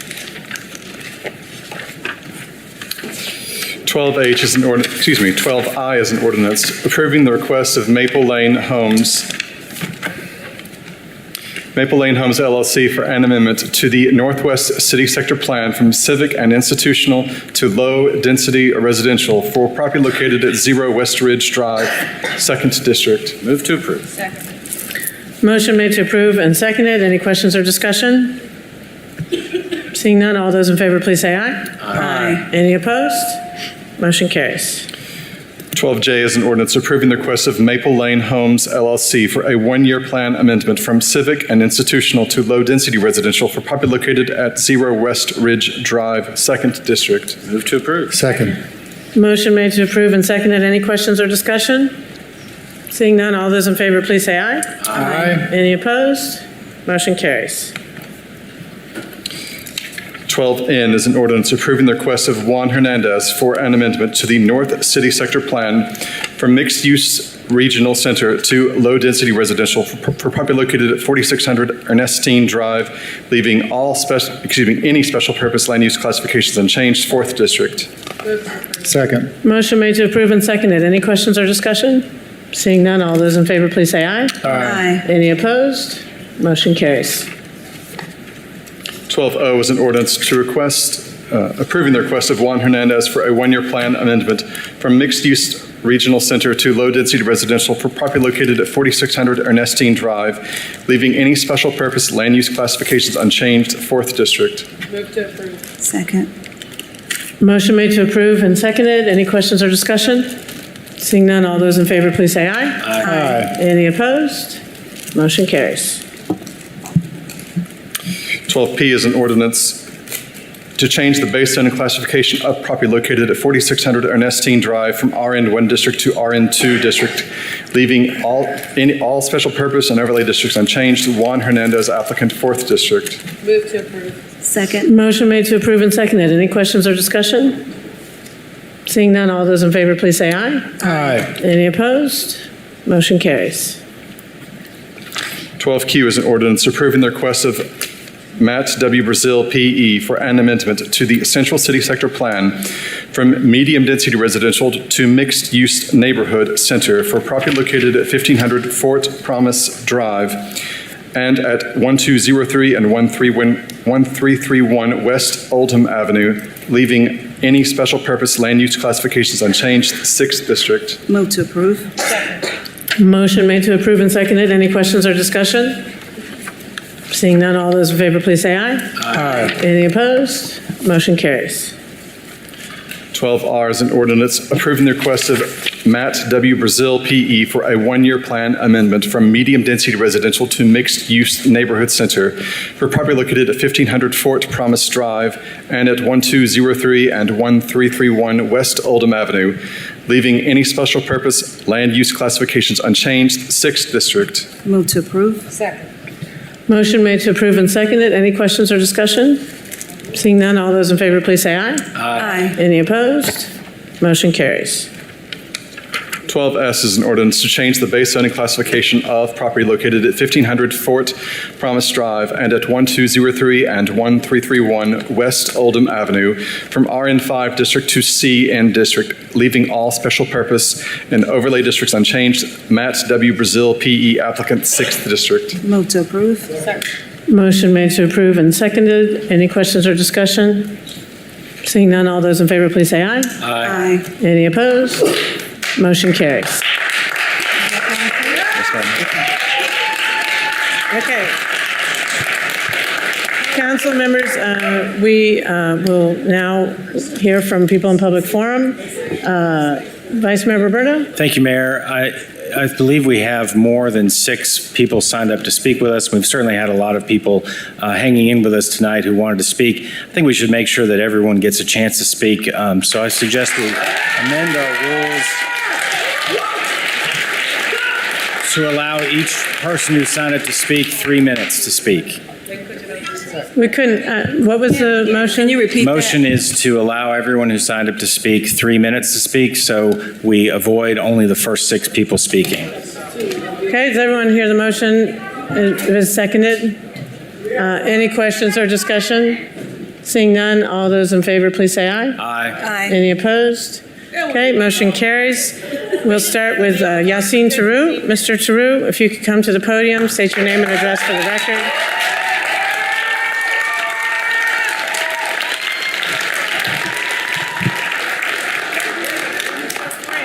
Assalamu alaikum wa rahmatullahi wa barakatuh. Good night, everyone. Good night, Madam Mayor, consuls, everyone. Thank you very much for all what you do. I know you being here and carrying your office is not an easy job, and I probably make money more than anybody in here. Doing falafel, you're doing awesome work. You're doing awesome work for the community. Even if I don't agree with everything happened today in the meeting, or I agree with some or not, I really appreciate your public work.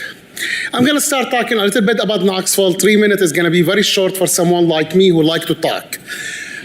Knoxville is made the nicest city in 2018, and you all been part of it. Unfortunately, what we're saying right now is not the same way we made it, and we just changed it. So as Yassine, I'm the owner of Yassine Falafel House, we've been seeing all the problem in Knoxville, and some of them, as some of the speakers say, we're just going around them. Like the homeless community, like the affordable houses. We just been saying we want to do something, we want to do something. You guys doing your best, but there is a lot more to do.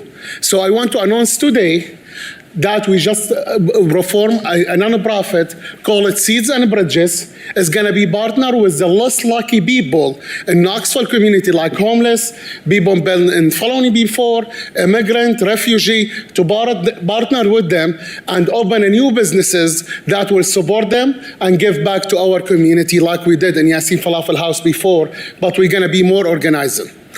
And the second thing, with all the saying, I want to say, we can, as an immigrant who come here and talking to my friends, we cannot just be ignoring what's going on. Our prophets say, support your brother if he's doing the bad deed or the victim. How you can support your brother doing the bad deed? By stopping him from being the bad man, from being the bad people. This is how we support. I know I'm here talking to the city, what will be involved in the city. But in the same time, I saw the mayor, our mayor talking about standing with Israel. And I saw a few of my friends right here saying the same. We didn't see you talking to us. We want to understand what you say when you say stand to Israel. Standing to Israel in October 7, and you think this is how we started the problem? We understand what happened, and I condemn the killing of the kids or anybody who's innocent or civilian happened in that day. But this is not the root of the problem. And if you don't want to be the part of this and you want to fix our city, do not stand with someone and ignore the rest of your community.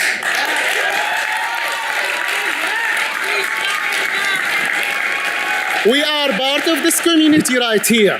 We have doctors, we have handymans, we have people who's feeding you every day. Thank you so much. And we are hurting. Thank you. I'm sorry, that's the end of the time.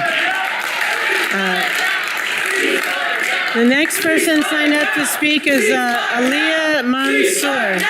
Aliyah Mansour, are you here? Aliyah Mansour? Yeah, I'm here. Okay.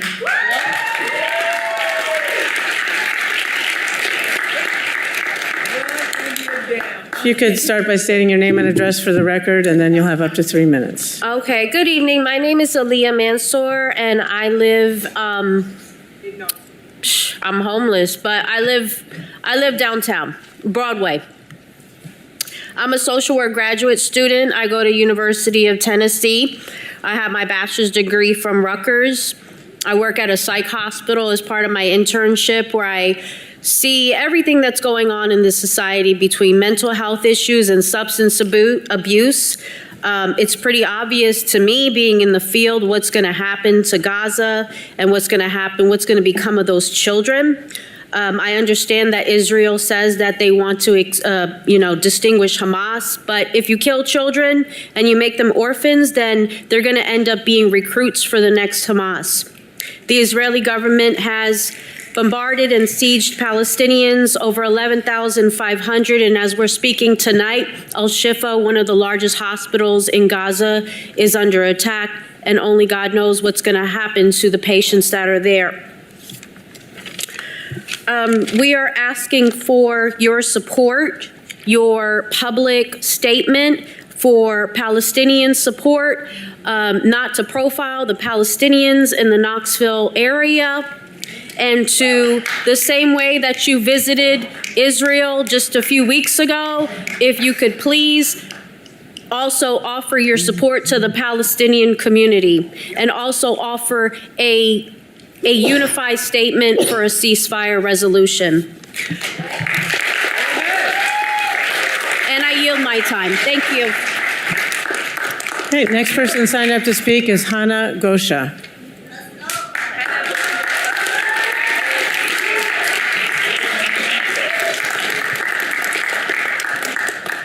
If you will provide me one moment to bring up my statement, please. Mm-hmm.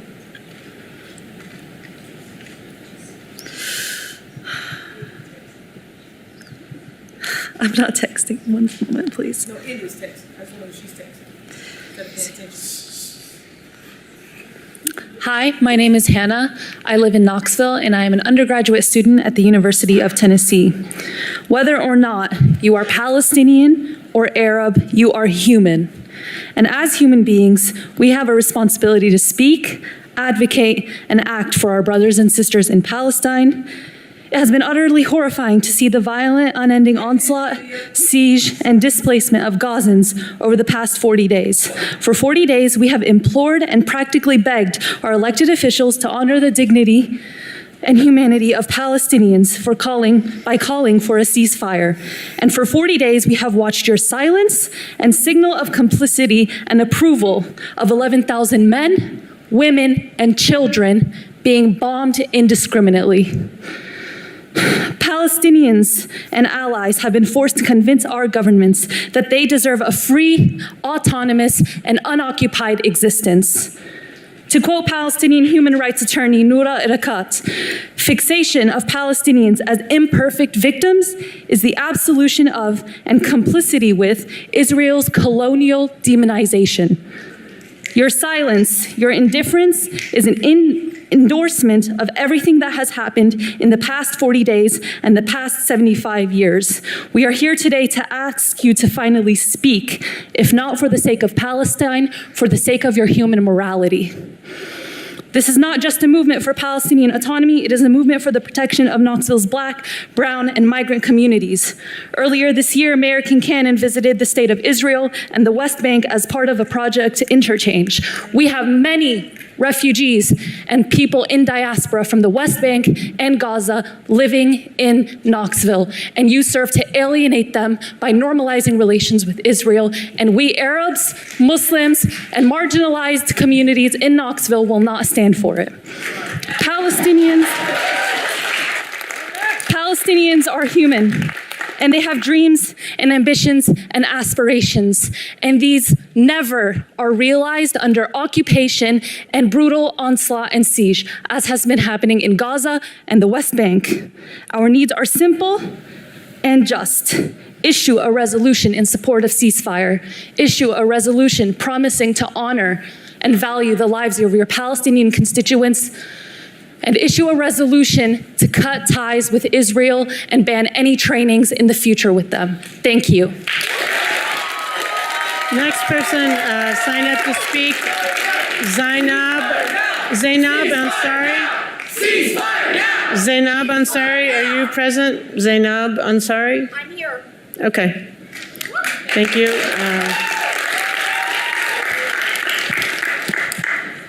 In In the name of God, most gracious, most merciful, I begin with the prayer of Moses, peace be upon him.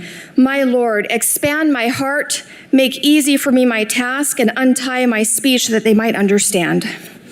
As an American citizen, a resident of Knox County, and the granddaughter of proud American veterans, I am sickened by the ongoing genocide against the people of Gaza.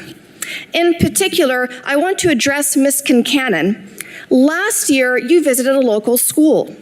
You know, the children at that school look a whole lot like the children being murdered in Palestine. That's right.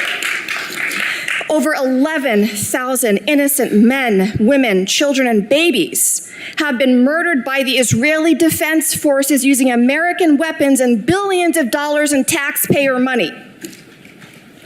I demand that the City Council pass a resolution calling for an immediate ceasefire in Gaza, an end to all training partnerships with the Israeli military and police, and that a resolution be passed affirming the value and dignity of Palestinian lives. Enough is enough. Ceasefire now. Free, free Palestine! Free, free Palestine!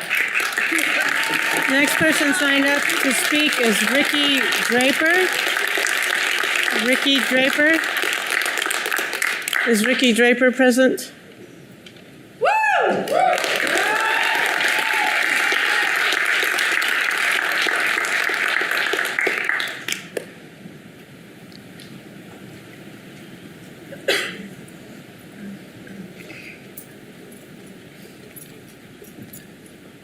If you could state your name and address for the record, and you'll have up to 3 minutes. Thank you. I'm Ricky Draper, Knoxville 37917. I am Jewish, and I am here to speak in support of Palestinian lives and Palestinian freedom. I ask you, members of City Council, Mayor Kincannon, to join us on the side of justice and equality by passing a resolution supporting an immediate ceasefire in Gaza and refusing any city contracts with the State of Israel. We are in a crisis. The Israeli government has declared and is carrying out a genocidal war on Palestinians in Gaza. As has mentioned, as we've been sitting here, Israeli forces have been preparing for an invasion of Al-Shifa Hospital, where 7,500 Palestinians, including patients, doctors, and displaced people, are sheltering and attempting to receive emergency medical care.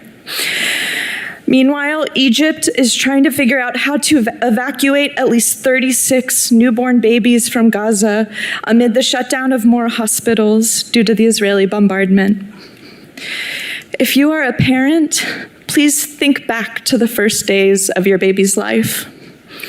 I wonder if you felt excited, scared, cared for. I wonder if you had family by your side as you welcomed your child into the world. If you had a doctor and a safe place to be, if you trusted that your baby would get the care they needed. Can you imagine giving birth amidst airstrikes in the dark with no electricity?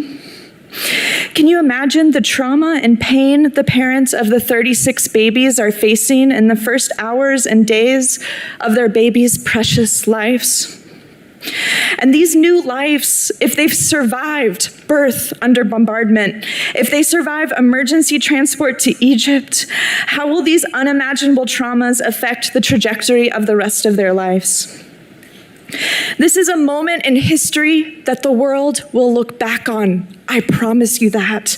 Your children, your grandchildren, and your grandchildren's children will ask you, what did you do as children and families, journalists and doctors, babies and grandparents were murdered in Palestine? What did you do to stop this genocide? You will be asked, how could you have let this happen? Each of you have the opportunity here to be on the right side of history. I urge you to do the right thing. Pass a resolution supporting an immediate ceasefire in Gaza, refuse any city contracts with the State of Israel, pass resolution affirming your Palestinian constituents and those family across the world. Say never again is never again for anybody. Thank you. Thank you. The next person signed up to speak is JV. JV. Is JV present?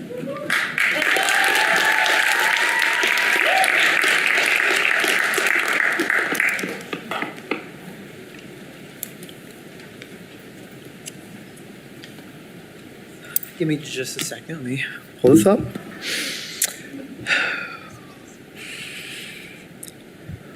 Hello, good evening. My name is JV, Johnson City, Tennessee. I came all the way out here to speak with my fellow Appalachians, my fellow community. Even though I'm down the interstate, I still see everybody around here as my community, and I feel that we have to have these honest conversations with each other. My family taught me that it was important for us to have open, honest conversations with each other, and that if we don't, we fester up emotions and eventually hurt each other worse. But that is exactly what the Israeli army has been doing to the Palestinian people, and it goes even deeper through settler colonialism that has been present in Western nations across the world. You must look inward to yourself and understand what is going on is not happening in a vacuum. It has been going on since the birth of this nation. It has been going on since the birth of your own settling ancestors who came to this country. And to our immigrant parents who brought us to this country because we lost everything from our countries, yet they wanted to provide for their own children.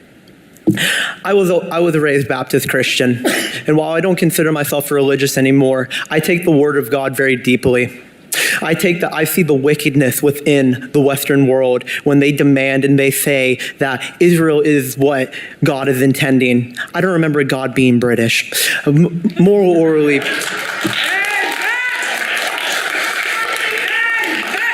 I also want to say that what it is religious fanaticism. We can have absolute empathy for the Jewish people and their plight. We can have the empathy for them and the rampant anti-Semitism that has been primarily in Western worlds. But Zionism is simply a colonial experiment. It's not even an experiment. It is a horrific evil that is the same to evangelism. Israel and Zionism is to America an evangelism. And if you sit here and tell me that you're going to train your cops to brutalize brown, black, and indigenous people in your own city, you're going to continue to create so many separations. We can come to the table. I don't come here to come at your throats. I don't come here because I hate you. I don't. I am a descendant of Syrian Jews. I am a descendant of the tribe of Benjamin. And I have wondered why in the world that we allow colonial settlerism occurring in this world. I want to read a poem before I go by Khaled Juma. Oh, rascal children of Gaza, you who constantly disturb me with your screams under my window, you who filled every morning with rushing chaos, you who broke my vase and stole my lonely flower on the balcony, come back in the screams as you want and break all the vases, steal the flowers and come back, just come back. And I just want to say one last thing. As Jesus said, their throat is an open grave. They use their tongues to deceive. Their venom is of asp under their lips. May you have your satisfaction by training your cops. Have your satisfaction training the brutalization of brown, JV. Black, indigenous people. But I will say, decolonize Appalachia, decolonize America, and decolonize Western world. The next person signed up to speak is Alexis Gibson, JV.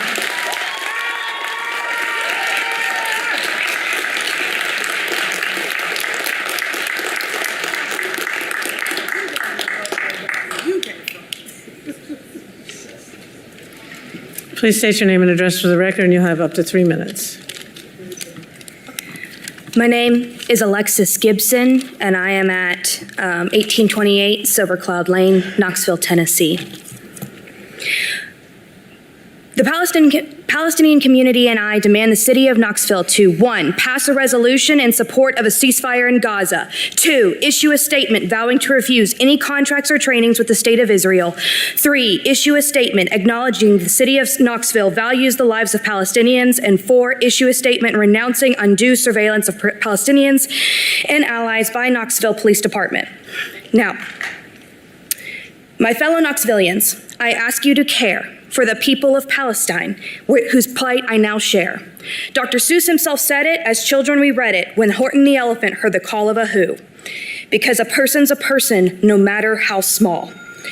Like Horton, I've heard the people of Gaza whose voices cried out in Market Square Plaza. In Knoxville, it's small, just a very faint yelp from a few desperate people who are calling for help. They cry loudly, they cry out in fear. We are here, we are here, we are here, we are here. Humps a voice like the sour kangaroo, our government, our news, and our media too. Why people in Gaza, that land filled with terror and sin, believe in that? Why there never has been. Believe me, I say, I tell you sincerely, my heart is quite keen and I hear them quite clearly. I know that there's people there, and what's more, there's more than just 2 or 3 or even 4. There's families with children just starting to grow. In fact, not just families, but more. Did you know? There are many fine houses with ceilings and floors. There are even fine churches and grocery stores. Their buildings to us might seem terribly small, but to them where they live, they are wonderfully tall. Like Wickersham Brothers and sour kangaroos, our government, Joe Biden, and even the news are shouting, "What rot! This girl is talking about people who are not. There aren't any people. Hamas is their mayor, and we're going to stop all this nonsense, so there." They've forgotten small people. They've written them off, using Netanyahu as Vladikov. Good people of Knoxville, please hear my prayer. Palestine is in trouble, much more than their share. From all of the missiles and bombs that were dropped, we've bombed them so hard their clocks have all stopped. Their spirits are breaking, their schools are all smashed, their hospitals are gone, the ambulances crashed. The people of Gaza are about to be boiled in a hot steaming kettle of bezel nut oil. Boil them, Knoxville, that we can't do. Gaza is full of persons, they've proved that to you. The people of Gaza fight with great vigor and vim, but the Wickersham gang are too many for them. So as Horton, I am climbing up Eiffelberg Tower. This, my dear Knoxville, is our country's darkest hour.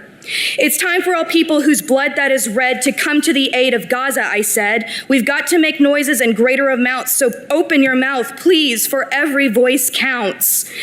Knoxville, I ask you, do you see what I mean? That these people are people, they deserve to be seen. Please help these poor people. They are folks who have as much right to live as we bigger folk do. Thank you, a person's a person, no Gibson. matter Thank how you so small. much. That Your truth is time a is fact up. that applies to us all. Next person signed up to speak is Gabby Lichtenstein. Oh, Noel laughing. What's funny? Gabby Lichtenstein, are you present? Okay. Wait. I'm just curious what's funny. Talk for 4 hours and a half and Ms. Lichtenstein is the next person to speak. while people are talking. India, Texas. What else? Listen to us. Yes. Yeah, India, Texas, Paul laughing. What else? It's real funny, wasn't it, Bob? Hee-haw. Yeah, real funny. You may begin. You have up to 3 minutes. Y'all think we can't see y'all? Hi, all. My name is Gabby Lichtenstein, and I am a Jewish resident of Knoxville speaking tonight in support of a ceasefire and Palestinian freedom. More than 11,200 Palestinians have been killed by Israel since early October, many by the bombs that Israel has relentlessly dropped on Gaza. Bombs dropped on residential homes, on refugee camps, on schools, on hospitals, and now hunger and dehydration are escalating.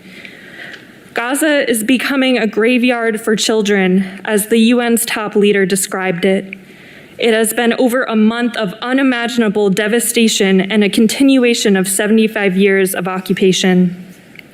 I'm here tonight to echo the calls to action that several speakers before me have outlined, which include passing a resolution in support of an immediate ceasefire in Gaza, issuing a statement that vows to refuse any contracts or trainings with the State of Israel, and that acknowledges the city of Knoxville values the lives of Palestinians, and that renounces undue surveillance of Palestinians and allies by the Knoxville Police Department. The U.S. gives Israel $3.8 billion in military aid each year. That's $10 million a day, with billions more proposed in new military aid. U.S.-made weapons are being used to massacre civilians. This has to end. This issue is local because all of our tax dollars, all of our tax dollars are funding genocide This issue is local because Mayor Kincannon was part of a delegation of U.S. mayors on a trip to Israel this year to strengthen ties with the state. This issue is local because the atrocities taking place directly impact our Palestinian community here. I urge Knoxville to join the growing list of cities across the country passing resolutions in solidarity and support of the Palestinian people. We, the people of Knoxville, will remember how each of you responds in this moment. As a Jew, I say no to genocide, no to apartheid, and no to occupation in my name. Everyone, everywhere, deserves to live in safety and freedom. Thank you for your time.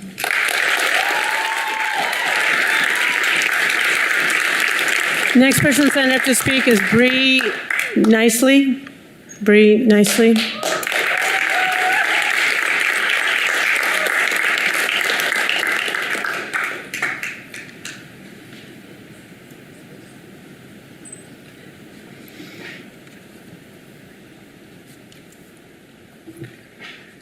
My name's Bree Nicely. I'm a resident of Knoxville, Tennessee. 37914 is my zip code. Thank you all for listening to me this evening.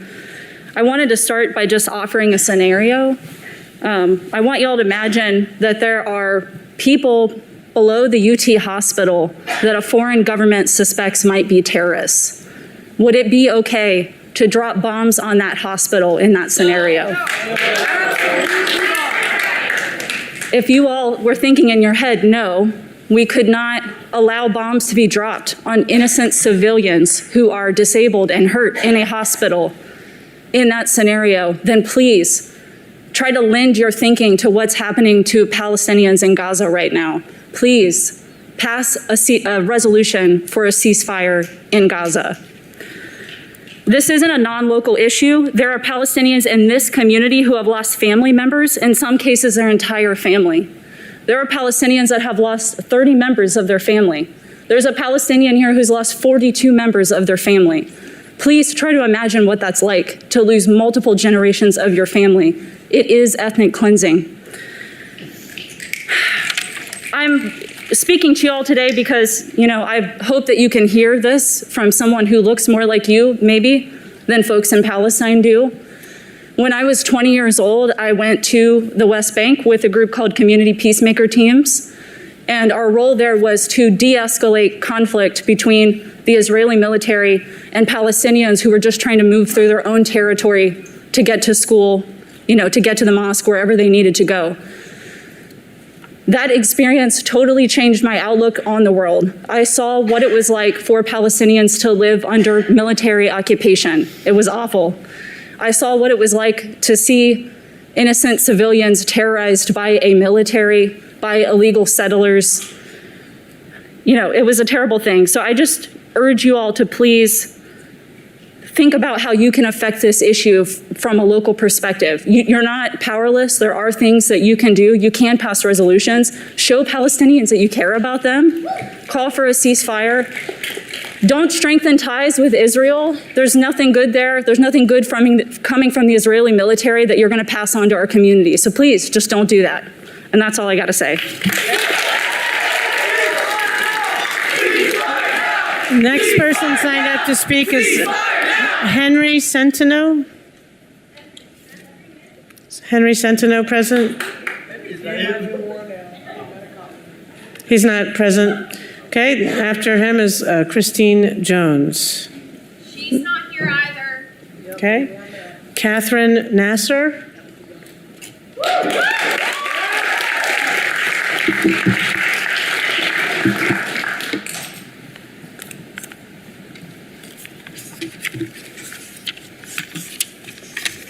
Good evening. My name's Catherine Assad. It's my son Patrick up there, way past his bedtime. He's holding the flag. And by choice, I didn't force him, I swear. 11 years ago, I gave birth to him. He was so fat, I had to have a C-section. But they're doing that right now in Gaza without anesthesia, and I can't imagine that, because for me, I had him at UT. I could see the sun sphere, and it was absolutely traumatic. I haven't slept in a month. And I'm really not here to change your mind because I don't really think it's possible, to be honest. I see how deep the love for Israel in this country goes. It's disgusting. But I'm here for him. And I'm here for my father, who was part of the Nakba in '67. I think he was 3 years old. He had to walk to Jordan. And nothing's changed in all these years. And I haven't slept in a month. And I wish I could say it's nightmares, but it's not, because real life is horrific right now. And I think that's really what it is. But I am here, and I'm hoping that in Knoxville, since we do have hearts here still, I'm hoping that our leaders care more about human life than greed. I'm hoping also that you believe that honor cannot be bought. Biden's currently being sued because he failed to prevent this ongoing genocide, so that's about to happen. He does have influence over Israel, but he's been directly abetting in, its development with weapons, funds, and diplomatic cover. And according to the Genocide Convention, it's a breach of his duties. And of course, I condone the murder of the 1,200 Israelis. Most of them were civilians, but it doesn't justify the forms of targeting an entire population and connective punishment that the Israeli government is handing out to the Palestinian civilians, let alone a genocide. I think I mentioned cesareans without anesthesia. They're literally cutting. They don't have medical supplies right now, so they're just having to remove these children. I guess it sticks with me because I'm a mother. And it's our tax dollars, us, poor people, we're paying for this genocide. And it's really hard to live with that right now. They're going to do studies about this one day, about how it affected people. And I hope you guys can be on the right side of history for once, please. Thank you.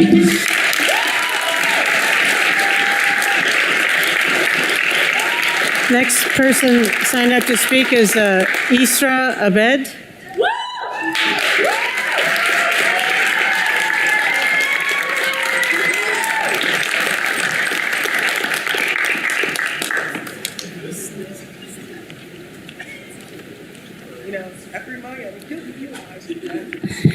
It's Isra Abed, by the way. I'm going to keep this short, but it's not going to be sweet. As a Palestinian American deeply connected to the ongoing conflict between Palestine and Israel, I am here to demand an immediate ceasefire and to be a voice for the people of Palestine. With my family's roots in Palestine and my experience as a teacher working with Palestinian children, I have witnessed the devastating impact of this conflict firsthand. It is time for us to take a stand, to speak out against injustice, and to work towards resolution. This conflict did not begin on October 7th.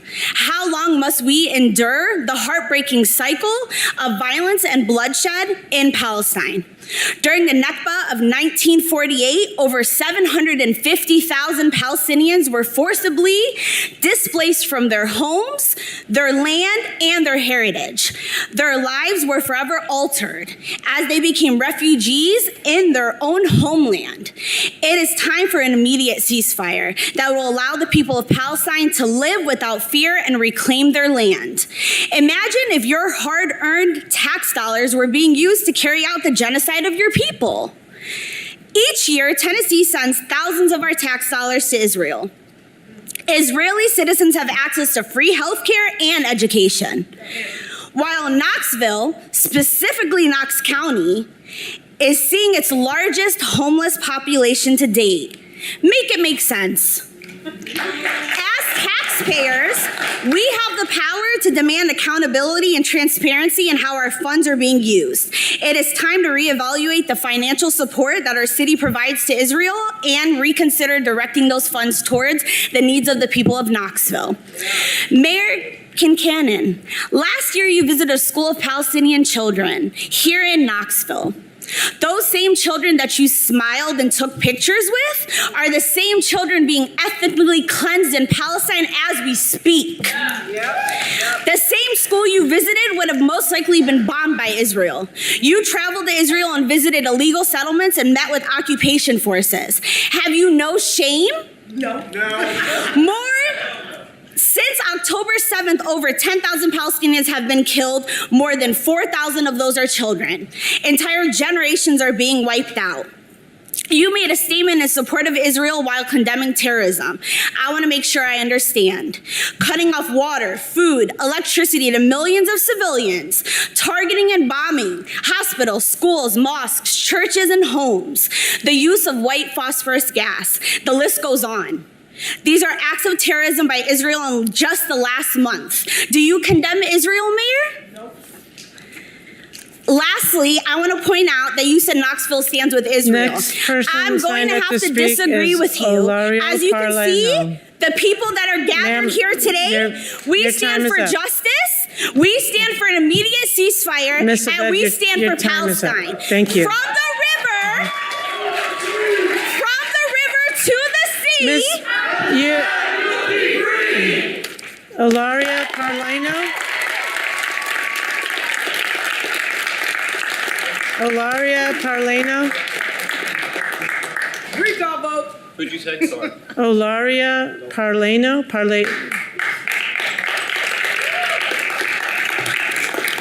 Olaria Parlapiano, 37920. The following is a statement from the Imminent Publications Committee. Within the covenant of shared sympathies at rallies and protests, we repeat like a mantra, we are all Palestinians, and the meaning is self-evident. However, this is not a place of sympathy, and why speak in metaphors where the material reality is more visceral. From the striking textile workers of Bangladesh, to the homeless on the streets of Knoxville, to the people of Gaza and the occupied West Bank sheltering under blinding snow of white phosphorus, paid for by the United States government, our cause is shared. It is the international struggle against capitalist exploitation, imperialist domination, settler colonialism, police brutality, segregation, and racism in every form. It is the struggle of all working people, the proletarians, slaves, peasants, outcast, and stateless, against the vampiric systems of oppression that daily drain our blood and siphon the fruits of our labor through violence, war, hunger, and genocide. Within these very corridors churn the same mechanisms that now roll through the crowded streets of Gaza, consuming, obliterating, and defiling everything in its wake. In our tide of apathy, we are able to abstract this cruelty into background noise, yet sometimes it rings out clearly, explicitly, such as when our mayor, Miss Kincannon, elected to attend a tour of occupied Palestinian territories at the behest of the Zionist military, the very same soldiers that now march through Gaza, indiscriminately murdering men, women, and children in their fascist crusade. It is not just the workers who are united by their oppression, but the ruling classes, the capitalists, the generals, the bourgeois politicians, and all manner of parasites that are united in their exploitation against us, according to their own interests. The brave resistance in Palestine may be outnumbered, outgunned, and outfunded, but like the French occupation of Algeria, the U.S. invasion of Vietnam, apartheid South Africa, it is our obligation as denizens of the imperial core, as workers, socialists, and people of conscience, to resist by any means necessary the continuation and escalation of these wars of aggression, the tyrannical systems behind them. For it is our government, our tax dollars, that cut down our comrades overseas. Our message is thus. It is shared by every Marxist-Leninist party, every labor union that stands in solidarity, and every person sympathetic to the plight of Palestine and victims of imperialism the world over. If our ruling classes are unwilling to divorce their ties with the apartheid regime, that is our obligation to resist, obstruct, and halt every attempt to arm and support the genocide at every opportunity and by every avenue. With our voices, we give you every opportunity to revoke your collaboration, eschew the call of capital, and be welcomed onto the right side of history with open arms. However, history teaches us that at no time has power ever been relinquished without struggle. If you are unwilling to relent, we, appalled by Israeli viciousness and Western approval, are left with no other choice but to exercise our power as workers and stop the machines at their source before they kill one more child or annex one more inch of stolen land. Thank you. Palestine will be free, and after it, the world. Thank you. Okay.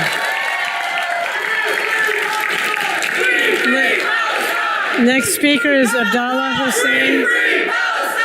Abdallah Hussein.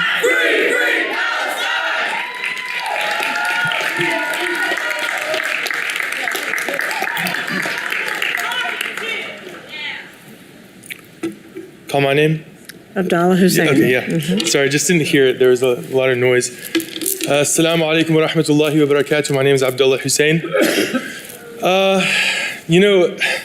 I came here 8 months ago and I asked Mayor Kincannon not to go on that trip to Israel.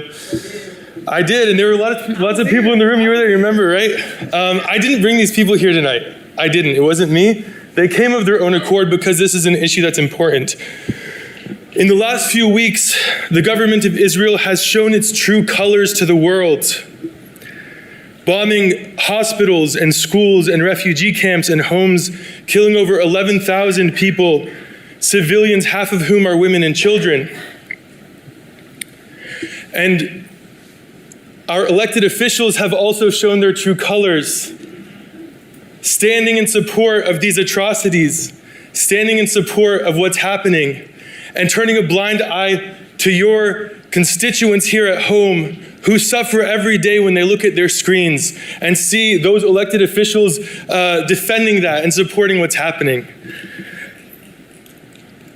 This rhetoric that we're seeing right now, this blind support of Israel, this anti-Islamic, anti-Arab rhetoric that is reflected in our elected officials has proven to be harmful to Americans here at home.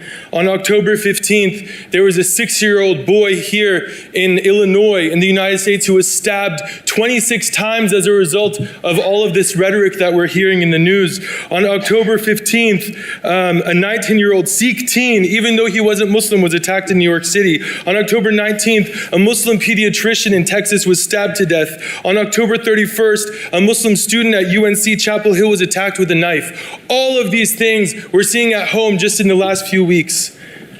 And we need to make sure, and we need to know and feel secure in that our elected officials stand with us at home, stand with the citizens here in Knoxville at home who are suffering, who are struggling, who are threatened on a daily basis. I want to ask everybody in this room, will you vote for a person who will not, will you vote for a person who stands with Israel? No! Will you vote for a person who says no to a ceasefire? No! Absolutely not. The times are changing, my dear elected officials. If you all want to maintain your offices, you will stand with the people of Palestine and you will stand with your constituents. Joe Biden has lost this election on this basis. Joe Biden has lost his election. And I hope you all pay attention to this. If you have any political aspirations that, yes, this issue will win or lose you elections, and we will not allow people who say no to ceasefire, who support bombing civilians, to be elected into office and represent us. Knoxville stands with Palestine. Thank you very much.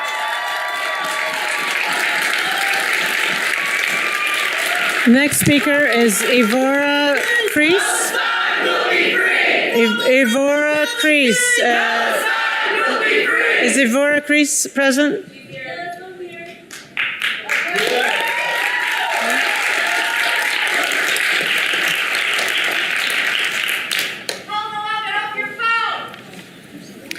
Oh, he don't care. Hey, members of the audience, please let the speaker speak. Oh, like you did, right?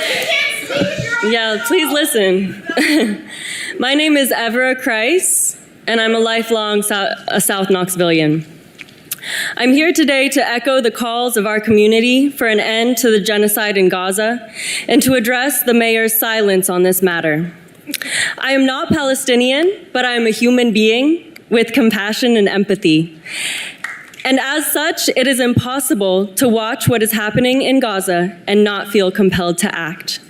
Mayor Kincannon, your only statement since October 7th was to say that, quote, Knoxville stands with Israel. That's right.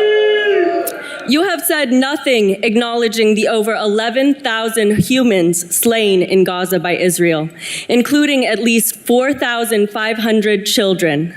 The picture of some of them are being held behind me. You have also notably made no public statement in solidarity with the Palestinian community in Knoxville, acknowledging their pain and their plight. I ask you, do you not feel compelled to act? Or are you choosing not to see what is being done by the government of Israel? a government who you have chosen to build ties with, despite vocal dissent from your constituents, including myself?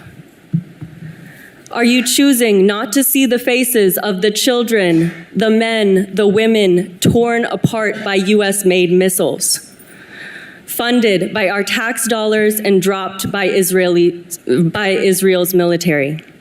Are you choosing not to speak out against this atrocious injustice because you do not care? Or is it because you believe siding again with the oppressor is politically advantageous to your career? My fear, Mayor, is that following your re-election, you have become comfortable with your power, comfortable standing with the oppressor, as you did following the police murder of Anthony Thompson Jr. That's right. Say his name. Anthony Thompson Jr. That's right. As you have done many times before as well. I urge you now to stand with the people of this city, to change your tune. We cannot be comfortable with genocide. We, as the community of Knoxville, as human beings with empathy, demand that Knoxville City Council pass a resolution in support of a ceasefire in Gaza, to issue a statement vowing to refuse any contracts or trainings with the State of Israel, to issue a statement acknowledging that the city of Knoxville values the lives of Palestinians, and for Knoxville Police Department to issue a stated commitment not to target Palestinians and allies. Next speaker. We urge you to act with compassion and empathy. Knoxville stands against genocide. Thank you. Knoxville stands with Palestine. The next person to speak, Ahmad Abdul Razak. Ceasefire now! Ceasefire now! Ceasefire now! Ceasefire now! Did you say Ahmad Abdul Razak? Yes, sir. Give me just a second.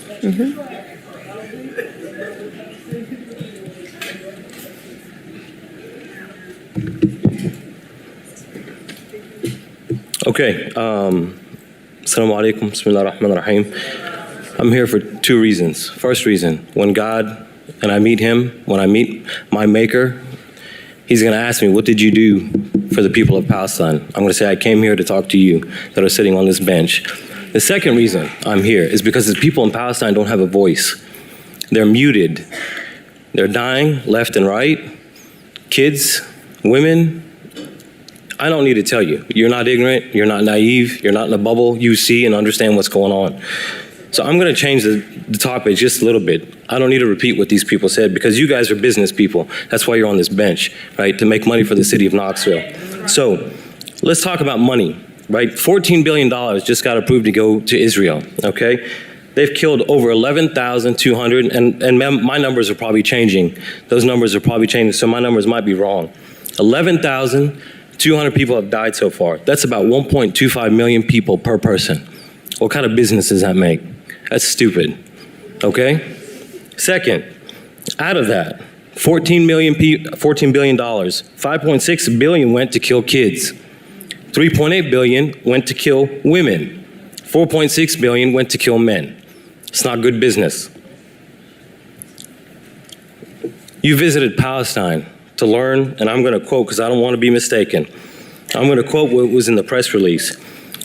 By the American Jewish community, the project interchange is expected to last a week. They said it's meant to give the mayors a firsthand understanding of the country's democracy and technologies. And then it went on to go to understand how to expect to discuss how to lead diverse cities, integrate immigrants, address homelessness, and help people living with disabilities. Excuse me. So let me understand this. You had to go all the way to Israel to understand that? This is the United States of America. There's 50 states here. There's disabilities in America. There's veterans in America. There's immigrants in America. But you had to go to Israel to understand that? Doesn't make sense to me. Again, tax dollars, doesn't make sense. This is a business. We're here to make money. I understand it. Think about it. Palestinians are dying on our dime. They are dying on our dime, and each and every one of you, just as I am, as a taxpayer of this country, is responsible for that, okay? You understand we're all here for a ceasefire. But you also understand that you haven't said anything. You came to my kids' class and talked about community and support, but not said anything to the Palestinians that are in your community, that are Christians, that are Jews, and that are Muslims. It's not a religion. These people have lives. They're humans just like me. I'm a Muslim. Do I look like a dog? Do I look like an animal to you? No. I have eyes, I have arms, I have ears. Stop. Stop, stop, stop. Ceasefire. Thank you. Thank you. Next person signed up to speak is Miriam Atatra. Miriam Atatra. Miriam Atatra. Is she?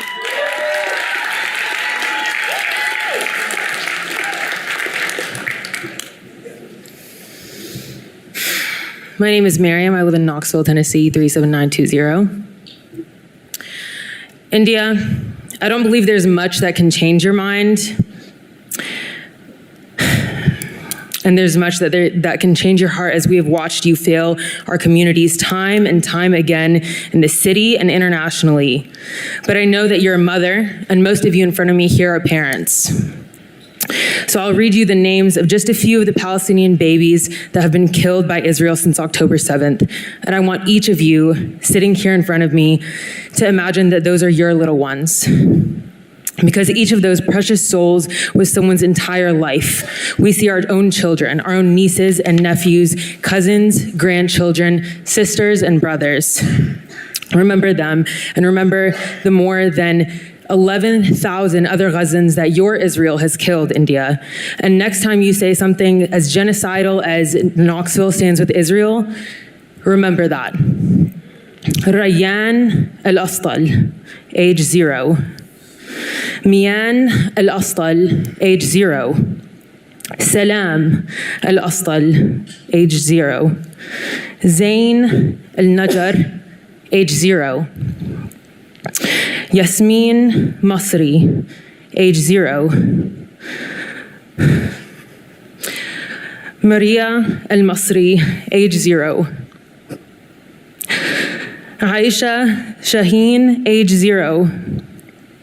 Rahima Shaheen, age 0. Are you all listening? Muhammad Abu Jazar, age 0. Tia Abu Jazar, age 0. Baha Musa, age 0. Rakan Musa, age 0. Misk Hajazi, age 0. Ahmed Nofal, age 0. Ibn Nabila Nofal, age 0. Muaz Al-Aidi, age 0. Are you listening? Qais Al-Aidi, age 0. Nabil Al-Aidi, age 0. Alma Hamdan, age 0. Misk Joud, age 0. We haven't even gotten to 1 year yet. Bilal Hamdan, age 0. Abdurrahim Awad, age 0. Tahani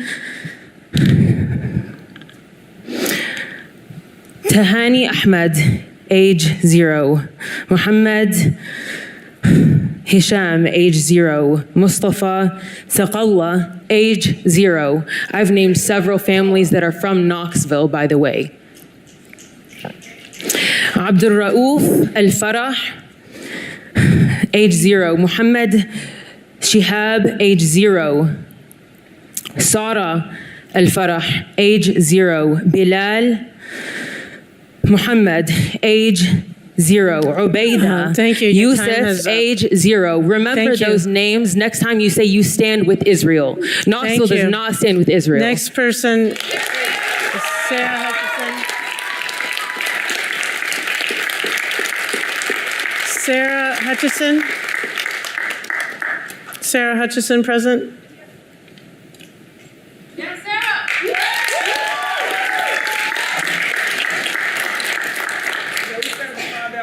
Y'all gonna sing for number 2.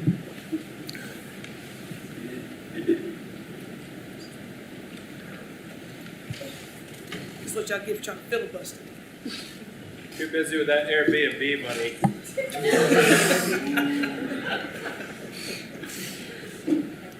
My name is Sarah Margaret Hutchison. I'm from South Knoxville. I'm here today to address not just the council, but also my neighbors when I say that Mayor Kincannon does not speak for me. I stand with the Palestinian people in their nearly 80-year struggle for liberation. I'm honored to be standing here tonight with fellow Knoxvillians to correct this narrative. While Mayor Kincannon may stand with Israel, Knoxville stands against genocide. As the death toll in Gaza nears 12,000 and nearly 200 Palestinians have been murdered in the West Bank, my humanity does not allow me to remain silent. It's imperative that the city of Knoxville act now to pass a resolution in support of a ceasefire.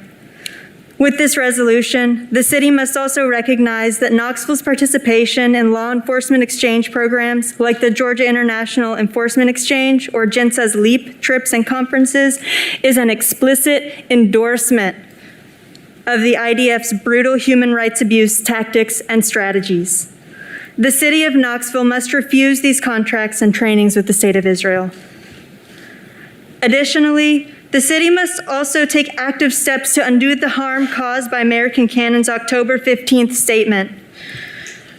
Starting by publicly acknowledging the impact the ongoing war on Gaza and the West Bank has had on our Palestinian and Arab community members in Knoxville. As well, it's important to immediately address and take steps to prevent future undue surveillance of Palestinians and allies by the Knoxville Police Department. Finally, the World Health Organization estimates that one child in Gaza is murdered every 10 minutes.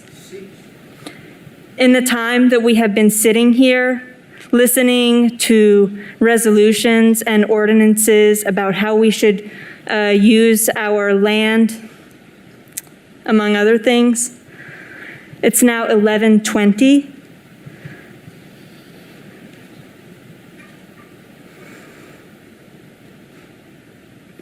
32 children have been murdered in the time that we have been in this building.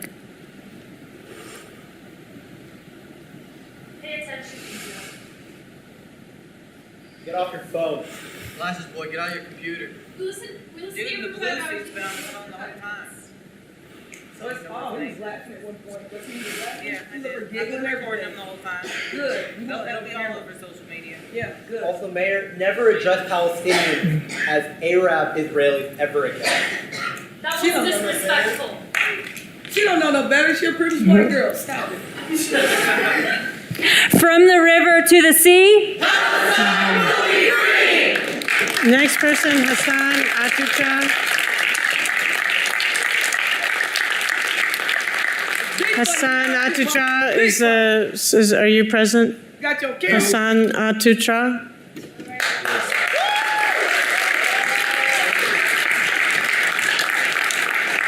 Kiss that accreditation goodbye. My name is Hassan. I'm a Palestinian and lifelong South Knoxvillian. In just over a month, Israel has killed more than 11,000 humans, not animals, as the Israeli defense minister calls us, more than 4,600 children. At least one child is killed every 10 minutes. At least 32 children have been killed by Israel over the course of this meeting. Over the past month, Israel has killed more children than were killed in all combat zones in the world in 2022, in 2021, in 2020. This should strike the hearts of anyone. This should shake the hearts of anyone with an iota of compassion. Do our babies have too much melanin for you to care about their lives? In the past month, Israel has dropped the equivalent of 2 atomic bombs on the people of Gaza, one of the most densely populated areas in the world. More than 1.6 humans have been displaced. More than 70% of the population has been displaced in a mass exodus that dwarfs the Nakba. the catastrophe of 48, in which 75% of our people, our grandparents, were forced out of over 500 ancestral villages and cities at gunpoint and following massacres led by Zionist militias. 70% of Gazans were concentrated into camps around Gaza after the exodus of 48. Gaza is the definition of a concentration camp. Israel has blocked water, food, electricity, fuel, and medical supplies to Gaza's 2.3 million people, half of whom are children. The Israeli regime has clearly stated its genocidal intent. Here are some quotes from members of the Knesset and Israeli leaders. Wipe them out. The children of Gaza have brought this on themselves. We will turn Gaza into an island of ruins. Wipe out their families, their mothers, and their children. These animals do not deserve to live.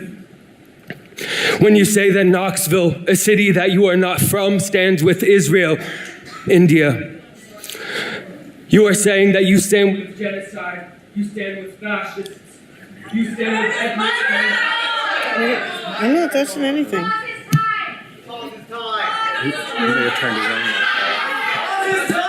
You want to pause this time? Yeah.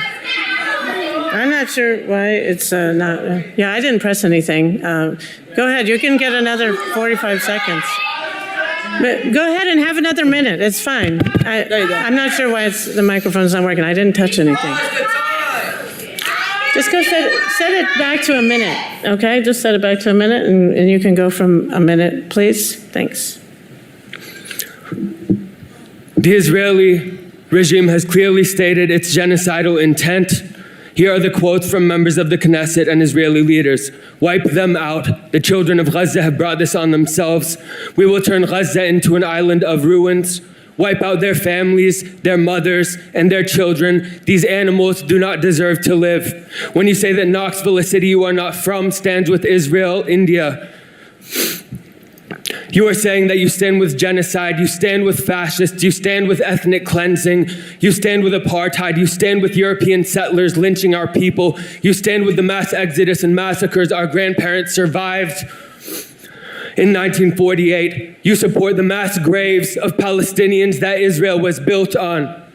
History and the people will remember where you stood. Our demands to Knoxville and City Council: pass a resolution to support a ceasefire now. Vow to refuse any contracts, trainings, or ties with the State of Israel and occupation forces. Acknowledge that the city values the lives of Palestinians. Renounce and commit not to surveil and target Palestinians and allies by law enforcement here in Knoxville. Every human killed was somebody's everything. Every life extinguished was a beautiful beacon of hope and light in a world intent on erasing and eradicating indigenous peoples. Our people will soon know a freedom beyond the freedom in our hearts, and history will remember where each and every one of you stood during the genocide of our people. Thank you. Okay. Next person signed up to speak is Rick Roach. Is Rick Roach present? Mr. Roach, Rick Roach. Rick is not being around. Okay, Nikki Lynn. As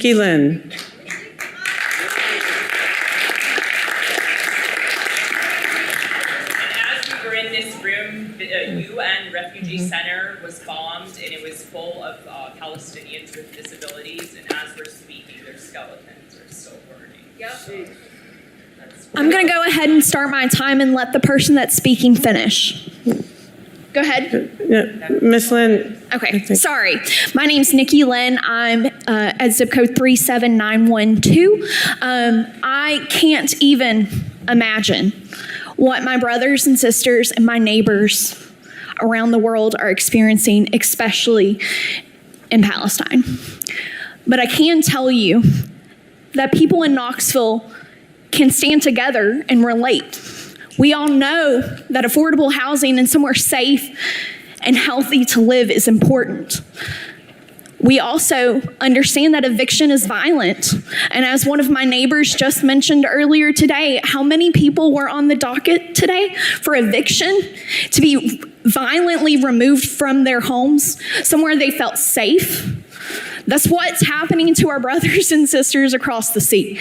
I urge you all to use your voice not only to stand up for them, but to stand up for housing here for everyone. Mayor, if you can go to Israel and learn from them, why can't you advocate for affordable housing here for our brothers and sisters at the state level? If you go to DC, which I know you do, why can't you advocate for affordable housing there? We're all asking for your support for basic human needs here at home in Knoxville and across the sea. Eviction's violent, and basic needs are morally neutral. Please listen to this whole room tonight. Thank you. Thank you. Council, that concludes public forum. Without objection, this meeting is adjourned.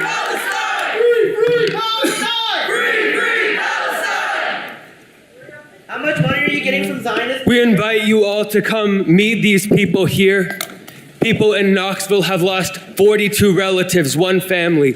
One family lost 30 relatives. 4 children under 1 year old.